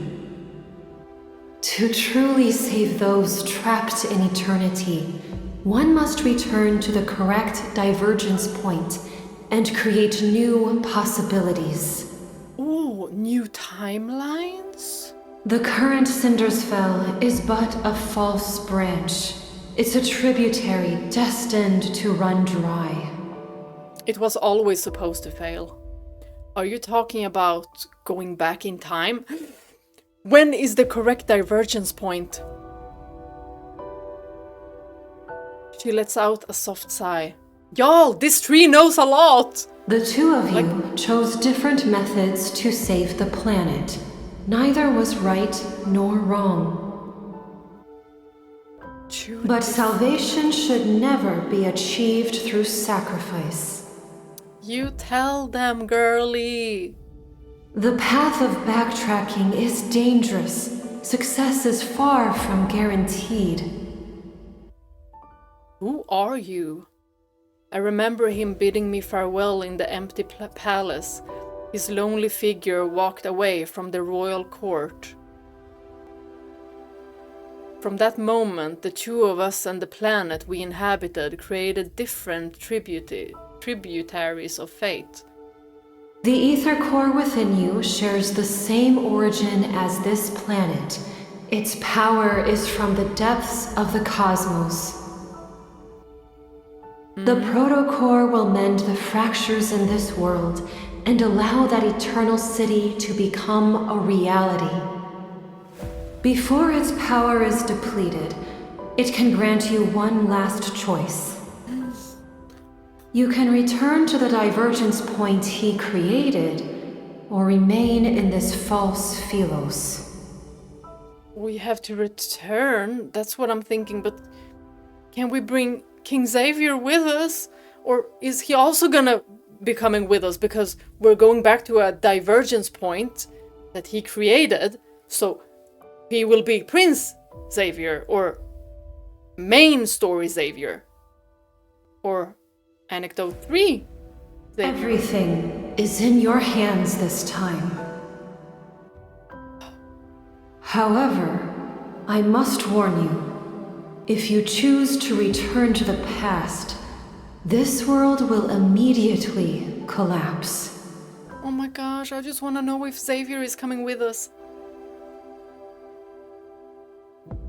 He has to, right? Philos' fate might find a new hope, or it will march toward irreversible destruction once more. Even you shall become an unknown variable. Have you decided? I want to go back. That's what she wanna do. She wants to go back. He created this divergence point. We don't know when it is, but I want to go back. But it sounds like he knows when that divergence point is. In the boundless passage of time, eternity is nothing but stagnation, and existing in such a state is meaningless. More importantly, Xavier shouldn't be trapped in that darkness.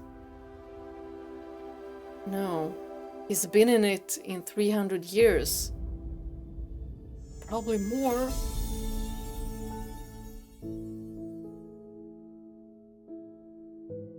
The light fades and I feel my body becoming solid again as I return to the entrance of the cave.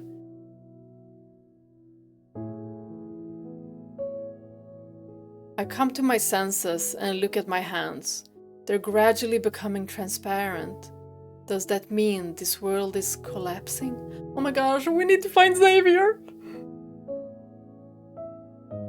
The ferryman waits silently at the cave entrance. Only when he sees me emerge does he smile.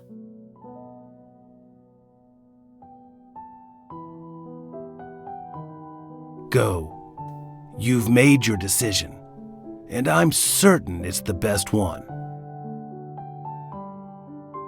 My dear child, I have always been proud of you, and you've been through so much. Teacher.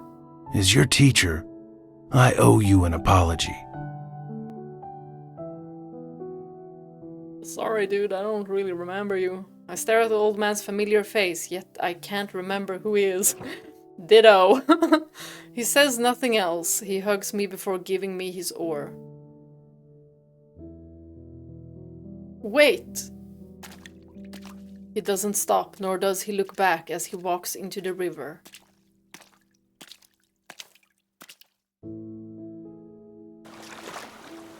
The waters lap the shore and wash away his last footprints.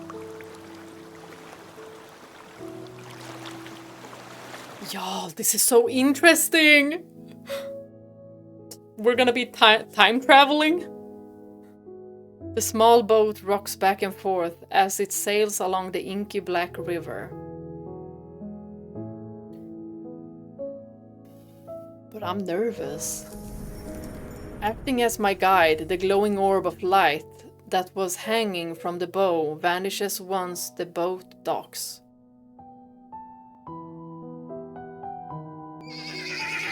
Shadowbind anxiously paces back and forth along the riverside. He calls out to me when he spots me.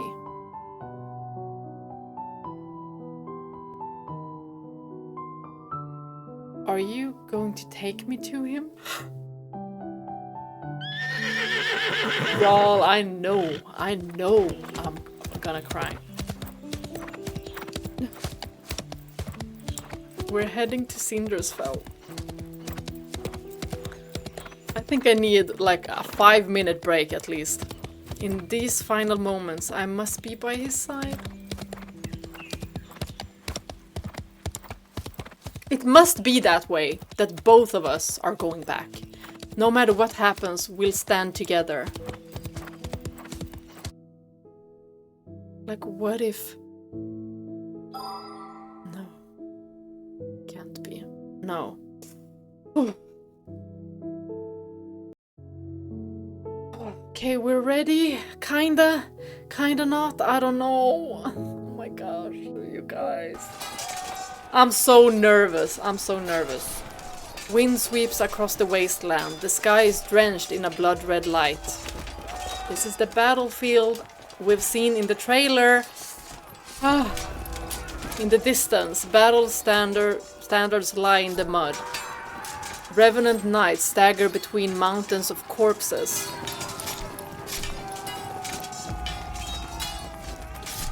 No one knows when the horns of war sounded.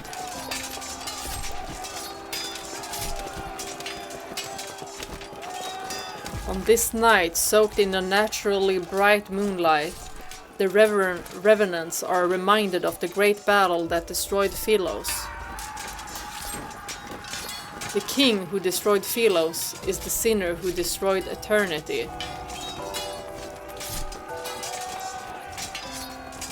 You decided to face me alone. Shall we make a bet?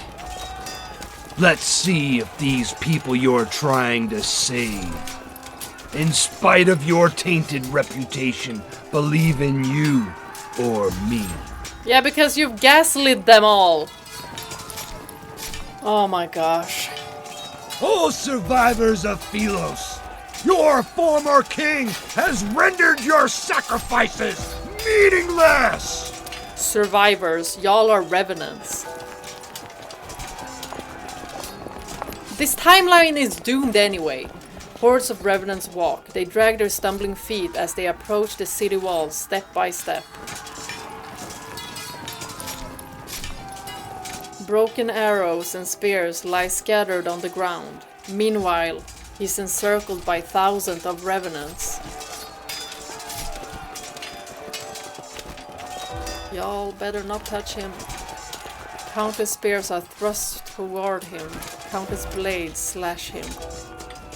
The revenants have been consumed by their hatred and despair for too long. They need a living sacrifice to pay the debt they owe to the dead. Yet Sindersfell was never meant to exist. It doesn't belong to the living or the dead. Just like Philos.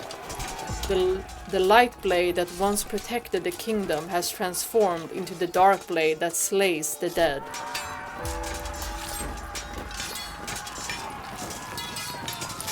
Before its collapse, he entrusted the Protocore to me along with Philos' last chance of survival.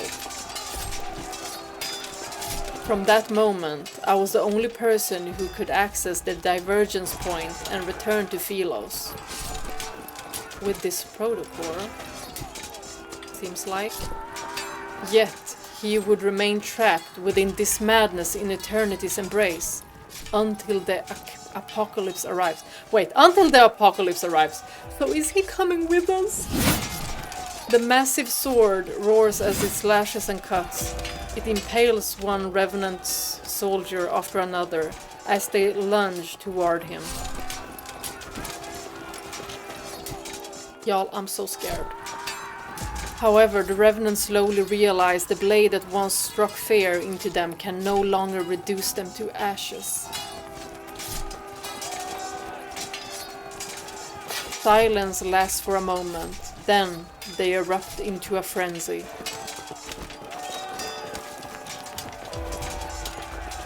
Get here fast, MC! That sword is no longer the arbiter of death. They cannot be destroyed. There's no need to be afraid.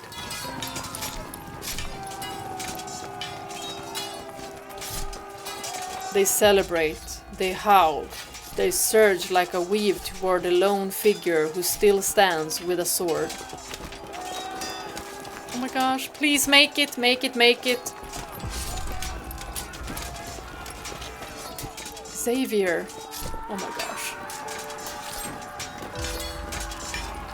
He turns his head, his gaze passing the flames and smoke of battle. When we make eye contact, surprise appears on his face. How did you...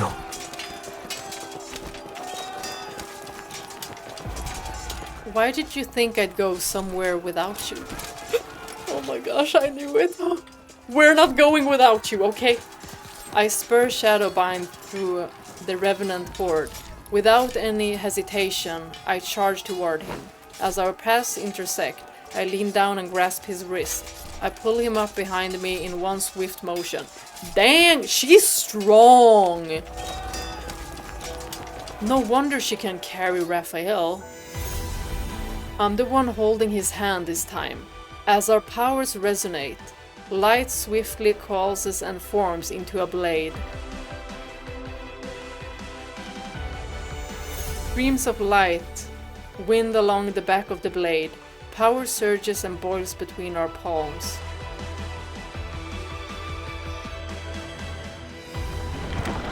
Before the revenants can lunge towards us, I grab his hand. Together, we raise the sword once more. Oh, it's like in the battle! The two swords of the stars were always meant to point in the same direction. Like he said.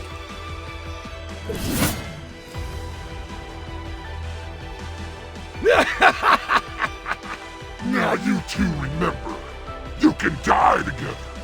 No, we're gonna go back to a divergence point. Traitors, may you have an audience with eternity. He's talking so much smack.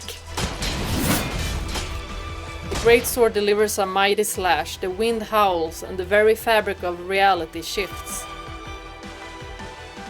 Okay, it seems like it's collapsing. Amidst violent tremors, a rift splits open the sky. Countless golden rays rain down and slice the dark clouds like sharpened blades. Philo's apocalypse shall descend at long last. It's happening. It's happening. The light. It's the light. It's yeah, the go sun. to it. We've returned to Philos, our salvation.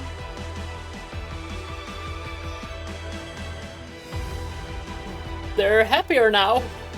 The sunlight is akin to a torrential downpour after a long drought. Oh, I'm not ready for what's to happen, you guys. Delirious with joy, the revenants raise their heads and race toward a small hill formed by piles of armor. They're desperate to be the first one to touch the light.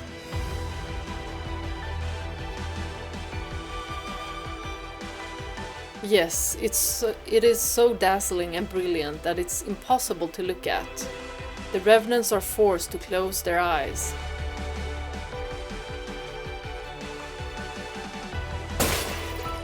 The black armor covering their bodies starts to crack.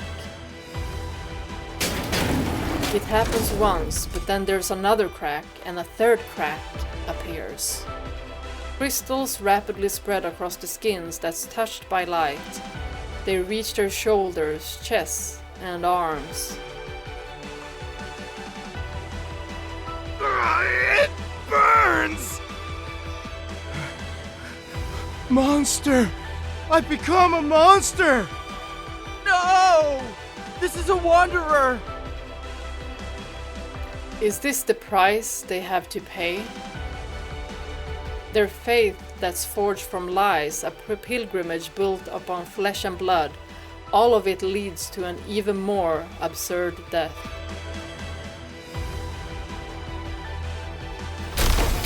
The overwhelming flood of light knocks them down and breaks them. In the distance, atop a pile of armor, a lone figure remains. He sways as if he's about to fall, yet he struggles to stay upright. The eternity of Philos! It cannot! It cannot! Bye-bye! Bye, I said! The body which channeled the power of countless revenants is like an arrow at the end of its flight. However, it stubbornly maintains a massive spectral form. Interesting. Spectral form. In his despair, he turns only to see a light blade tear through the heavens. It rushes toward him with an overwhelming force. Light blades devour heaven and earth. Time seems to freeze in this moment. Then, there is silence. Time seems to freeze. Shadowbind, who's beneath me, vanishes. As I'm about to fall onto the sharp spears below, a hand grabs me. Oh my god, the cutscene is about to come, right? Xavier! The radiance of the sun and the moon emanates from his body, yet the heavy blade in his hand can no longer be lifted. The world falls into silence, only he and I remain. He kneels beside me, he silently looks at me.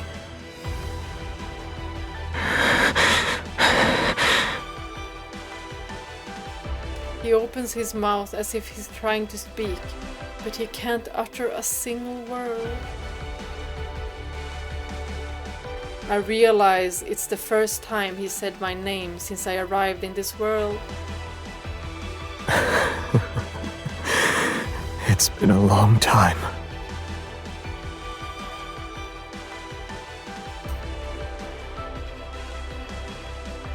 Too long.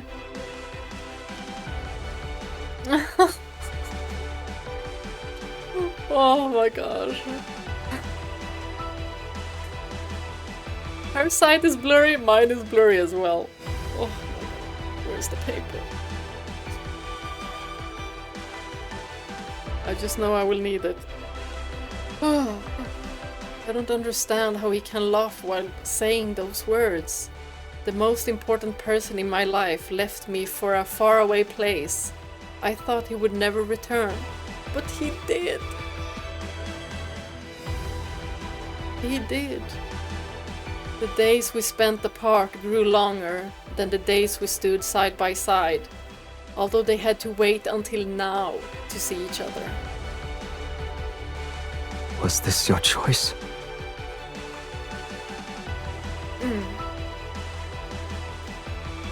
I shake my head, then I nod. He doesn't actually know my decision. We didn't tell him. Good. It's like he's saying, good, you go The back. choice you made must be the best one. He has so much faith in her. Oh. Loom and flora petals mingle with the ashes and float into the sky, dyed by twilight. Our story is coming to an end. Why you say that? What you mean our story is coming to an end? Why does it sound like King Xavier is not... Oh hell no, oh my god.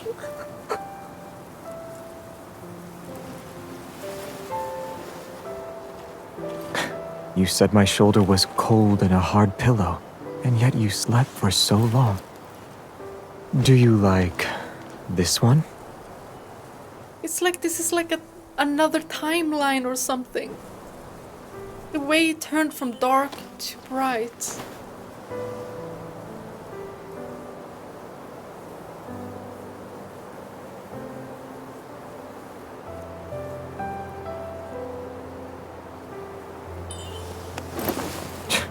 You have a unique way of showing affection.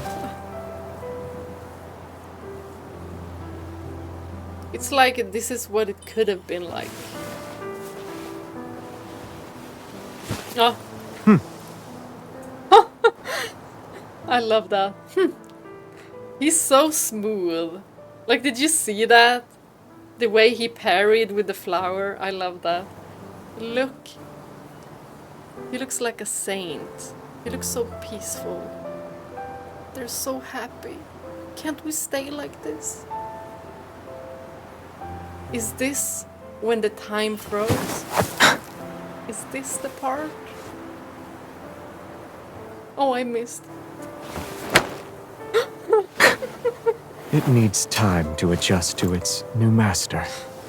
New master. So maybe that was his sword It when he managed to was strike the a crown. boy. Has good durability, and is good as a sword. He seems to know this sword rather well.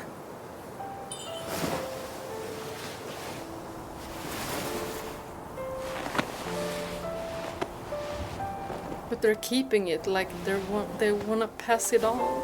We don't need it. They don't need it. Looks like you've been enchanted. You miss it already?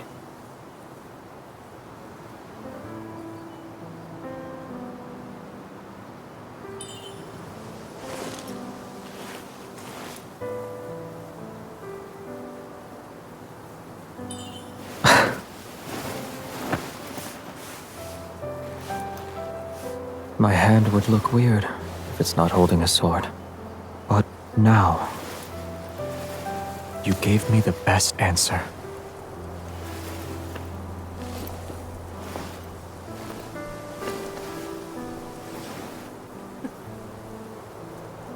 This is so cute.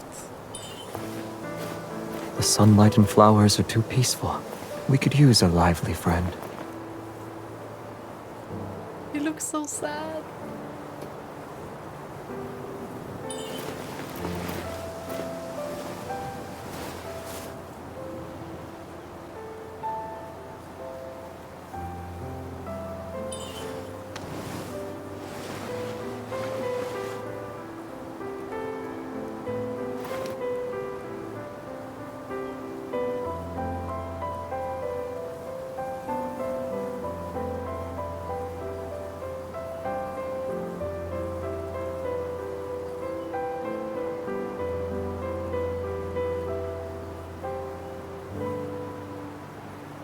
I love the contrast. This really feels like what could have been.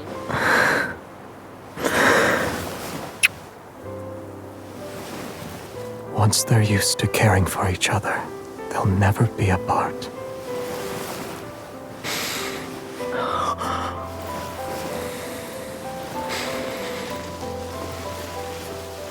Yeah, this is so beautiful. Oh.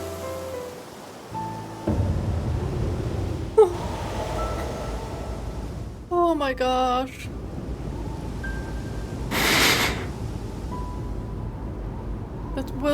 That really was like it was some kind of a dream state.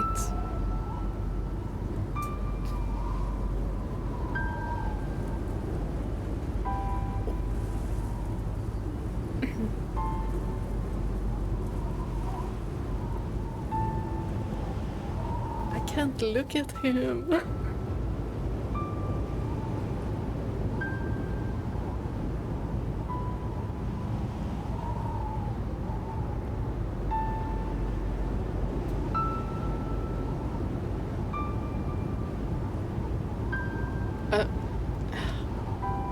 Are we sure that he will come with?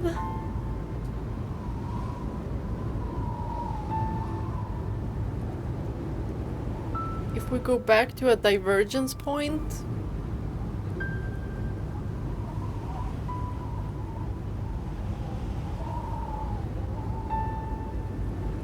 Since we're going to another point, it's still gonna be another Xavier, but it'll be the same Xavier, but this would have never happened because it's another branch, it's another timeline.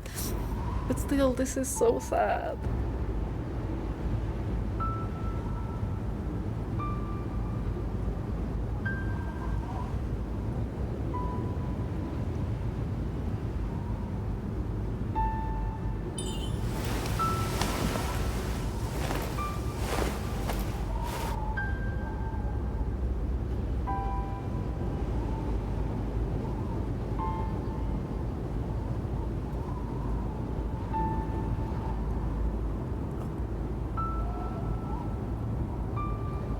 They were so happy just moments ago.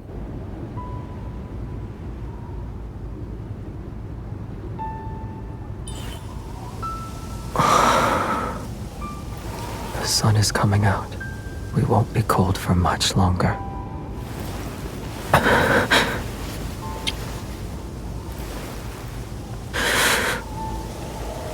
We'll always be together.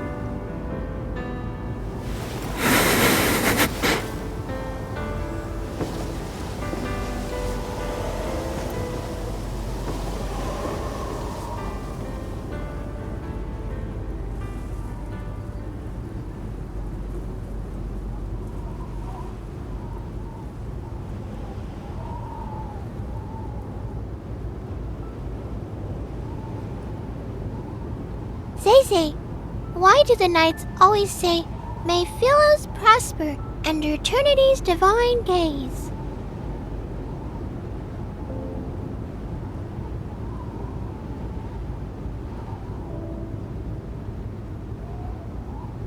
Wait.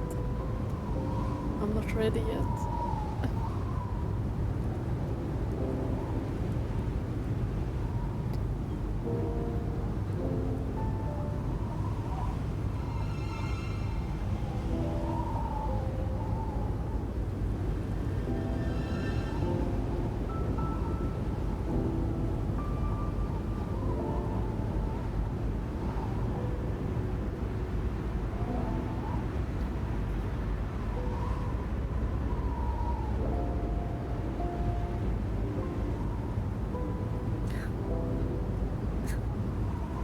Daisy.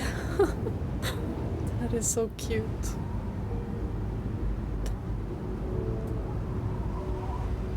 It's good to see him, but I'm still like... King Xavier, did you... I'm just gonna... My headcanon is gonna be like both of them were drawn back in time to this divergence point. But is this like a memory?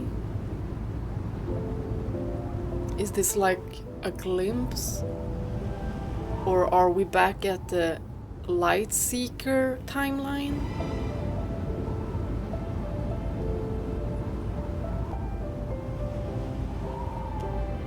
Is that where the divergence point is?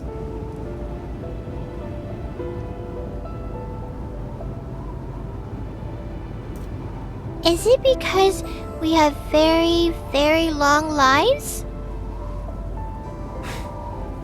In Philos' oldest historical records, eternity doesn't refer to one's lifespan, but rather the stories of humanity. These tales are told by both the living and the dead.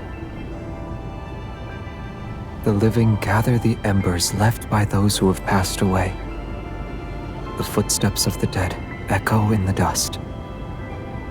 Their stories shall be recited by poets and told by travelers around a campfire. Like history. When their names are spoken once more. Only then will their unfulfilled ambitions, unexpressed love, and unsolved mysteries transform into stories that are passed down for generations. And to endure the test of time can be seen as a divine miracle. Eternity has always been about stories that can immortalize humanity's joys and sorrows. Xavier has always been very wise, but he doesn't always show it.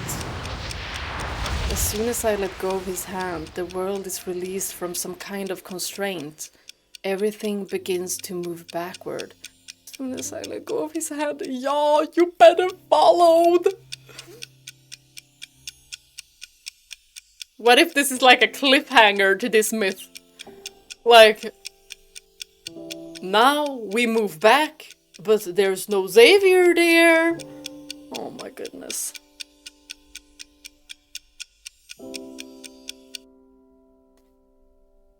My consciousness is plunged once more into that familiar darkness. Oh, the same darkness as in the beginning of this myth? But a beam of warm light gently lifts my body. It's like it's Xavier. So it feels like we're together.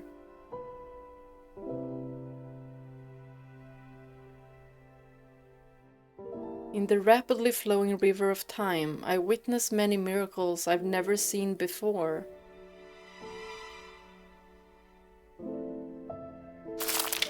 A tree learns to stand again from the scorched earth. A bird breaks free from the mud and takes flight. All the wilted flowers with faded colors return to the hands of knights rushing to meet their beloved.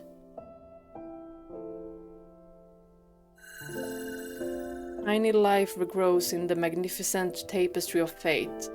Time radiates outward with countless pathways leading back to the past.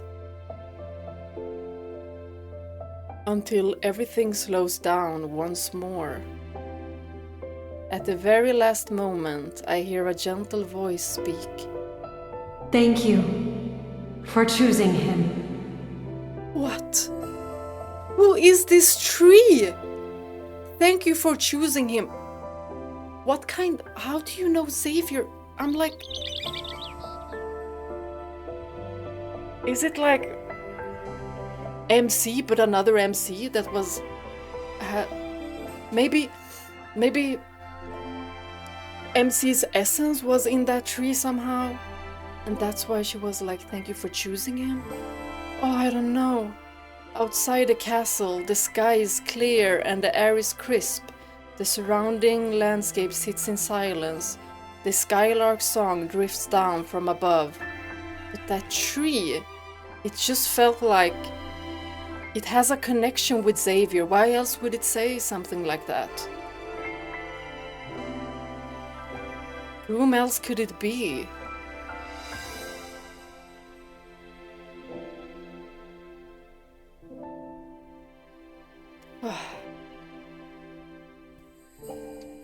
Oh, my heart feels so heavy.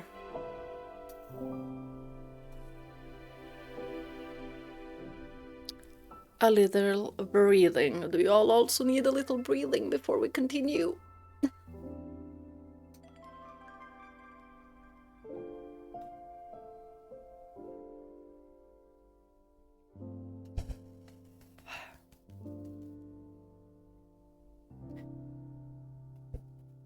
Whose garden is this? Where are we? Sky is clear. We're definitely somewhere, and this doesn't look like some kind of a flashback. Like when you have the foggy frame, like we had with Xavier.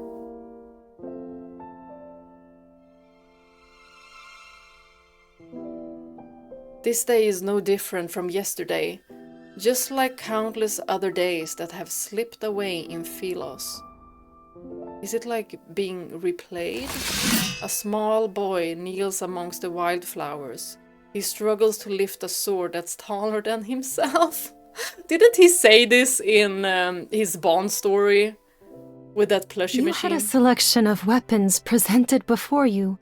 Why did you choose the sword? Mother. It suits me. It suits you. Sure. It's taller than you. Phyllis's royal family has always upheld a tradition of honing martial prowess. The mother? Could she be the tree? Throughout all his training, he showed a strong aptitude for swordmanship. It's as if he was born with those nimble, graceful techniques already ingrained in his heart. Could it be the mother? In less than a month, he surpassed the older students who were training for a year.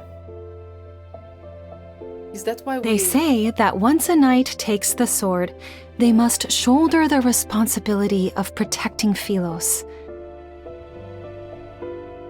It would make sense if the tree and the mother are connected because of that dialogue from the tree and then cutting directly to here. She slightly bends down and looks into the child's somewhat bewildered eyes. She smiles while stroking his wind-tousled hair. The kind of person you want to be? He follows his mother's gaze towards the corridor. It's lined with shining golden portraits of past Philosian kings.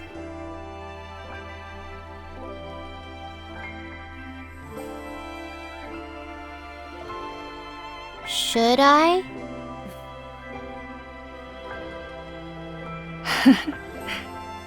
She's like, well. Predetermined answers aren't what makes us human. I like her. It's about embarking on a journey to find answers, even when you already know them. I really like her. Even I don't know what kind of person you should become. Where can I find that answer? She holds his hand for a moment, then she lets go and leans down to straighten his wind-ruffled collar. Go to the paths you've walked, the people you've met, and the very depths of your heart. Oh, I love her. The farther you travel on your journey, the closer you are to that answer. The young boy nods. He sort of understands. When that time comes, will I know why I'm supposed to wield a sword? Yes. However, a sword is still a weapon. It can and will harm others. Knights wield swords for their king, and kings wield swords for their country. You shall have peace in your heart only when you wield your sword for the choices you've made of your own free will. Why do I feel a connection with her and the tree? They're practically the same! They speak the same! A field trip to a nearby star system? Who came up with that excuse? The teacher! The ferryman! He did. I did. All of us did. I don't sense a hint of remorse from any of you. Face the wall and reflect on your actions. Xavier, come here. So this is where we're back? Was Traceback 1 your idea? There's Traceback 2 also? Yes. The backtrackers and the secret base under the library were also your doing. What you gonna do about it? This is just like, I must have committed terrible sins in my past life. How else could I have ended up teaching self-righteous fools like you? Hey. Wanderers have gnawed this planet inside out. Why are you pretending you can't see it? It's not your turn yet. Shut your mouth. Stubborn old fool. A kingdom will not capitulate to anyone, not even its crown prince. We know. You will be abandoned by the royal family the moment you turn your back on them. Have you truly thought this through? I don't think the mother would, though. I know what I need to do. I guess Xavier thinks he's some kind of savior. You're only making these grand statements because you were born with wealth. Hey! This has nothing to do with you. You're jealous he's the crown prince while you're nothing but a forgotten hooligan from a branch Yeah, tell him, Jeremiah. Oh, I see. Is it because you lost to him today? Matters involving the royal family do not concern you, peasant. You have no right to criticize us. Peasant? You... All of you are so... Can you put the arguments aside for once? Or am I the only one who actually wants to embark on this voyage? Why are you kinda agreeable right now? Nearby, their friend looks down with a smile and records the umpteenth quarrel among the backtrackers in a knight's handbook. Even when they first settled on this name, they were almost ready to brawl because they thought it wasn't catchy enough. Xavier looks into the distance. His thoughts drift to the spaces between the leaves where a small bird is singing high above the branches. He feels as if the river of time that endlessly flows has come to a standstill. Does he remember King Xavier timeline? The chirping birds, the drifting clouds, and the wind gently rustling treetops seemingly freeze. It freezes now, and it froze back then. He turns around and gazes at the green fields at the foot of the distant mountains. For some unknown reason, he thinks he hears someone calling his name.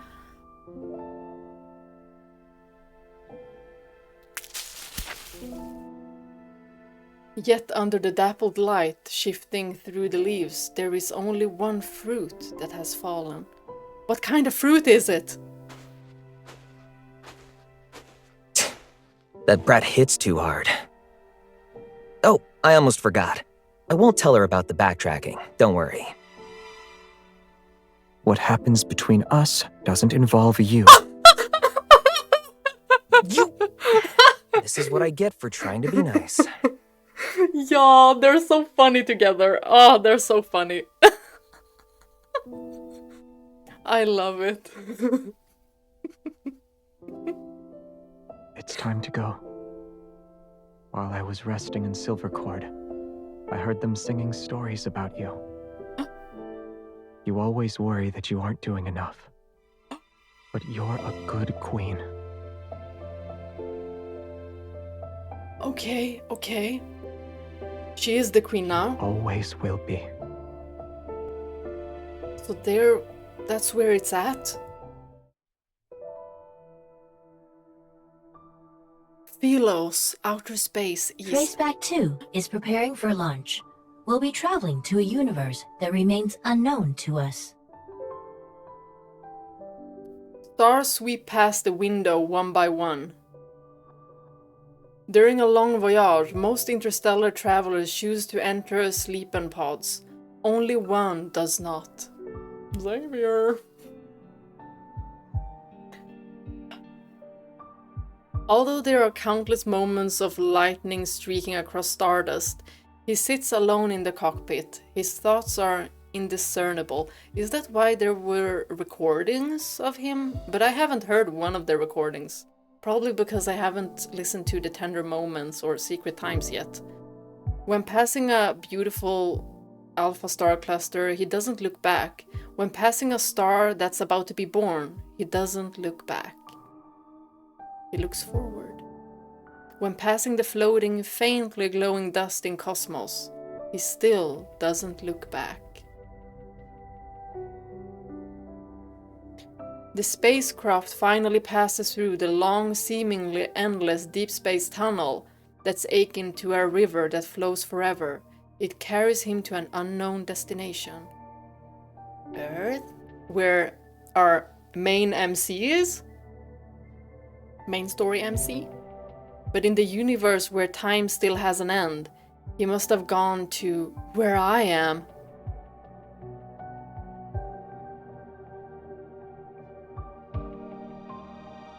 Is this Queen MC's thoughts?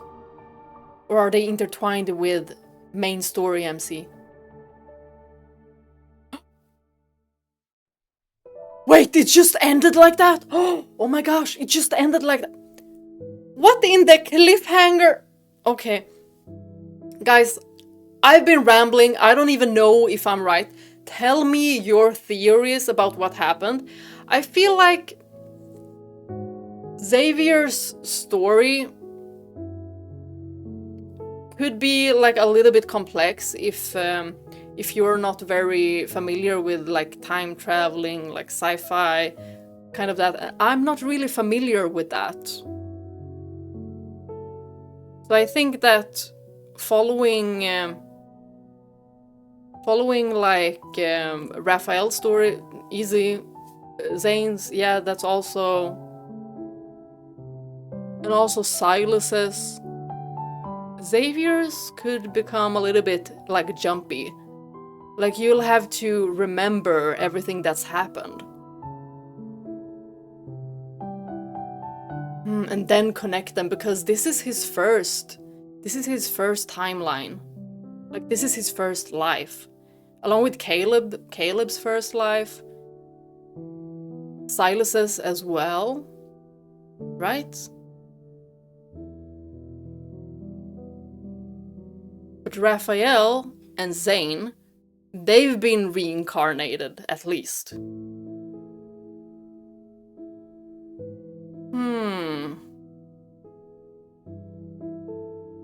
Y'all, this is super interesting. This is super interesting. But I don't know. I don't know what they want to tell with that last thing.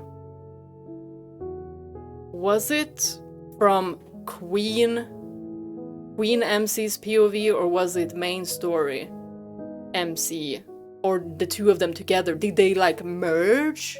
Or is Queen MC like, oh, he's going for the planet where I'm at?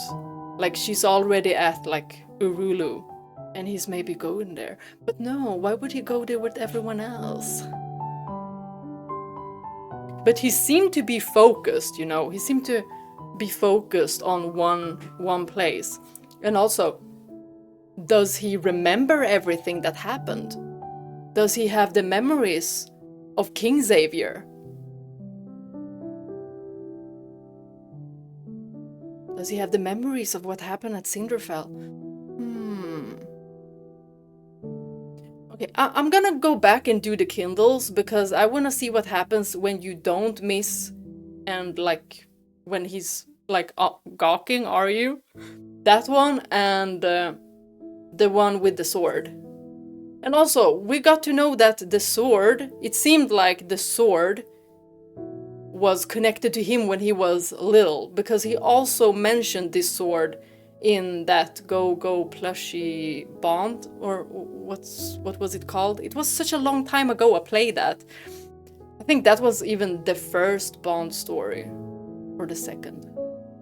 Oh well, small break. Dang, I collected the rewards and I wanted to check one of those. Like, I wanted to check one of those items. There was like one interactive one. I don't know where I can check that. Hi, Wrath. Do I have it here?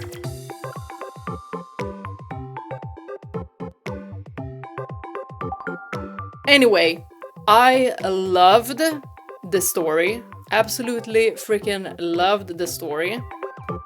I think the new myths so far are so freaking good.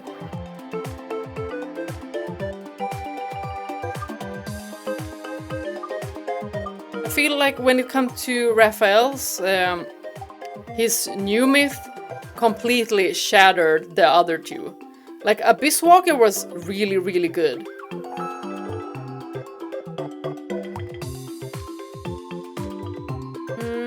Where could it be? Where are those interactive items? I do not know. It's not something you can have on you. Well, there are interactive thingies there, but I don't know, you guys. If it's probably in the room, right?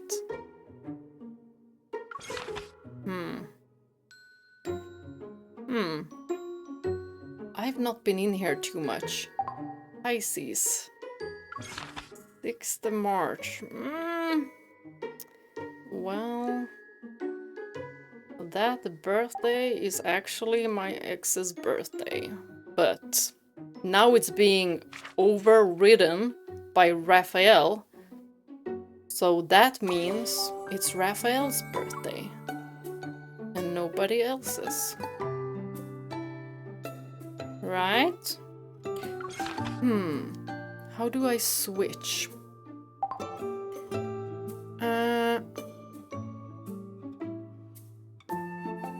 This... I have a cake on my desk. Ah, there we go.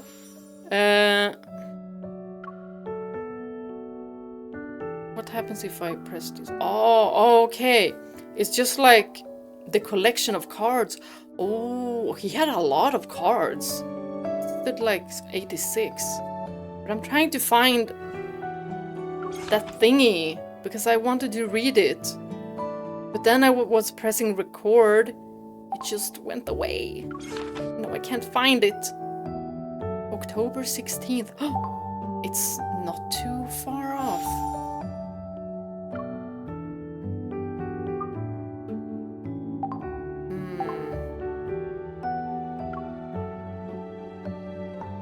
Here somewhere. Come on. There it is! There it is! Hold on. No. I want to read. Try to press the I. There! Yes! At the end of their story, they left behind no goodbyes, no traces, but some say they can still hear the night wind and galloping hooves, as if the two are still riding side by side. At the end of their story, no goodbyes, no traces. So it's like they're just disappeared, gift of fate. Some say they can still hear the night wind and galloping hooves. Okay. Like, I wanna believe that King Xavier didn't actually, like, get stuck there. No, he can't. Because, no. He can't. No. That's not what happened. He's with us. It's okay, you guys. It's okay. It's okay. Should we do the other one first? Wow, he looks gorge. Let's go. If I put it on auto, she should grab his hand or be grabbed by him. Wait, no, we were grabbed by him, so grab his hand maybe? Oh my gosh, I love this.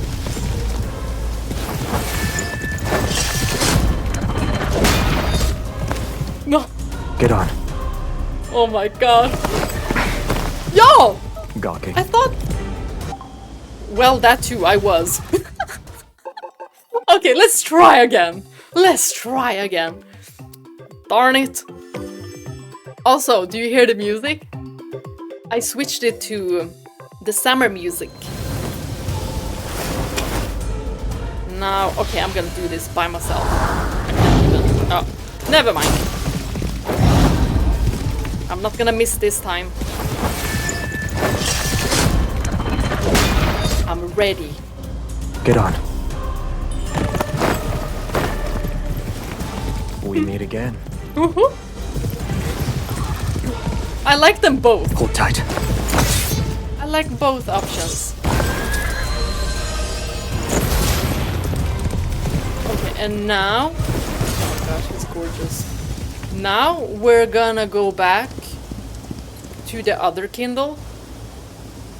And we're gonna see the part with the little sword. What happens when I don't miss? Y'all will have to see the UN Midsummer video when it comes out, the first one when it comes out, to see how my pulls went. It was actually quite funny. I'm not gonna say anything. I'm not gonna spoil anything.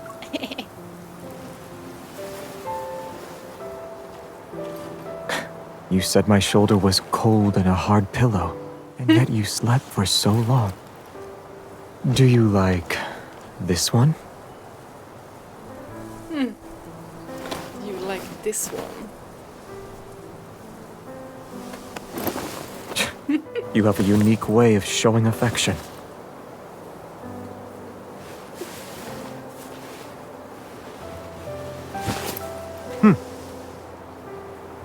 I love this. And his little Nimble and light when you hold it. It's perfect for your skill level. It managed to strike the crown, has good durability, and is good as a sword.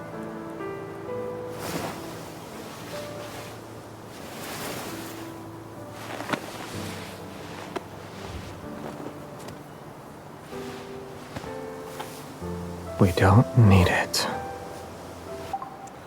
Oh, this is so sweet. Y'all, I'm getting teary-eyed. Can't cry again. God damn it. Oh, okay. Now I've finished the myth. Incredible, incredible. Oh my gosh. I feel like I'm gonna have to pull on Zane's and Silas's as well when it's time. I don't have any diamonds. Not after pulling on this You and Midsummer. I didn't even have that much diamonds to begin with. Oh my gosh. When are the banners coming where I can actually save? Why do I love all of them? Why?